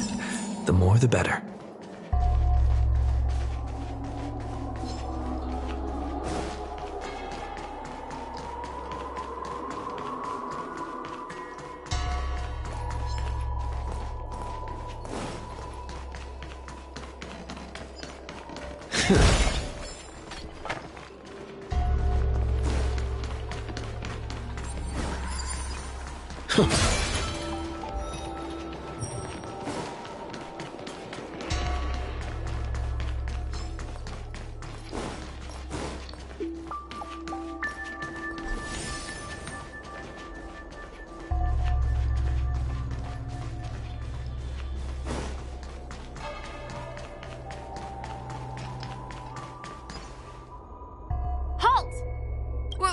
What's up, guys?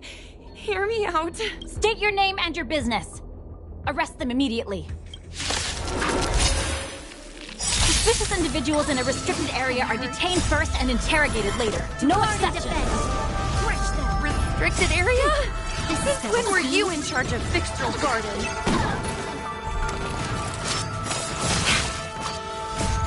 We can do anything! Suppress.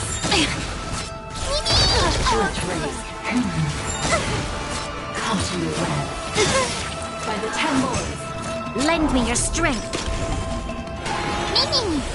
Stars, shine for the heroes. Time for a fun. Unscathed. At ease, Wraith Warden. These two are not your enemies. Understood, Your Honor.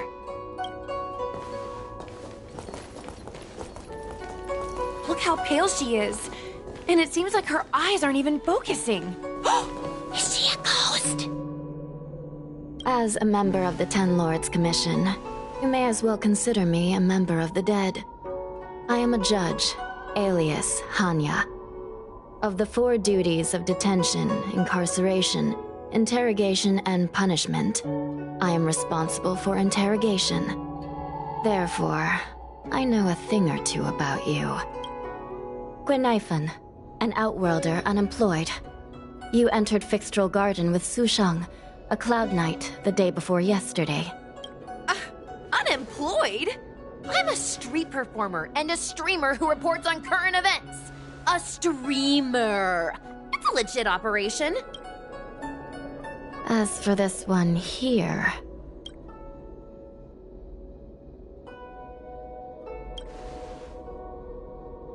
A passenger in the Astral Express and a guest of the seat of Divine Foresight.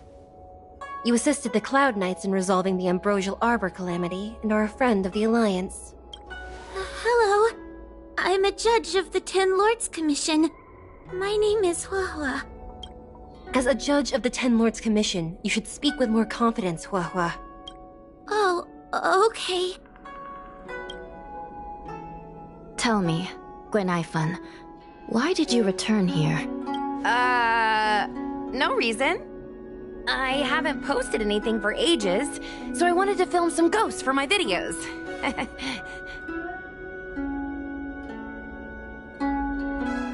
We have already told you that there are no ghosts in the Xianzhou. It is a ridiculous superstition. As a resident of the Xianzhou, you should refrain from believing or spreading rumors. But I saw them! They had ghostly flames coming out of their body, and they were cackling! And Sushang saw them too!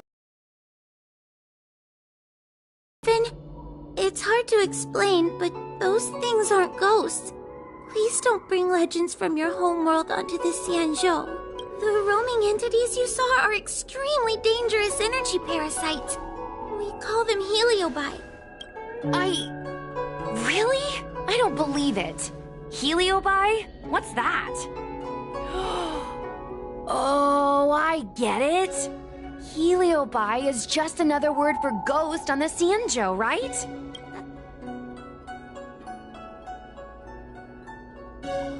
Maybe we should let Mr. Tail out for a bit. Mr. Tail? I heard you. Unbelievable. What am I, her pet? Mr. Tail? I'm a heliobus. We're not ghosts. Got it? Now scram!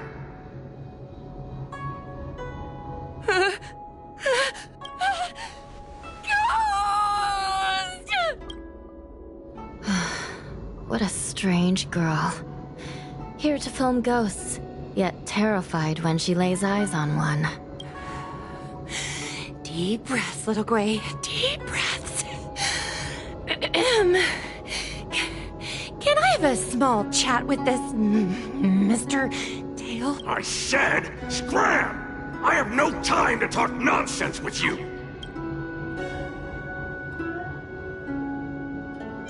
Finally, someone with common sense! No way! This is a once-in-a-lifetime opportunity to get something for my vids! Your Honor, if I may ask, what exactly is this fire thing? How can we prevent it from hurting people? And why is a judge carrying one around with her? I believe we're done here. We have important matters to attend to. Hua, please see them off. Yes, ma'am. Sister, don't be angry. Most of your time is spent in the field. You're not accustomed to dealing with others. Leave this to me. If I explain the reasoning, they will leave. As things stand, the situation in Fixstrol Garden is sure to keep drawing attention. If we forcibly dismiss these two today, their curiosity will remain. Who knows what might happen if they decide to come back. They might not be lucky enough to run into us next time. As I said, sister, I will handle this. I assume the two of you heard about the damage done to the Artisanship Commission's creation furnace? The heliobi sealed within escaped, and have been haunting this place. The Ten Lords Commission has orders to capture them. If you have any questions, raise them now. I will do my best to satisfy your curiosity. That's very reasonable, Your Honor. As a clerk at the Hall of Karma, my knowledge on these matters is somewhat limited, but I will try my best to satisfy your curiosity. Yes. They attach themselves to sentient beings, feeding off their host's experiences and emotions. A heliobus will slowly take root in its host's nervous system, using their deepest desires and weaknesses to create wild delusions. They manipulate their host like a chess piece. The host has no choice but to obey the heliobus, so we refer to it as possession. By that point, the host is no longer who they once were, but a heliobus both similar to and completely different from their past self. The host's body will soon be exhausted by the heliobus, like burnt firewood. Dangerous? Oh, you don't know the half of it. The other heliobi are nothing compared to me. Tail was subdued and sealed in my tail by Madame Hanya.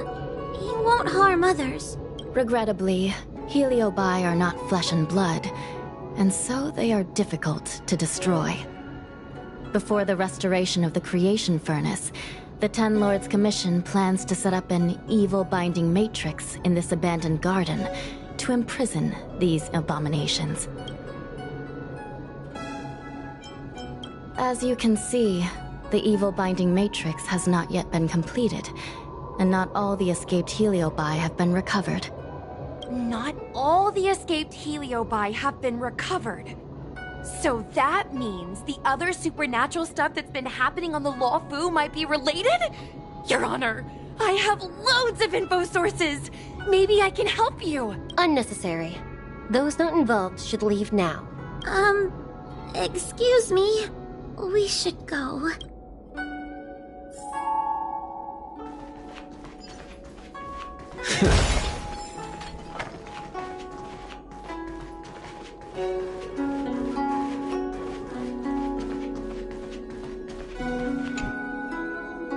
Excuse me. Can we go now? I'm just a bit scared about the heliobi reports. But I'll carry out my duties and escort you out of the garden. If you can't, then you better give up the day job and start peddling desserts. If it weren't for you, I would have opened a dessert stall ages ago. Shall we go? Let's go. Let's go this way. It's quicker. Miss Hua, can we have Mr. Tail come out for a photo? Miss Goinhyphen, I'm on official duty right now. It's so quiet. It's getting scarier and scarier. Please stay close to me.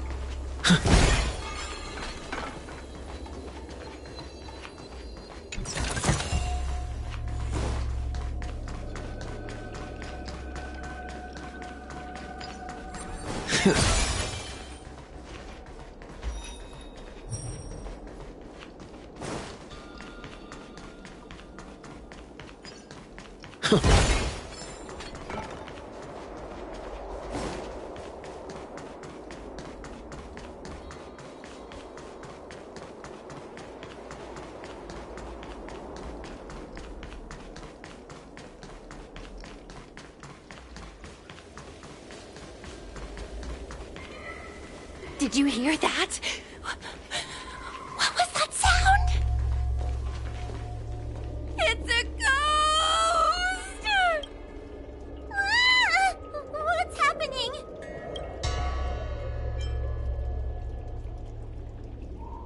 Tail, is it another heliobus? It's nothing, you scaredy cat! I didn't see a single thing! Wait a minute. Where did Miss Goinhyphen go? Miss Goinhyphen! Did we lose her?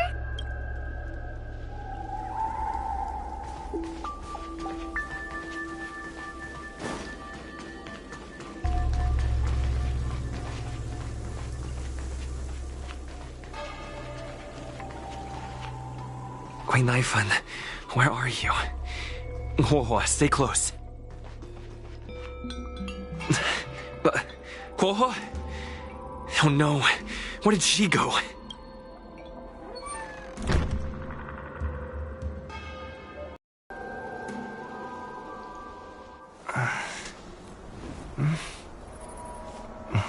Hi.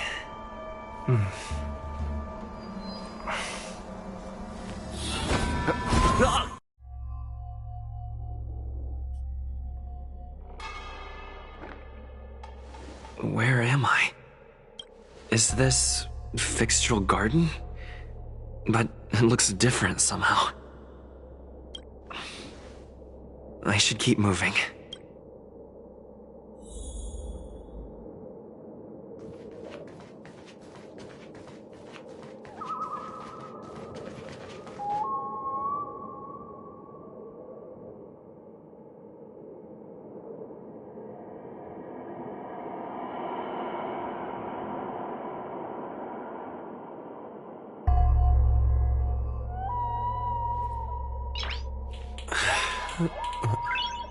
Nice.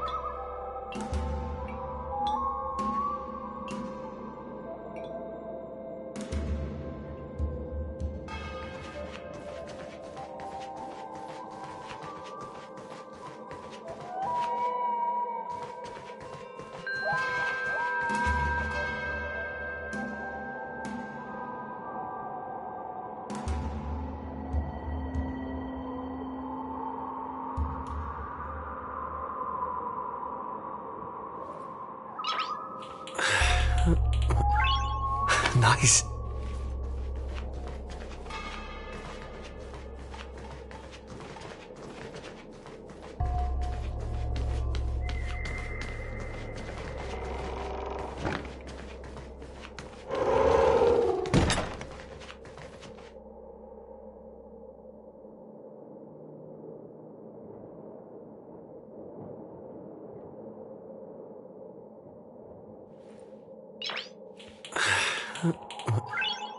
Nice.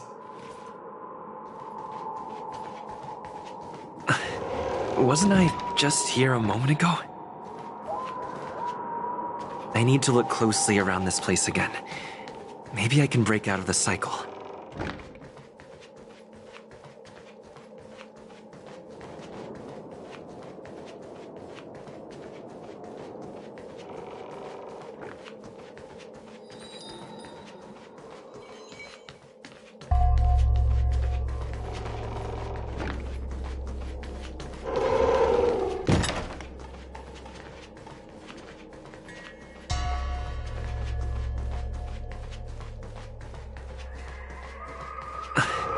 Wasn't I just here a moment ago? I need to look closely around this place again. Maybe I can break out of the cycle.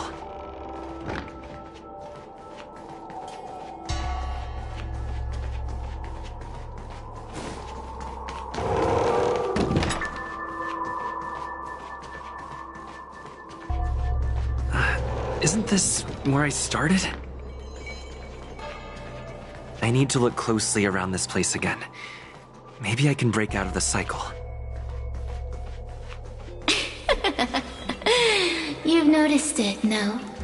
All roads are but puzzles in this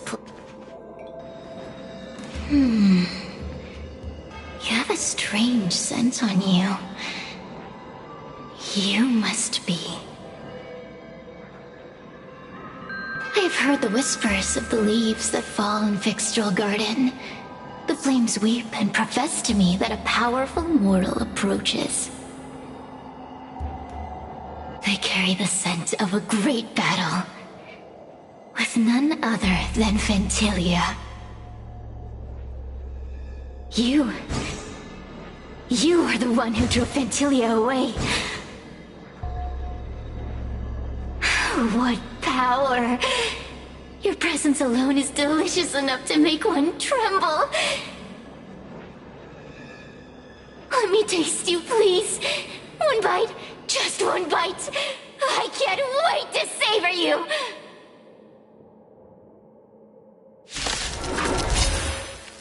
These are no ordinary ingenia. Of course not. Dare me a paw and dancing crush them. Smash them to pieces. What a peppery fighting spirit! Let me see. The one who defeated Ventilia. I wonder what they taste like.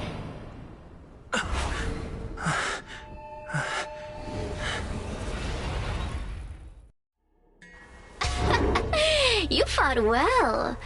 You're fighting for your survival, after all. I'll take that as my invitation to inhabit you for a while.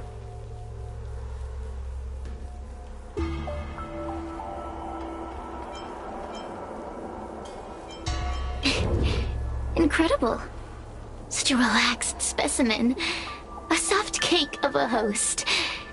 It's almost as if this body doesn't even belong to you. What makes you so detached, young man? And what is this at your core? Sun? It burns. Never mind. I won't be staying for long. So let's get along while it lasts, shall we? You can call me Cirrus. I only want to leave this place. I have no desire to harm you. Allow me to explain what's happening. The Xianzhou natives call it a ghost lock. You're walking in a circle, and no amount of walking will get you out of it. So, I'm going to help you break free of the circle that Furinox created. And you're going to help me evade the judges of the Ten Lords Commission.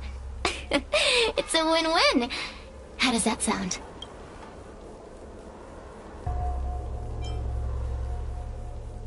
You mean the talismans left behind by little lost fox judge? Those won't help you. Now that I'm possessing you, I can make you see things that you couldn't see before.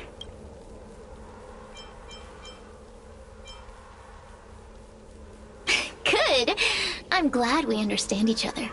As a courtesy, I shall leave you intact, for the time being. As soon as I get what I want, I'll be gone. Now, go and look at those talismans again. The paper dolls. You'll know where to go.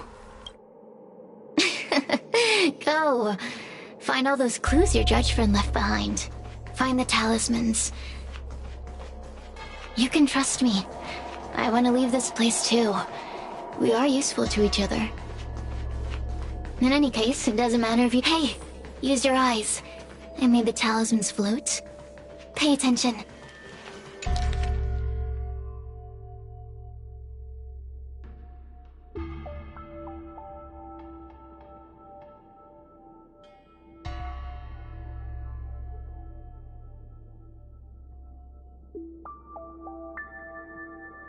Do you understand?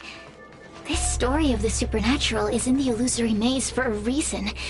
It contains the clue to help us get out of here. Come back and read it again if you need to.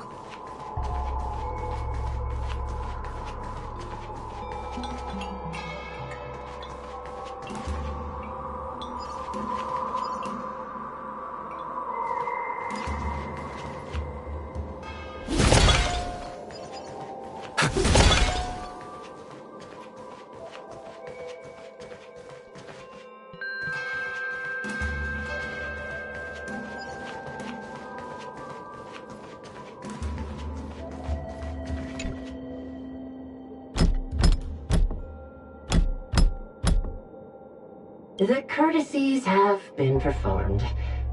Enter, O honored guest. It seems like we're ready. Now we just have to get out.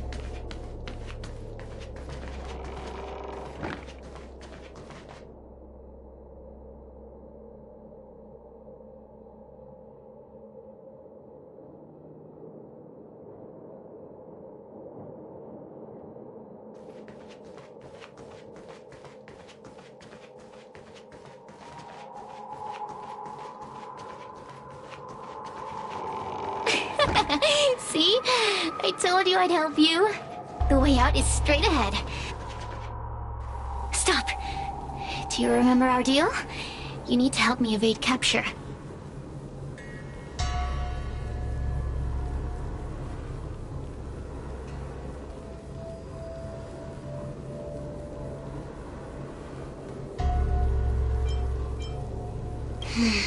I can taste your integrity.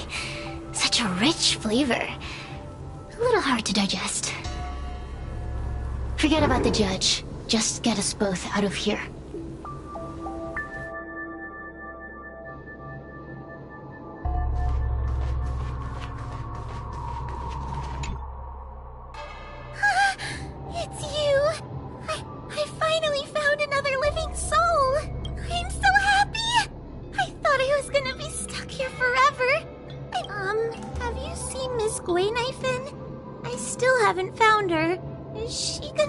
okay?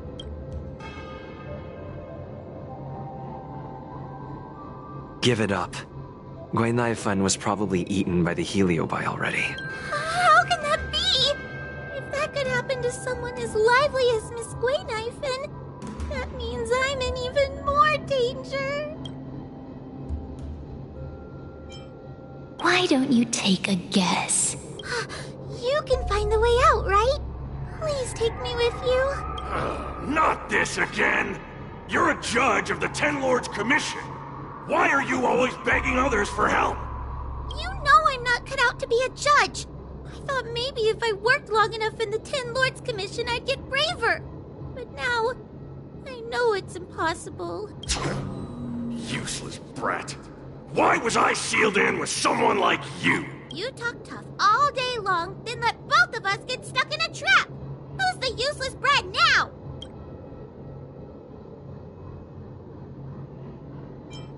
There's no point in following me.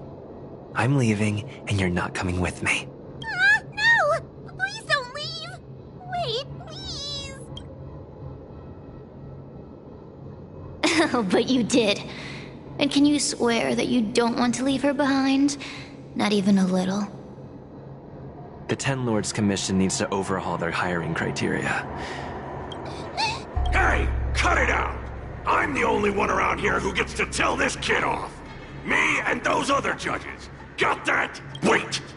Hold on. I smell something familiar. Cirrus, it's you. Still a fan of your pathetic ventriloquist act, I see. Oh, this is funny. This is just too funny. I thought you'd already escaped the furnace's destiny of torture. Who would have thought that a piece of Ignomar the Great, the fragment with the most fight in it, would become a guard dog sealed inside a crybaby? Oh, forgive me.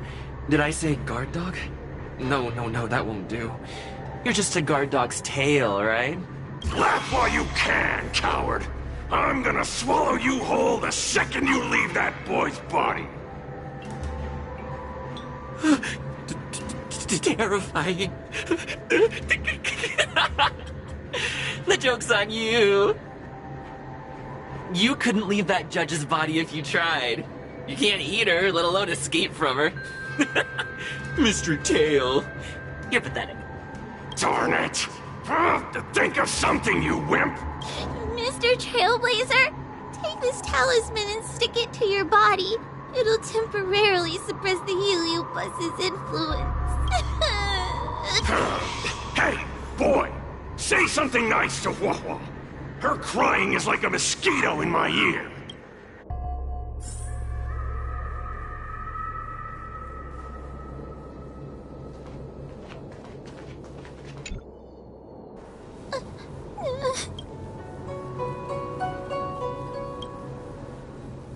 It's not your fault. It was that bad Heliobus making us fight. Someone as nice as you wouldn't say such mean things. Only a possession would make you act like that. Still, what the Heliobus said was true.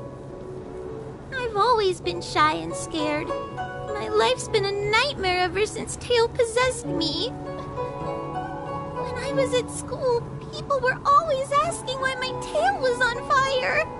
Everywhere I went, people would notice.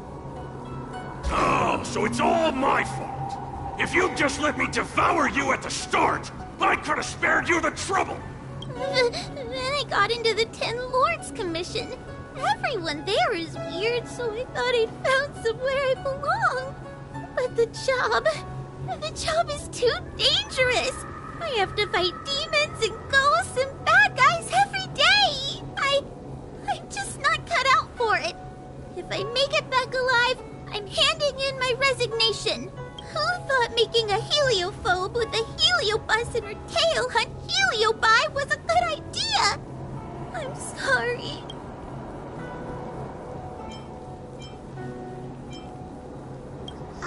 I'm glad it helped. You hear that? Stop crying. You're useful. And your paper dolls are useful too. I've had enough of this. As soon as I swallow that coward Cirrus, I'm gonna devour this little crybaby too! What a pity that Mr. Tail is nothing like he used to be. If we still had our old power, we could forget about this maze and devour its creator, Furynox. Your old power? Well, Mr. Tail, seems she knows nothing about your past. Little Missy, do you know why the Heliobi are gathered in this abandoned garden instead of seizing human habitations? Team building? Because over 1,000 years ago, this very garden was the site of an epic battle between the general of the Luofu and the great Heliobus Ignimar. Now that the furnace is broken and the Heliobi have escaped, fragments like us, who once constituted Ignimar the Whole, have returned here with a desire to challenge the general again. The battle between the general and Ignimar was an earth-shaking contest of devastating proportions. Ignimar underwent countless transformations, causing floods, fires, and thunderous landslides. They were locked in a standoff. An evenly matched fight. Evenly matched? Really?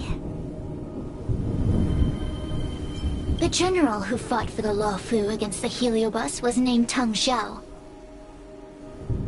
The Ten Lords Commission records say that Ignimar was soundly defeated by General Tung Xiao. Of course the human records would flatter their general. The great Ignimar absorbed the power of countless fellow Heliobi, but ultimately underestimated human deceit. They were narrowly defeated by the general. We Heliobi could never condense into physical form after that battle. We scattered into fragments and were sealed into the creation furnace. But there's an exception to everything. Mr. Tail, I thought you'd escaped to freedom. Who could have guessed you'd be sealed in this tiny Foxian girl? Sealed my foot? My power was weak when I ran into this fox child. It was bad luck, nothing more. When I was littler, I saw a ball of fire that looked like it was about to turn to embers. I felt sorry for it, so I picked it up and put it on my tail. And then, Mr. Tail tried to eat me! If the judges hadn't arrived, it would have been over! I did no such thing! You're barely big enough to be an appetizer! All the pain I've suffered since I met you must be retribution for my stupidity back then!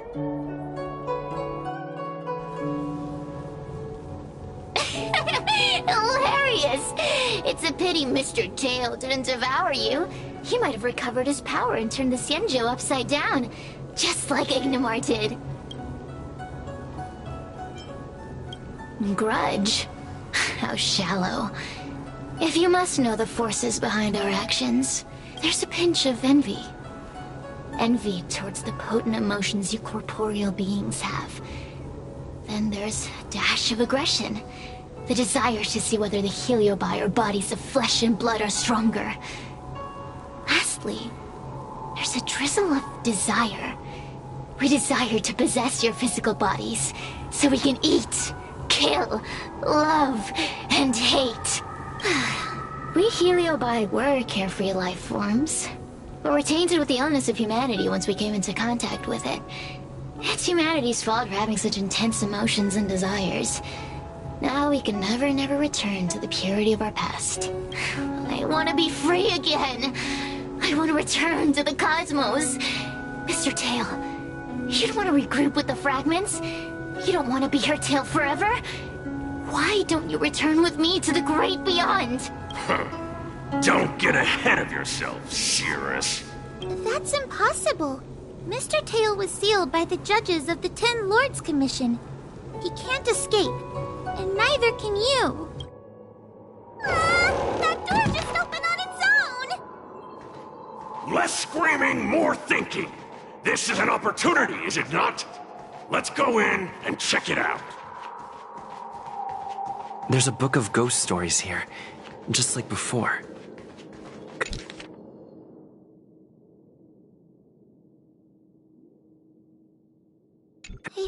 much safer with you here. Still feel like I'm gonna faint, though. May the Arbiter protect us!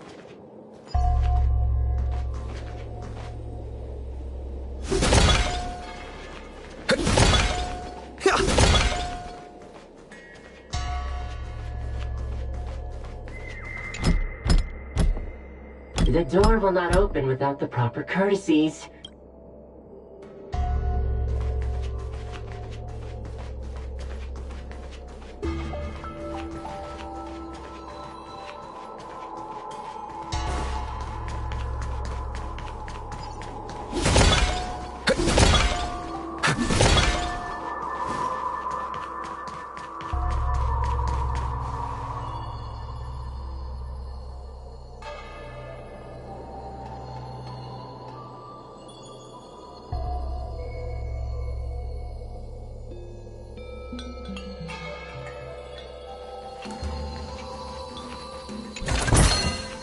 Is that all?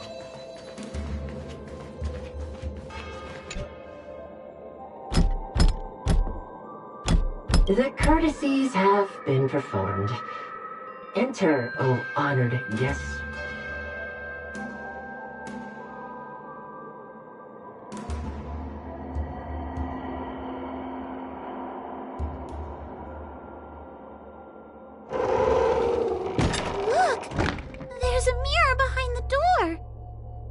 Didn't I see a similar mirror when I was dragged in? That sound. Hua, this way. What's going on? There's a voice in the mirror? That voice sounds familiar.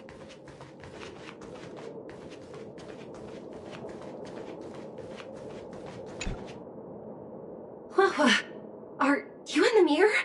I finally found you! Madame Shui?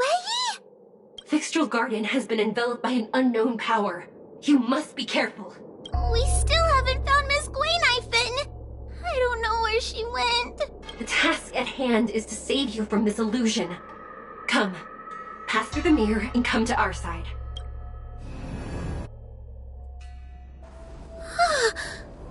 Are we above Fixtral Garden? So many bronze mirrors. Could it be that... You're right, boy. This place is changing. It's trying to stop us from escaping. But one of these mirrors must contain the exit, right? Let's check...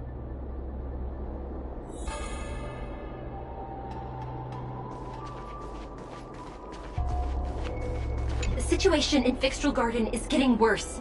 Why have you not left? Is something the matter in there?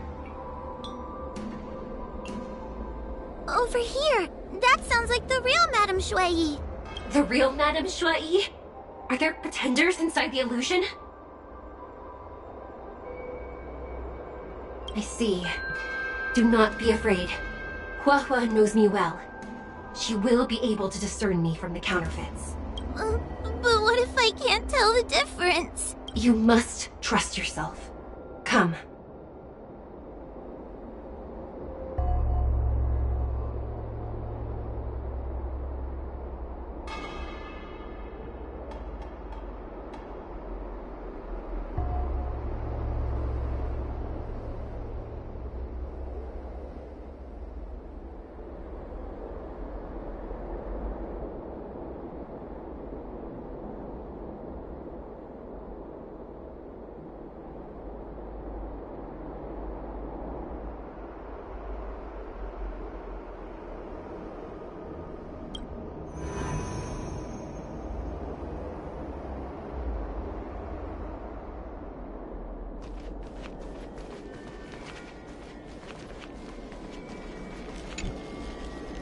Hurry, Hua. Pass through the mirror and come to me. Wait. I want to ask a few questions to see if you're the real person. Hanya is my younger sister, but this alone cannot prove who I am. Ask me. By decree of the 10 Lords, Spiritfarer Hua is skilled and diligent, capable and worthy of officialdom. She is hereby promoted to the position of judge. I still remember the decree for her promotion. That's her! This has to be Madame Shui behind the mirror. So, we're gonna... Mirrors again! What a surprise! Look around us, Mr. Tail. I think we're at the edge of the illusion. Maybe these are the only mirrors left?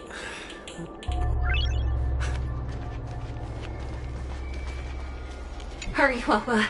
This should be the last mirror. I need to ask you some questions about myself first. She will be expelled after tonight's operation. She is not fit for her job at the Ten Lords Commission. Really? So I don't even need to write a resignation letter? Stupid girl! This... An insignificant demon. Aha! Not even trying to hide your true colors. So we're gonna...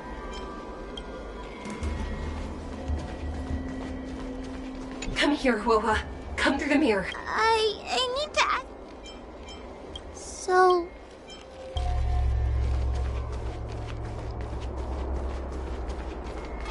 Come here, Huahua. I need to... So... I'm not the best judge of things, but these mirrors... Not a single one is the real thing!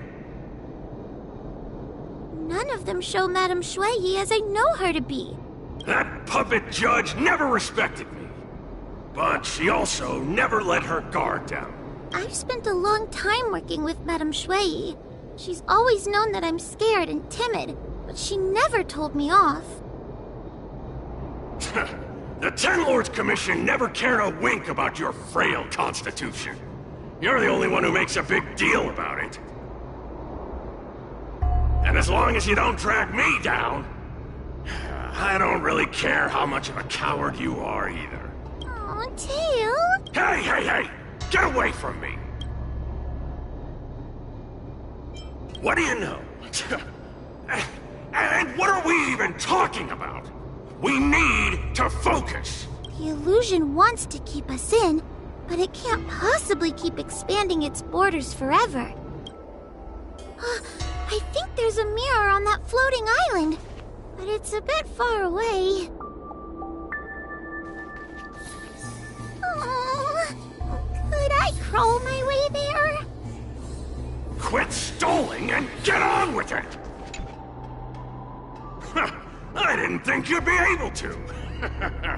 All these years and you finally started to grow up a bit.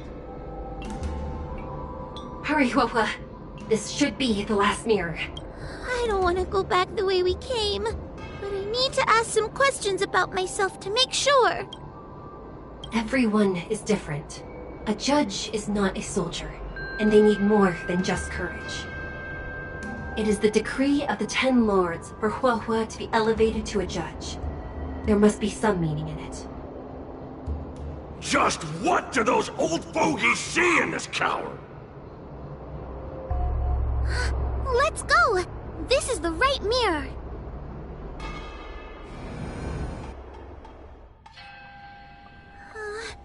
Are we back in Fixtral Garden? You have returned safely. It seems the Ten Lords Commission is not down on our luck today. Madame Shui, I'm so happy to see you're all right! Did you encounter anything strange on your way here?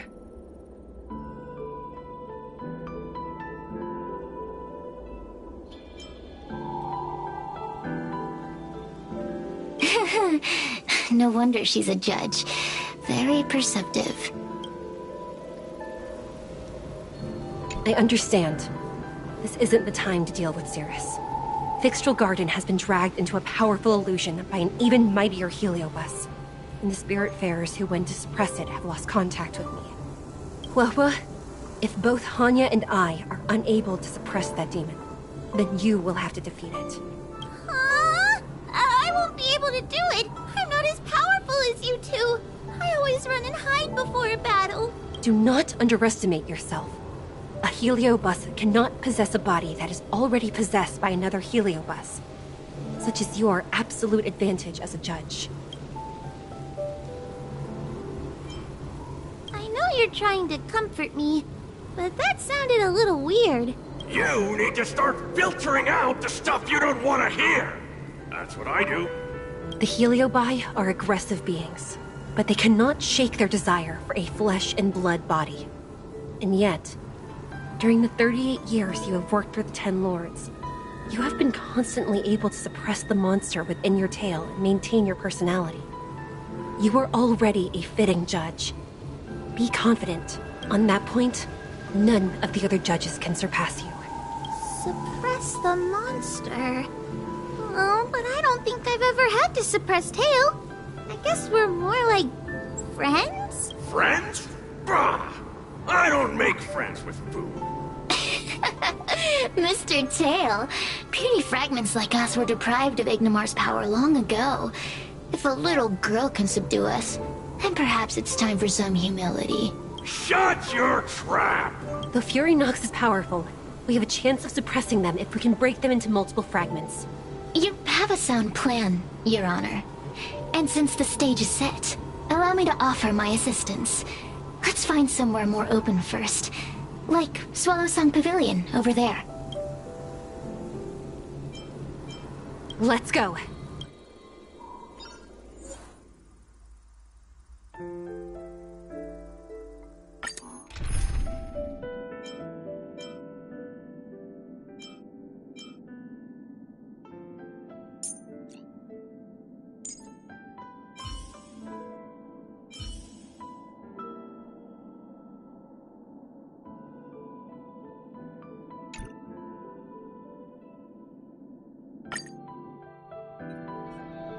You've heard the story of Ignimar and the great Heliobus's glorious fight against the General. They were an entity born of many Heliobi fusing together, but Heliobi are gradually tainted by the emotions and desires of those we possess. We tend to spite each other and don't like to fuse together. It's like having multiple personalities inside a single head. It leads to infighting. A powerful Heliobus like Ignimar or Fury Nox might be able to swallow a lesser Heliobus and placate them for a while. But this internal balance is easily broken when exposed to external forces. Just like how we were torn apart and reborn after Ignimar fought the General. Therefore, this might be the way to defeat Fury Nox.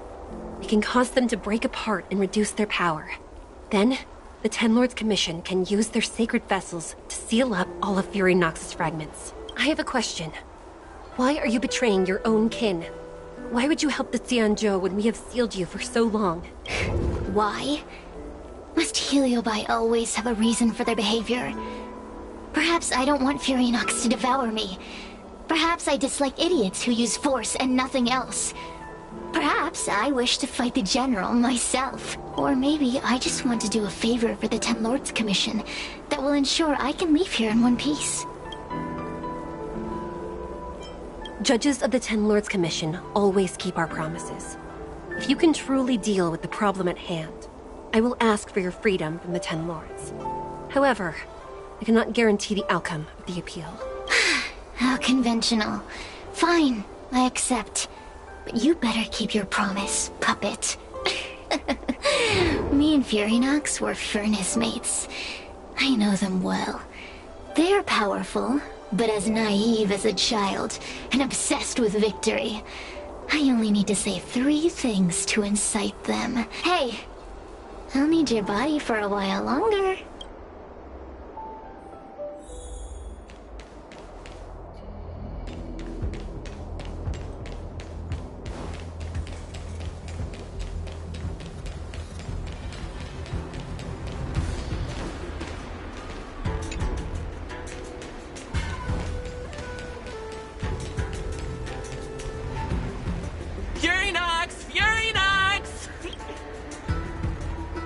Before you duel the General, why don't you fight me? Cirrus? What makes you worth my time, weakling? I've turned this garden into my territory, and made the dogs of the Ten Lords my puppets. As soon as the General arrives, the Heliobi will have a rematch. Why should I fight my own at this crucial moment? That group of amateurs you put together? Ha! They're nothing compared to me. I have already obtained the most wonderful pawn for myself. A piece that once expelled Fantilia. Fantilia? Fantilia! I remember.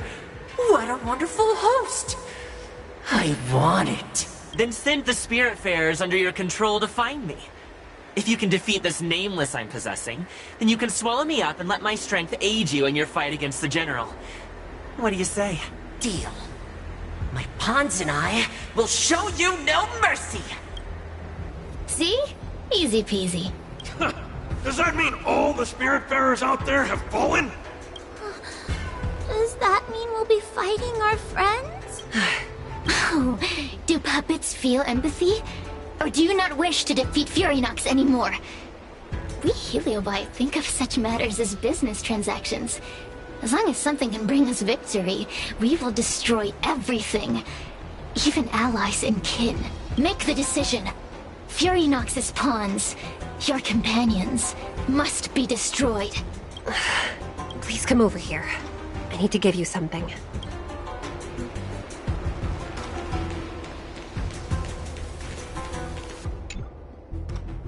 You two, take this before we fight Furynox. This is the Lunombra Gourd, a sacred vessel made by the Artisanship Commission. The Ten Lords Commission has made some changes to it to better suppress the Heliobi. After you fight the puppets controlled by Furynox, make sure you seal their Heliobi fragments in here. Also, her time as a judge has been brief. She is still inexperienced. Apart from that, please also have mercy on the Spiritfarers that have fallen under Furynox's control. Mr. Tail, we're gonna fight some really dangerous enemies now. Please, lend me your strength too. Ho-ho! Sounds like someone finally learned to talk tough. I would have believed you if your legs weren't shaking so much. Don't point that out. It took me a lot of effort to be this brave. All this time I've just been hiding behind Mr. Trailblazer. I'm such a bad judge. Madame Shui said those possessed by a Heliobus can't get possessed again. I'm the only person who can help everyone. Exactly! You're welcome, by the way. So, what are we waiting for? Let's go! Hua, though I am of Ingenium body, I too am feeling a sliver of fear. Madame Shui, you're afraid too? Faced with a demon that can manipulate life at will, of course I'm afraid. Afraid that I won't ever work with my sister again. I guess if even you two are afraid, then I feel a little better now. Let's go. I will find my own way to defeat the pawns possessed by Furynox. And before that foolish Heliobus has realized what's happening, I will suppress all of their fragments within the Lunombra Gourd. So we'll need to activate the evil binding matrix, right? Once my task is done, I will meet you at the Redantia Terrace and activate the evil binding matrix at its matrix core. Okay.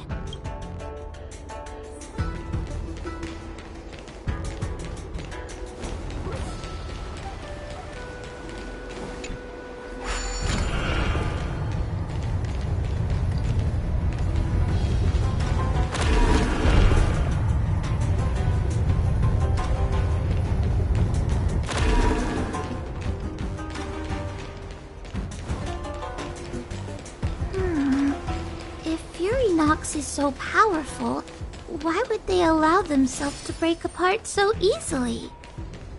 The stronger you are, the more you underestimate your enemies. Sometimes being weak and humble is the way to survive. Those are just... help me, Mr. Tail! This is double speed. What happened to Talking Tom?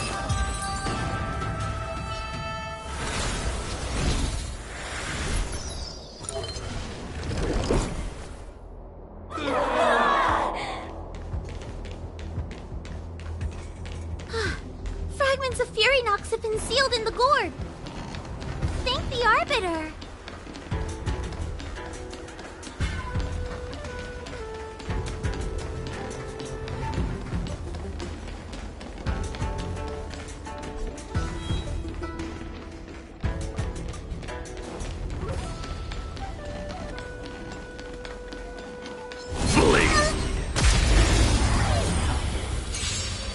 paper dolls out, quickly! You remember the incantation? Paper to might, carry the spite! Talisman of strength, evil to spite! Get that! Lend me your strength. To guard and defend. Crush them. This is double speed.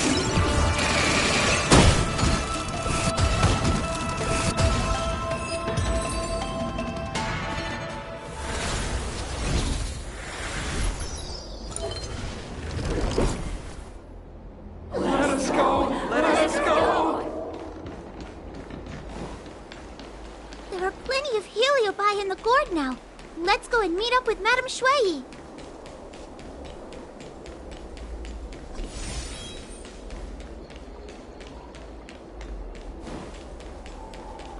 It's Madame Shui! Trailblazer! Wawa! I'm so glad you're okay! I have defeated all the Spiritfarers controlled by Fury Nox. It was quite troublesome taking them down without doing any harm. How goes your task? We're doing well. We've sealed most of Fury Nox's fragments. Now, we shall seal the fragments absorbed by the Lunombra Cord into the evil binding matrix. Once Fury Nox's power has been stripped, we will no longer be able to influence reality in Fixtral Garden. This gourd is so pretty! Is this what they call a sacred vessel on the Xianzhou? Miss Guinaifen, please be careful. You might feel dizzy if you get too close to the Matrix. It's okay, it's okay. This is my first time seeing the Ten Lords Commission's exercising tools up close. Hua Hua! Get her away from here!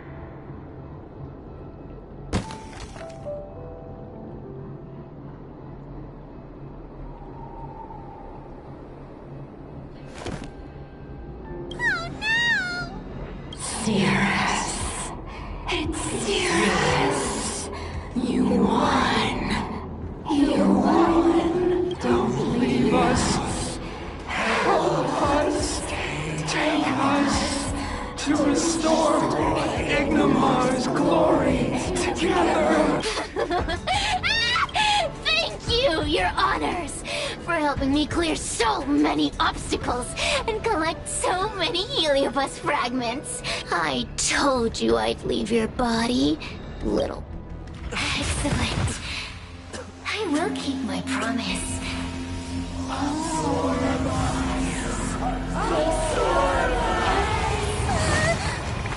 No, they're stealing the power of other heliobi!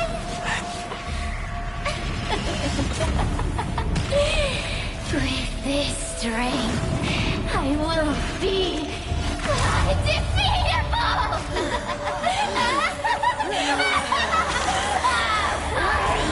Let's go again, shall we?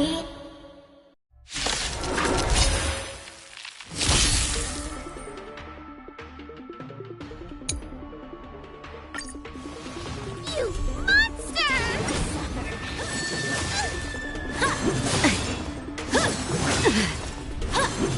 You just don't learn. Forward! Give me strength! Good as new. You'll pay for this.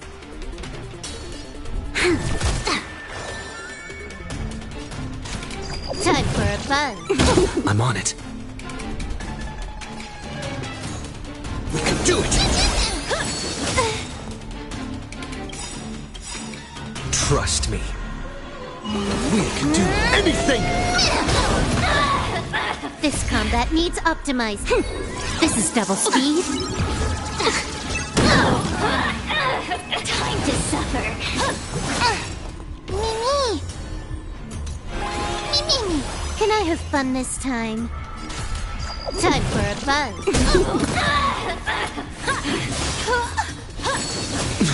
This battle is unavoidable.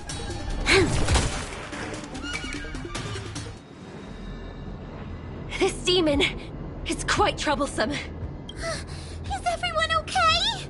They've consumed too many heliobi. We'd die from exhaustion before we managed to weaken it. We've still got a chance, Puppet. Cirrus said it themselves. There's a fragile balance when Heliobi fuse together. You know what to do, don't you, Wawa? But what? Aren't you gonna be living the life you've always wanted once I'm gone? These pawns are no fun. Why don't you join in too, huh? I struggle being my subject!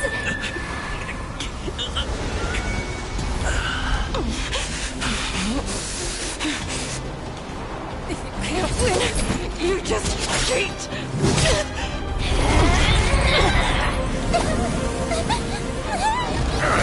Useless! Get yourself together! Just won't die! We can't beat them! Not so fast! You got me, haven't you?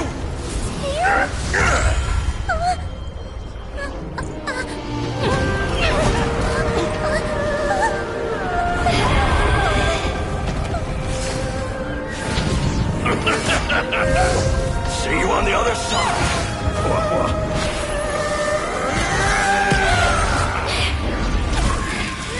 You wretch! What are you doing? Get out! Get out!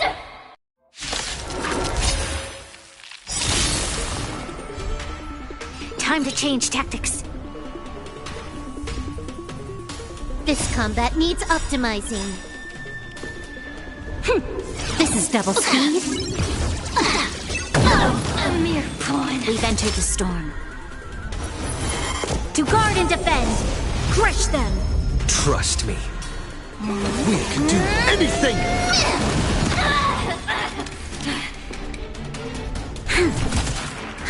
More enemies. Time for a buzz. This is being in sync? Mimi! Mimi! Mimi! Can I have fun this time? Time for a buzz. Get out! Hey, Cirrus! Why don't you try swallowing me, too, huh? Are you insane? Why are you helping humans? Why? You need a reason? How about this one? I'd rather help a human than a conniving simpleton like you. I won't let Mr. Tail sacrifice himself in vain! Talisman! I command! You just don't learn. More enemies. Time for a buzz. I'm on it. Mimi!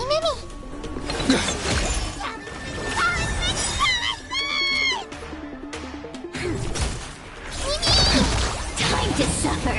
Suppress. I mustn't fall. Caught in the web. Just you wait. Subdue. I won't let Mr. Tail sacrifice himself in vain! You'll pay for this. Mimi! Unscathed. Bow to justice. Talisman! But my command! Over.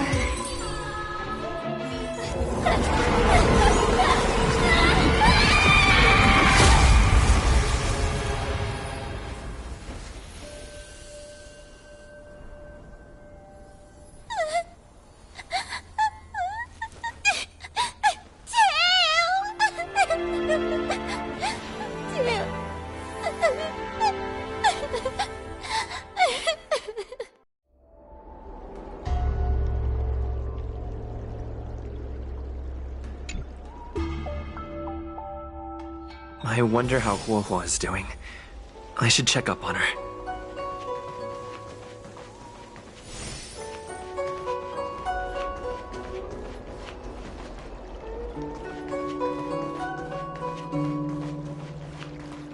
The one possessing Huohuo seems to have disappeared. I don't know if I should be happy or sad for her. Never mind. I've never been good at figuring out emotions. Thank you for your assistance, Nameless. Reinforcements from the Ten Lords Commission will be here soon. and Gwenifin will be sent to an apothecary.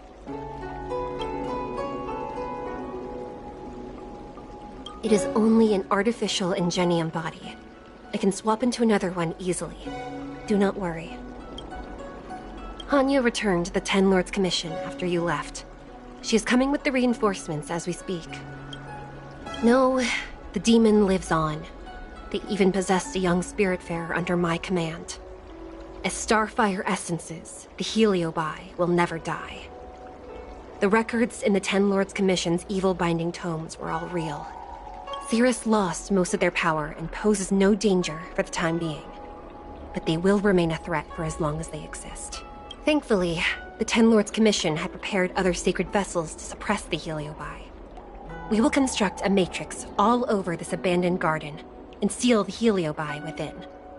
The Xianzhou will live to see another day. We can leave the rest to the Ten Lords Commission from here.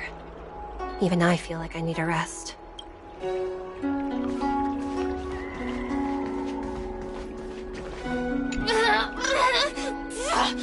Don't even think about sealing me in the Matrix! You wretched fools! Tail, the judges, you, one day... One day, sooner or later, I'll tear you all to pieces! I'll crunch your bones to dust, sap every drop of your strength, and spit you out into the dirt where you belong! Already forgetting me? Your human tongues are no less poisonous than ours. There are many, little pawn. I will exist forever. I have lived for countless years. I existed before the Alliance was even an idea. And once the Alliance is turned to dust, I will continue to exist for countless more Amber eras. I can wait. I'll wait for humans to let their guard down. I'll wait till the Matrix drawn over Fictional Garden collapses. Time and opportunity will always be on my side. We will meet again. I wasn't the only Heliobus to escape when the creation furnace was destroyed. There are more of us than the mere few in Fictional Garden. Where are they now? And what will they do to the Luofu? I look forward to seeing how the Ten Lords Commission responds in the coming days.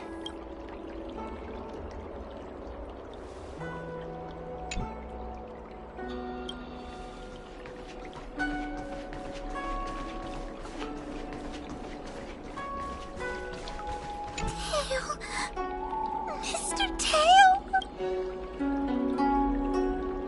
Tail distracted Cirrus. He helped us so much. But now he's gone! I can't sense him anywhere! He's gone! It was because of him that I ended up in this terrible job! And I've thought so much about how much better my life would be if I never met him. But now that he's actually gone, I feel so empty inside. I really am useless. I've been looking forward to this day for so long. But now that it's here, I don't feel happy at all. Wait, you're right. Madame Shui said that Heliobi are eternal flames that will never burn away. Mr. Tail, he must still be out there somewhere. Don't worry, Mr. Trailblazer. I'm okay. I need to pull myself together and finish the job. Oh, the Ten Lords Commission contacted Miss Guinaifin's friend, Miss Sushang. I can't leave my post, so, could you let Miss Sushang know what happened? She'll...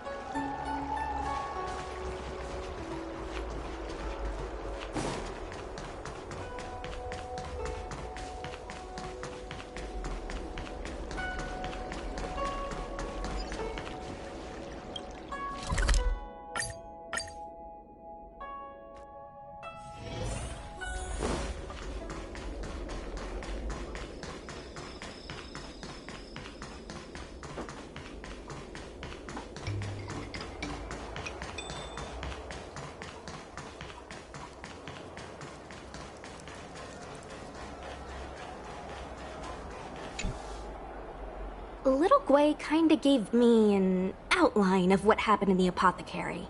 Can you tell me more? Thanks for telling me everything. I didn't think things would get so out of hand. I would have been able to help you if I were there too, and maybe little Gwei wouldn't have ended up in the apothecary. Oh, you don't need to worry about little Gwei. She won't be able to sit still even in a sick ward. I'm sure she'll come find you again in no time. I'm heading to the apothecary to check up on her. Catch you later.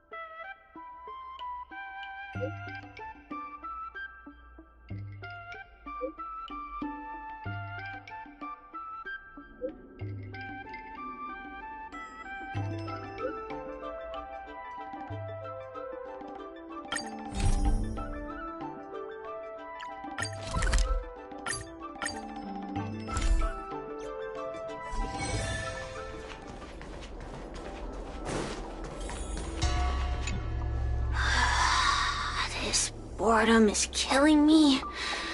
The only entertainment I have around here is watching the insects fly by. Speaking of which, seems one of them has come to visit me. I wonder, is he here to taunt me or implement some sort of restorative justice? Surrender? Why would I do that? To you, I may as well be fighting an unwinnable battle, wasting my time away in someone else's body. But for me, the game has only just begun. The Ten Lords Commission doesn't have any moves left, and I still have time to turn the game in my favor. You know, it wasn't that long ago that you and those judges would have become my pawns, if it wasn't for that meddling guard dog. If you have nothing to say, then run along.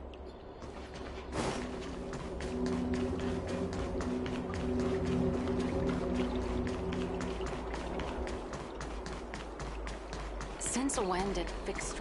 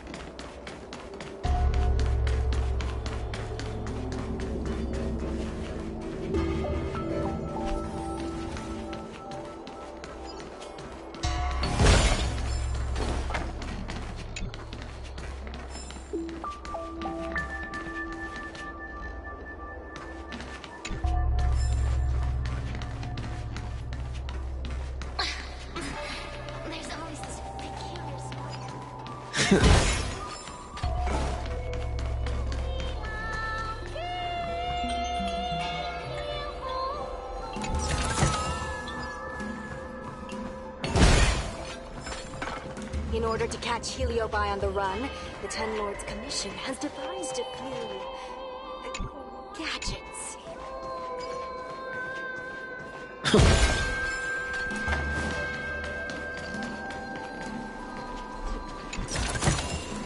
Is that all?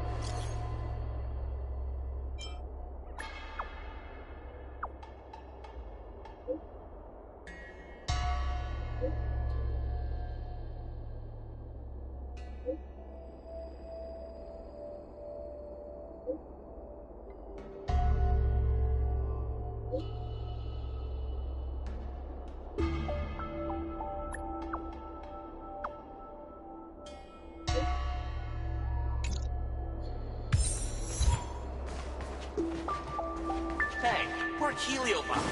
Ghost.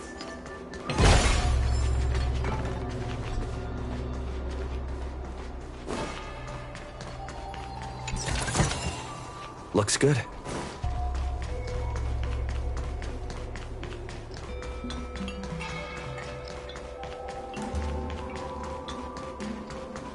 The engine people.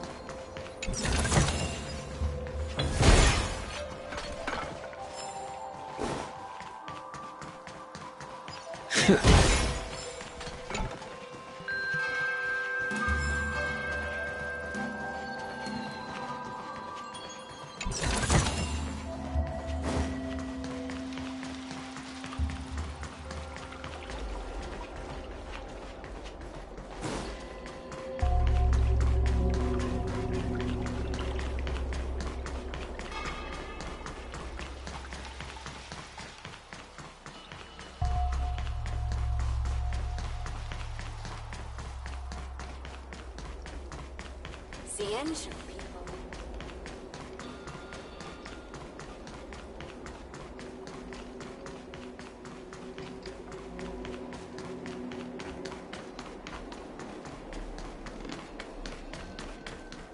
In order to catch Heliobi on the run, the Ten Lords Commission has devised a few.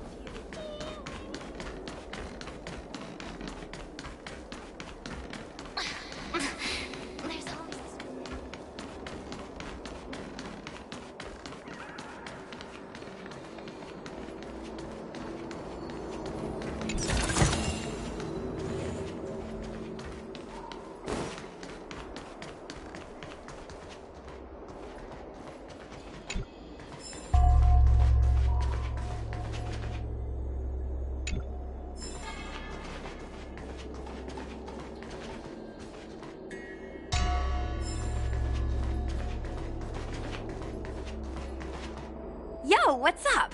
You're finally here. Without you, our ghost hunting squad would be nothing. Hey, I'm a reliable squad member too. Sure, when you're not passed out in fear. Cut it out. If you keep teasing me, I'm not gonna perform my boulder smashing trick for you anymore. The official name is the Ten Lords Commission Special Operations Team for the Heliobi Containment Breach Incident. That was the name given to us by decree of the Ten Lords. Since we managed to survive the Fixed-Roll Garden incident, the Ten Lords decided to entrust us with hunting down and subduing the Heliobi using our special skills. Miss Gui has set up a social media account under the guise of investigating paranormal phenomena and unexplained mysteries. We can use it to gather intel for our mission. You hear that, Sushong? I'm a key member of the squad! They said I could be a Ten Lords Commission intelligence hawk! I might not be a scholar, but I don't think calling someone a hawk is a compliment. The Ten Lords Commission has specially entrusted Judge Huohuo with commanding the ghost hunting squad. So please make sure to follow her lead in all matters related to the Heliobi. That's right! I won't let us down!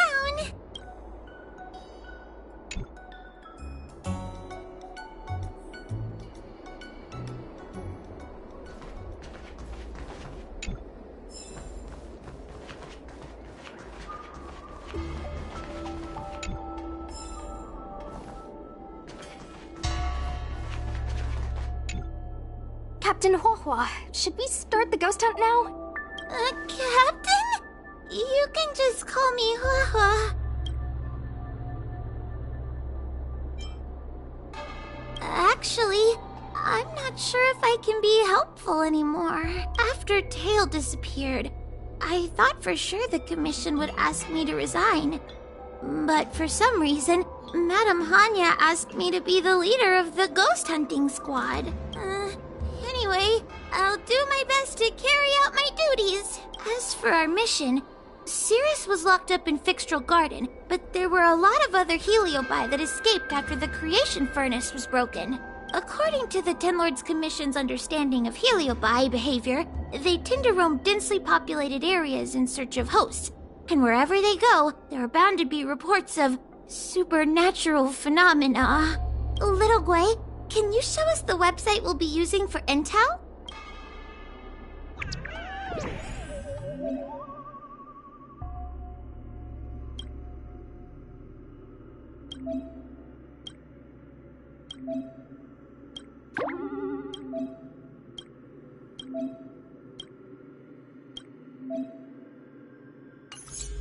Look, I'm a new user, so I only have a few followers on this site. But based on past experience, once you get a following, people start flooding you with stories and news about paranormal activity. We have our work cut out for us, that's for sure. Sometimes a lead is obviously fake. But other times, it's hard to tell from just a few words on the internet. After all, some people will make up all kinds of nonsense to attract attention. So, we still have to go out and fact-check the leads? Mm-hmm. Plus, the Spiritfarers from the Ten Lords Commission will be carrying out their own investigation in secret as well. Speaking of attracting attention, how do we get a following on a paranormal activity website? Sounds like Little Gwei's department. She used me in some of her performances just to draw a bigger crowd. Haha, that's the easy part. We just post some videos of us ghost hunting, subduing Heliobi. We're working for the Ten Lords Commission after all. We're gonna have the best content out there. Madame Hanya has already given us the green light. We'll record our Heliobi hunting expeditions to get more followers, and then use the intel from our followers to find more Heliobi. It's like a vicious cycle. Wait, a virtuous cycle. Oh, wait, aren't we supposed to be operating in secret? Another thing we have to think about is that Heliobi feed on the emotions of their hosts. They can even manipulate a host into revealing their deepest secrets. Wouldn't posting a victim's personal information online cause even more harm to the victim? The way I see it, operating in secret and exposing the paranormal go hand in hand. We won't reveal the names of any victims. We'll just post some pics and videos of the squad engaging in fierce battles with the supernatural. And then come up with some dramatic titles. Like, Little Gwei Investigates. Ghost tries to scare young Cloud Knight girl on creepy road. Gets owned. You know? We'll turn the entire Heliobi hunting process into regular uploads. Viewers will see that there's nothing scary about it, and there won't be any public panic. Why are you looking at me? Want a medal or something? It does kind of sound like a good idea. Thanks, bestie. I feel like some of you aren't convinced by the whole online ghost hunting thing. How How about this? We take a look at the leads we have so far and pick one to try out as a test run. Take a look. This post is getting tons of comments.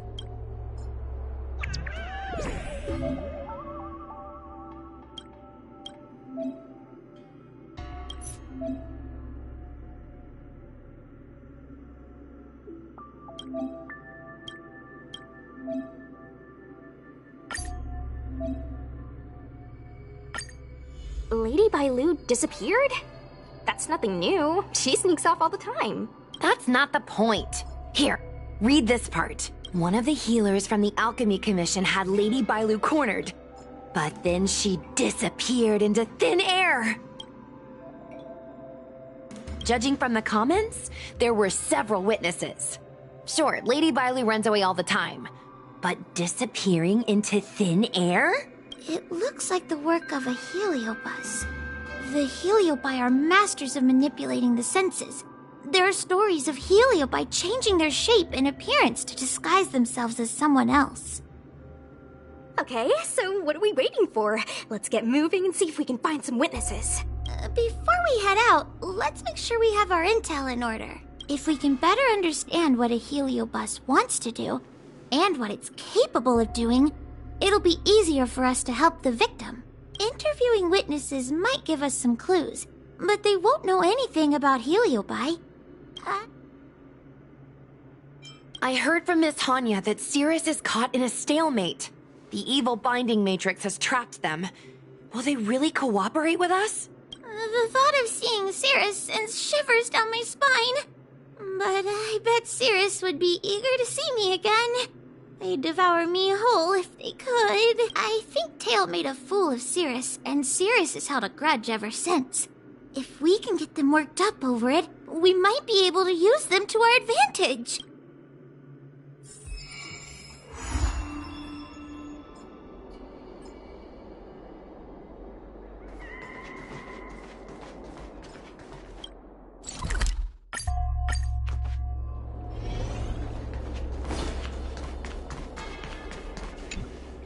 Oh, this tedium. Even the insects can't hold my attention any longer.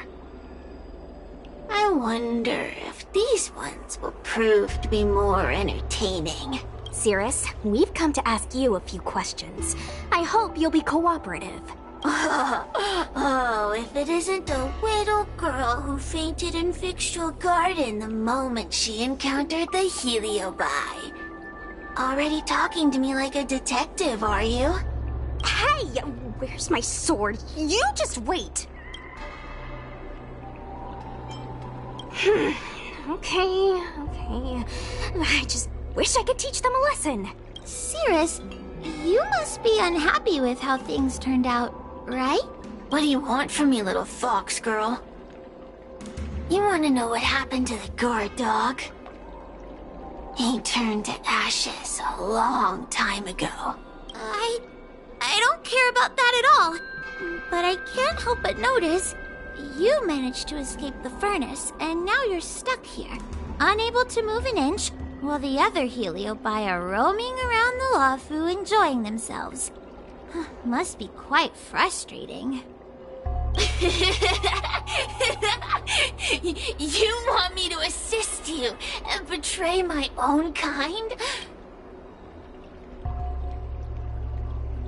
Huh. I can do that. Under one condition. I wish to arrange a challenge.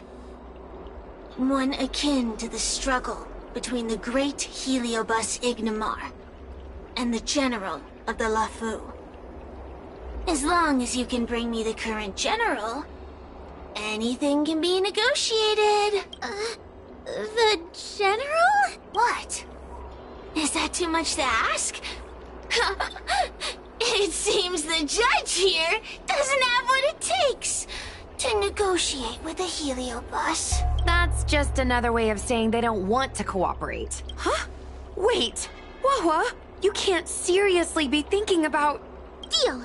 I'll submit a request to the Seat of Divine Foresight.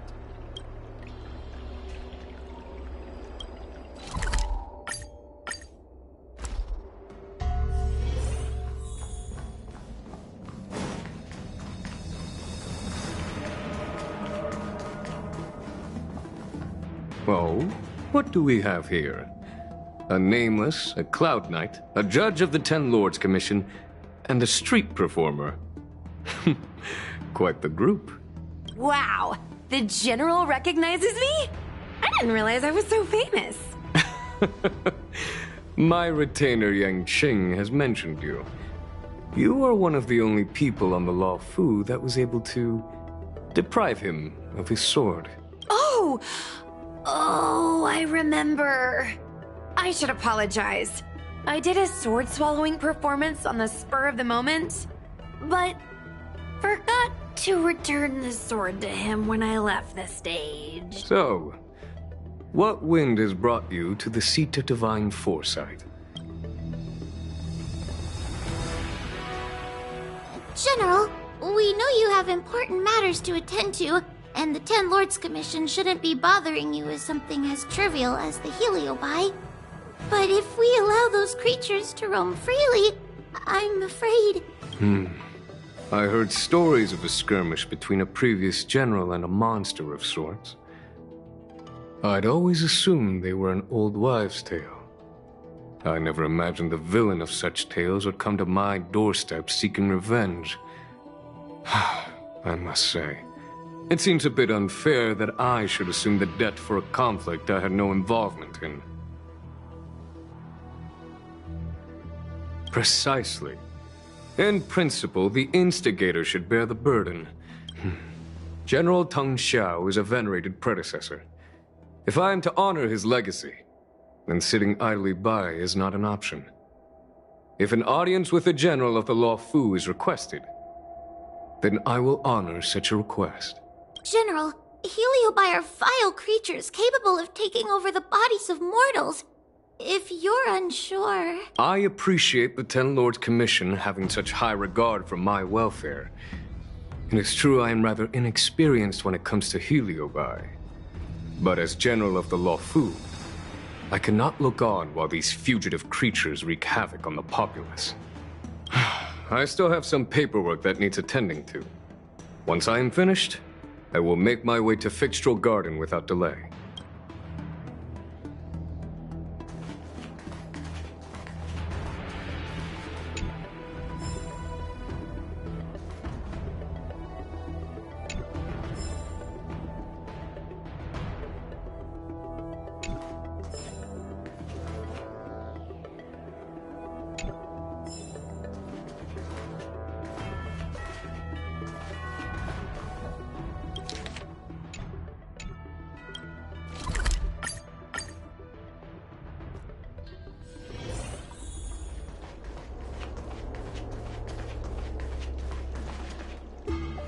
I've never seen this one before.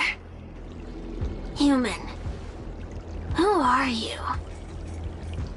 Heliobus, is it not your deepest wish to hold a rematch with the General of the Law Fu?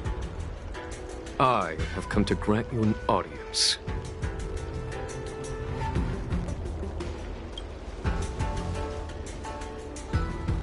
Cirrus, we have brought you the person you wish to see.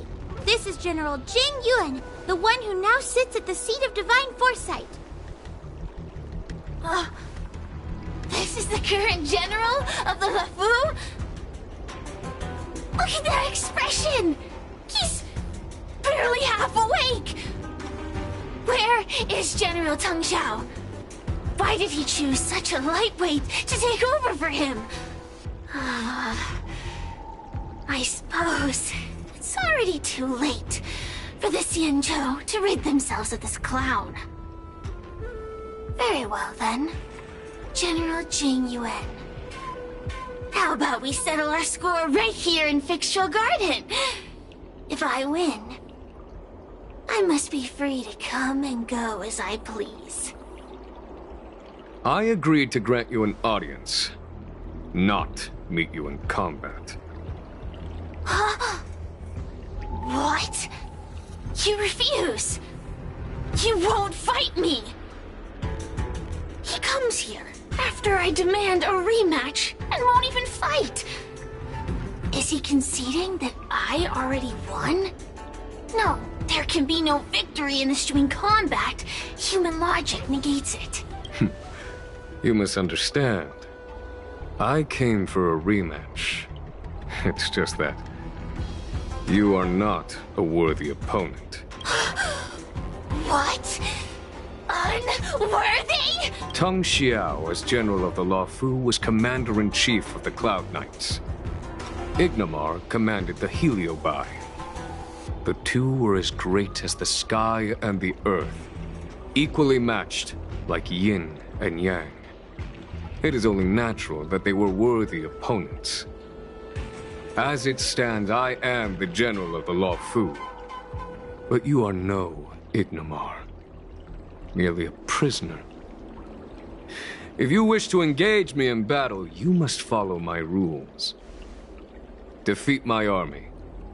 Only then will I grant you the fight you seek. Your army? That's right. You must defeat my 4 companions gathered here. Then, you will have proved yourself a worthy opponent. Wait, he means us? We'll be okay, right?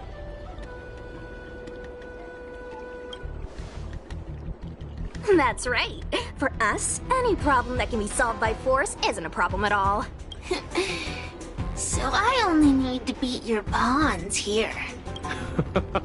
It would serve you well not to underestimate them. They are as skilled in combat as they are tenacious in spirit. I worry they might pose a problem for you. If you win, you can have your rematch. If you lose, you will answer one question of their choice. No lies, no tricks. Can you accept these terms? It's a deal. The game is set. This platform will be our chessboard, and the fighters will be the pieces.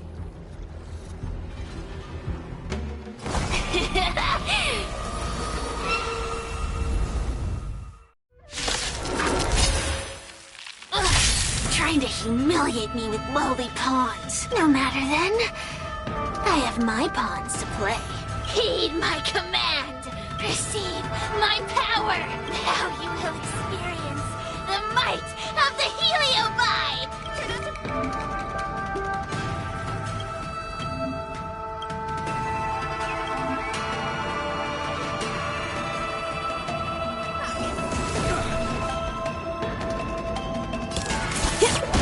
Give it up.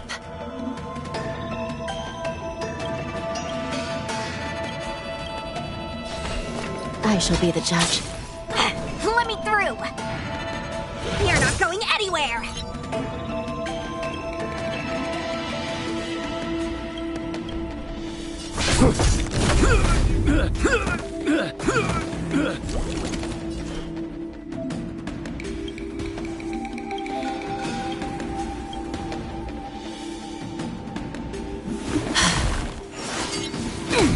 Want to see what I can do?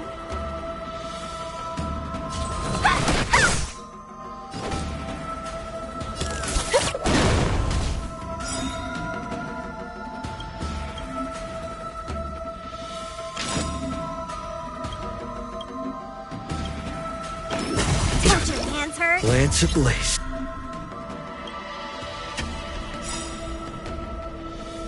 Flaming Lance! Forward! It's time.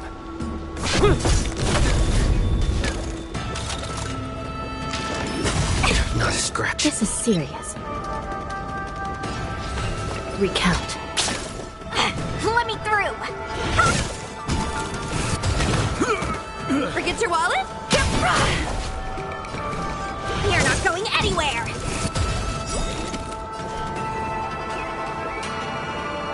Take this! Shape of Taishu! Rise, Venus!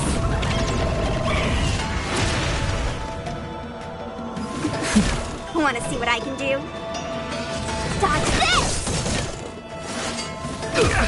Turn out your pockets!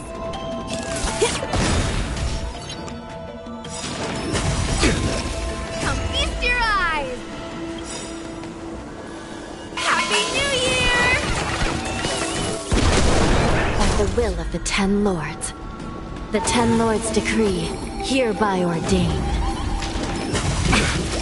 I'm on guard.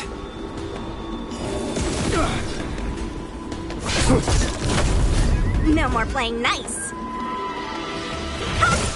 Still in denial? I shall be the judge.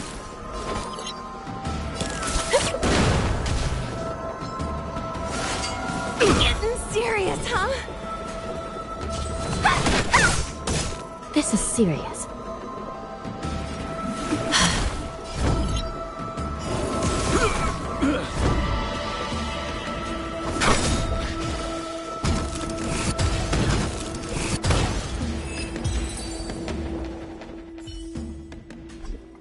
You've lost. Serious. Ugh, don't get complacent. If I had all of Ignimar's power, I'd never have lost to the likes of you. Should you decide to try again, my offer still stands. But you must defeat them. What are we waiting for? Not so fast. Before we fight again, you need to answer one question like you promised. Ugh, pesky devil of a girl. Look, is this something a Heliobus could have done? There are countless Heliobi that escaped from the creation furnace. Every one of them could have done such a thing. Could have been vengeance, curiosity, or simply hunger. So how would I know which one abducted your dragon lady? Of course, I do have my suspicions. For example, Luxie. Luxie loves mischief. They give no thought to interfering in mortal affairs. Their only concerns are entertainment and freedom. Among all the fragments of Ignimar, the one most likely to abduct your precious dragon lady would be Luxie. We were sealed away for 1,000 years. It's been ages since we last tasted the joys and sorrows of the world of humans. I'm sure Luxie was eager to find a new friend and wander the world with them. I think they're telling the truth. Heliobi do have different personalities, and they can be influenced by the personality of their host. If a Heliobus possesses a great warrior, they might gradually take on a braver, fiercer persona. And if their host is a playful child, they may adopt a childlike spirit. Wander the world with them. It sounds like Lady Bailu would have been an ideal target. She's always running off to play in Arm Alley.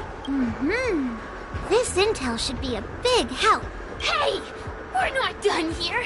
You still owe me a fight! You bunch of meatbags! One minor victory and you think you're something special? Come on! Show me what you've got! The clues are all pointing in the same direction now. It would be wise to strike while the iron is hot. Thank you for your help, General.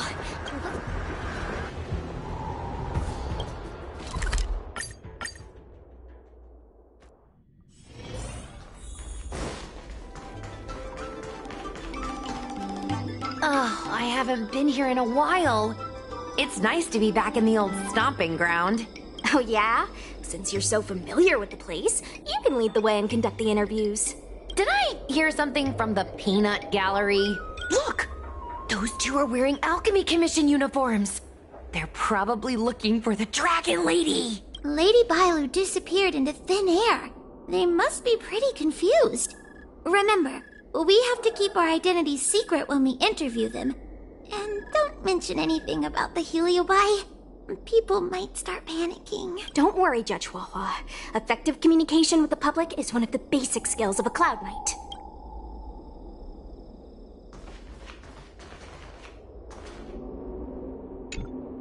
Hello there. Judging by your clothing, you two must be healers from the Alchemy Commission.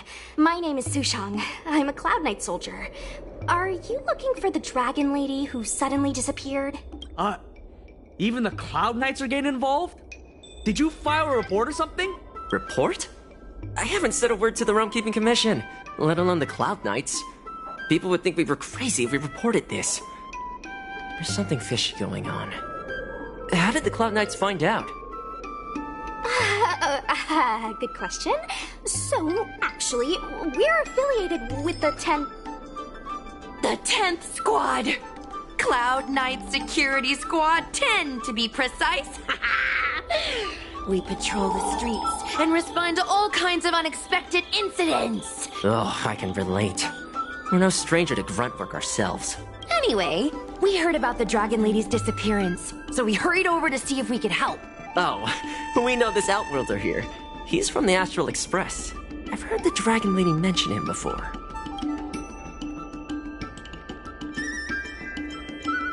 Well, it's great that you're all willing to help, but we haven't actually figured out what exactly is going on.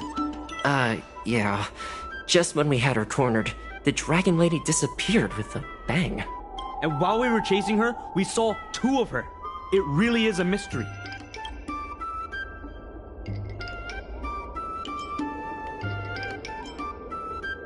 That's what I was just saying. But can Cloud Hymn magic really do that? It sure can. This Foxian beside me? Well, she's actually the Xianzhou's top expert on intangible cultural heritage.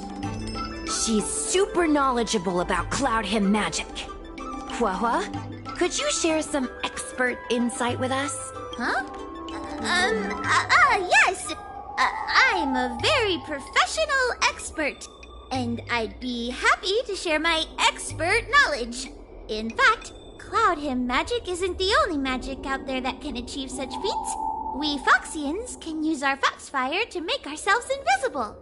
So where did you last see Lady Bailu? On that road there. And I swear I can hear a child giggling whenever I walk by. Must be the wind. Be sure to get some rest. We'll take over from here. Lady Bailu must have seen you and gone off to hide. But with her old friend here, maybe she'll be willing to come back out. Fantastic.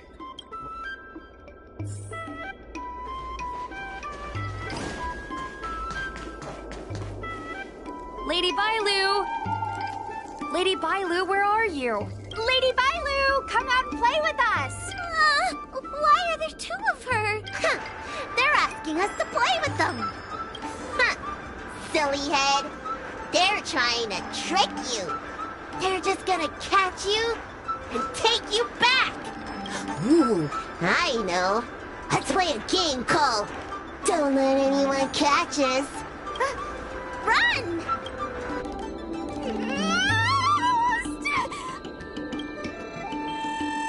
Seriously? That ghost twin was one thing, but your screaming nearly sent me to the grave. Sorry, but seriously, I knew it was a Heliobus, but seeing double Bailu like that sent shivers down my spine. It's okay, Miss Sushang. I've worked in the Ten Lords Commission for many years now, but I'm still not used to their tricks. They're eluding our senses, but they won't have gone far.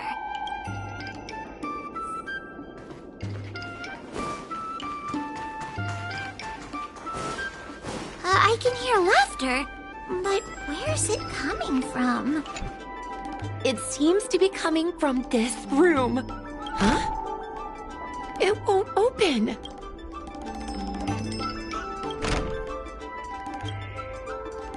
Strange. Is this also the work of the Heliobus? They must know that we're following. But now that we know its hiding spot, it's time to use this. This is the harmonic chime. It's an item that the Ten Lords Commission forged to help deal with the Heliobi after the Fixtral Garden incident. Heliobi create illusions to isolate their victims. But if we ring this chime, our thought waves will synchronize with those of the Heliobus. As for how it works, I'm afraid that would take the rest of the day to explain. In other words, we'll be able to enter the Heliobus's illusion? Exactly. But once we're inside the illusion, we'll still have to figure out a way to catch Luxie. You're the powerhouse of this team. We'll leave the door to you. Be careful not to hurt yourself.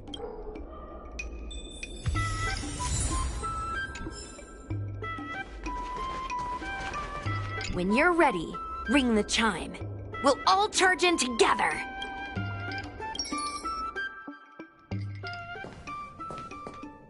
I never thought this would be behind the door.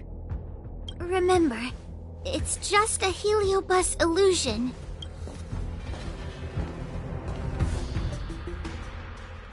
Hey, you over there! Release Lady Bailu! Ah, don't be a bunch of fun suckers. She doesn't want to let anyone take her away. Luxie, they came here looking for me. It's starting to get dark. Maybe it's time for me to go back now? Lulu, didn't we say before that we wouldn't let any grown-ups find us? And never let them take us home? Why? Why did you change your mind? You're right. Grown-ups break their promises, but we don't. That's right. Remember, if you ever get hungry, I can conjure up anything you like. Berry pheasant skewers, star taro bubble tea. Okay.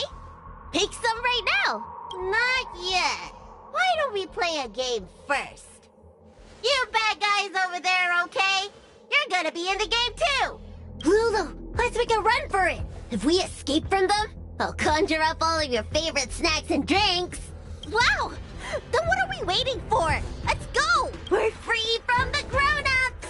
We can play all day, every day! Wait, stop!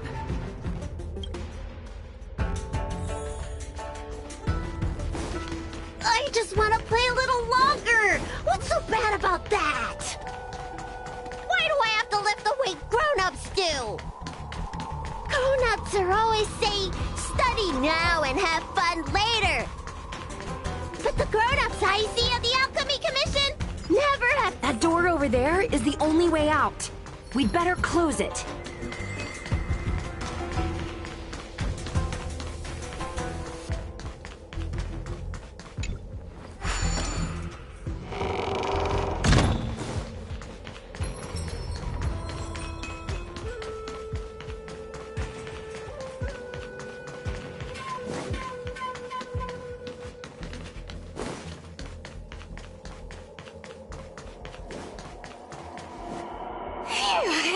By the Arbiter, they sure know how to run.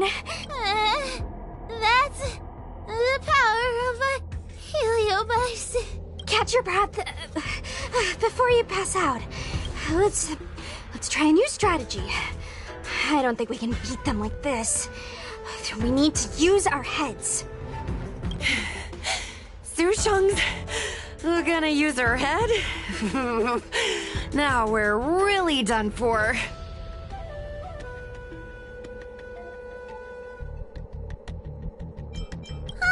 We can't hunt the dragon lady like a wild beast. Wait, I have an idea. How about we use a little reverse psychology? Are you serious? Does that little dragon girl look like she's gonna come running over to us? Chasing Bailu around like this reminds me of something I saw back home when I was a child. On my home planet, resources were scarce, and if you wanted to eat meat, you had to risk your life by going deep into the mines to hunt an animal called a sky mink. Sky minks fly so nimbly and are so alert that even the quickest of hands will have a hard time catching them. Gather round, children. Ugh, don't interrupt. Hear me out. The sky mink's ecology is unique. It lives in symbiosis with a venomous creature called a shrieking lizard.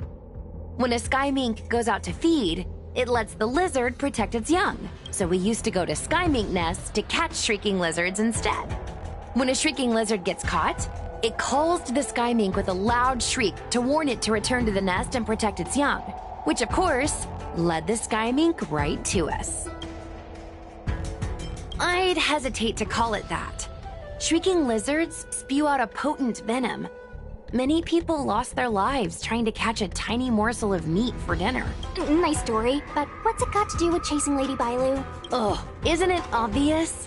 If we catch one Bailu, the other will come running to us. I remember one of the judges had a precious item called a Lunambra gourd.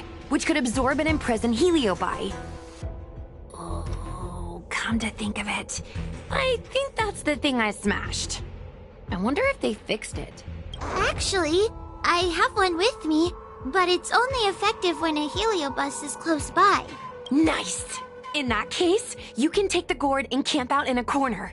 The rest of us will chase Lady Bailu back over here. If we catch Lady Bailu, will Luxie really follow her into our trap? Do Heliobi really have a sense of loyalty to their victims? Who knows? Cirrus said that Luxie is kinda childlike. It's worth a try.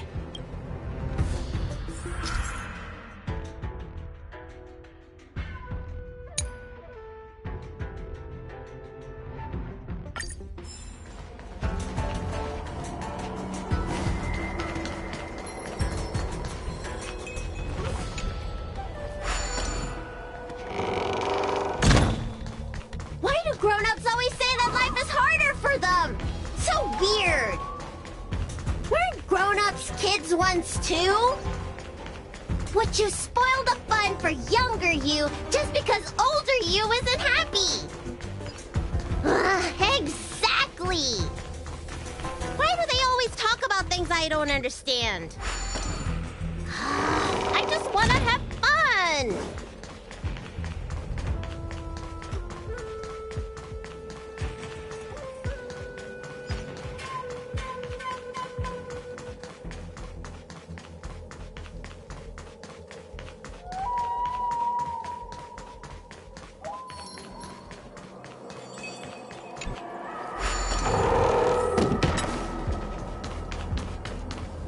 Don't let me go! I don't want to be locked in here! Lady Bailu, please calm down. You're not yourself right now. You're being influenced by a heliobus. You're lying! We never had playmates. Today I finally found one, and you guys are trying to take them away! Huh? Grown-ups are so mean! As soon as they see children having fun, they want to ruin it!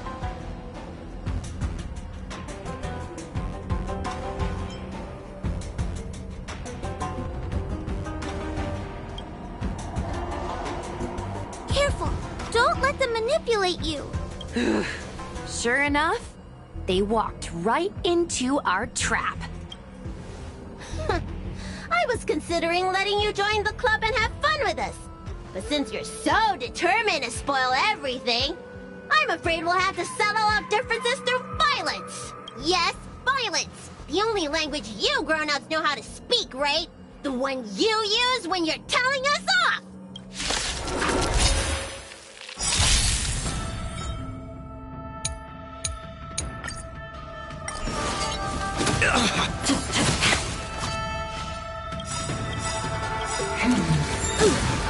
This combat needs... This is double speed. We've entered the storm. To guard and defend. Crush. We can do anything! Time to change tactics. Oh, I'm sorry, Lulu. The grown-ups won. I can't play with you anymore. Luxie, we said we never go back with the grown-ups. They break their promises, but we can't. There's nothing I can do about it.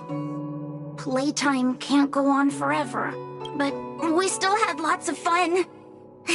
Let's play again next time. There won't be a next time.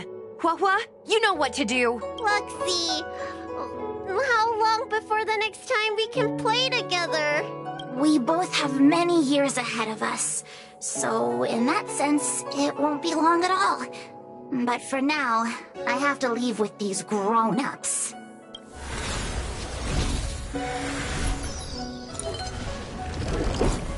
All right.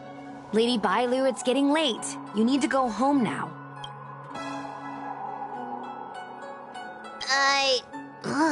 Everything's so fuzzy. Did I do something bad? No need to feel bad, Lady Bailu. You were in a dream world. None of it was your fault. I made everyone chase after me for so long. I shouldn't have done that. It's only natural to want to escape when strict rules are being forced on you. I know there are a lot of grown-ups trying to control you, telling you what you can and can't do. They're the ones to blame. I was ready to apologize to everyone, but now you made me forget what I wanted to say. Apologize for what? You know, you and me have a lot in common. I'm almost a grown-up now, but I still miss my childhood days and running about barefoot. My big brother used to boss me around. He'd give me chores, constantly telling me to grow up, that kind of thing. Then one day, I decided to rebel. I ran away to prove that I could get by without my family, and eventually settled on the Xianzhou. Whether it's a dragon lady like you, or an ordinary person like me, I feel like many people's lives follow a similar trajectory. One day, you'll have the strength to leave your current situation and move on to the next phase. In the meantime, I suggest you try and cherish the good, rather than apologize for the bad. All right. I don't want everyone to feel too sorry for me. Hey, did you ever think about joining the Alchemy Commission as a psychotherapist? Jeez, and there I was, pouring my heart out. Now I feel like this kid's lived longer than I have. Can we not linger around here too long? This place is really spooky. Maybe we can chat somewhere else?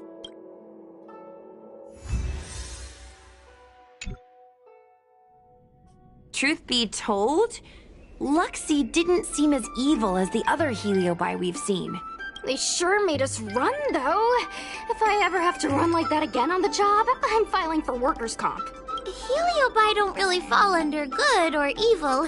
They just act according to their desires and emotions. I hope the others will be just as easy to subdue. I should go surrender myself to those two medics. They were looking so hard to find me. Wait! Huh? What is it? We're going to make a post about this paranormal incident online to attract more followers.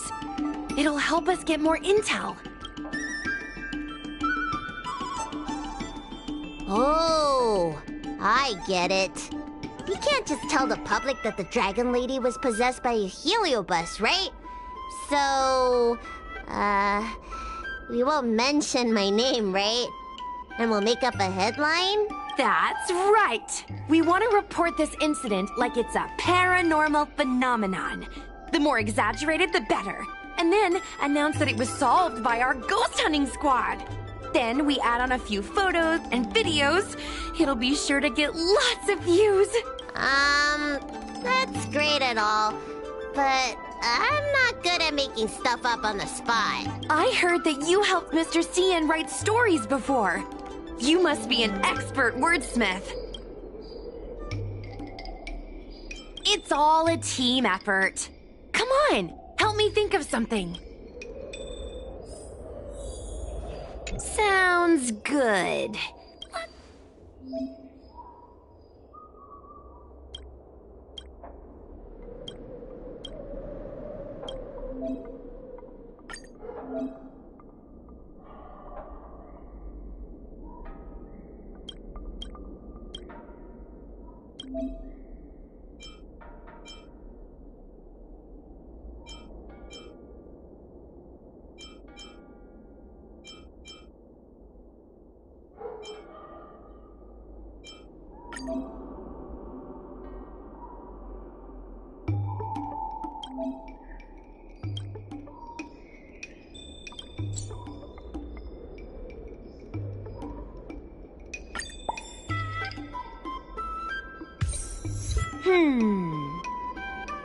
I say that's a good title.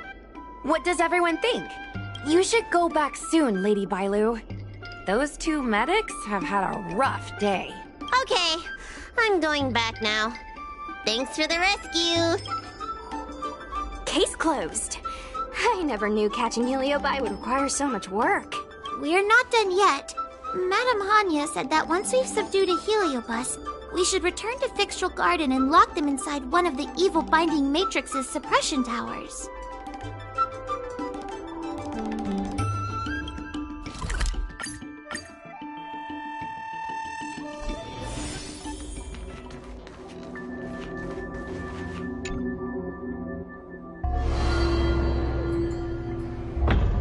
It's over.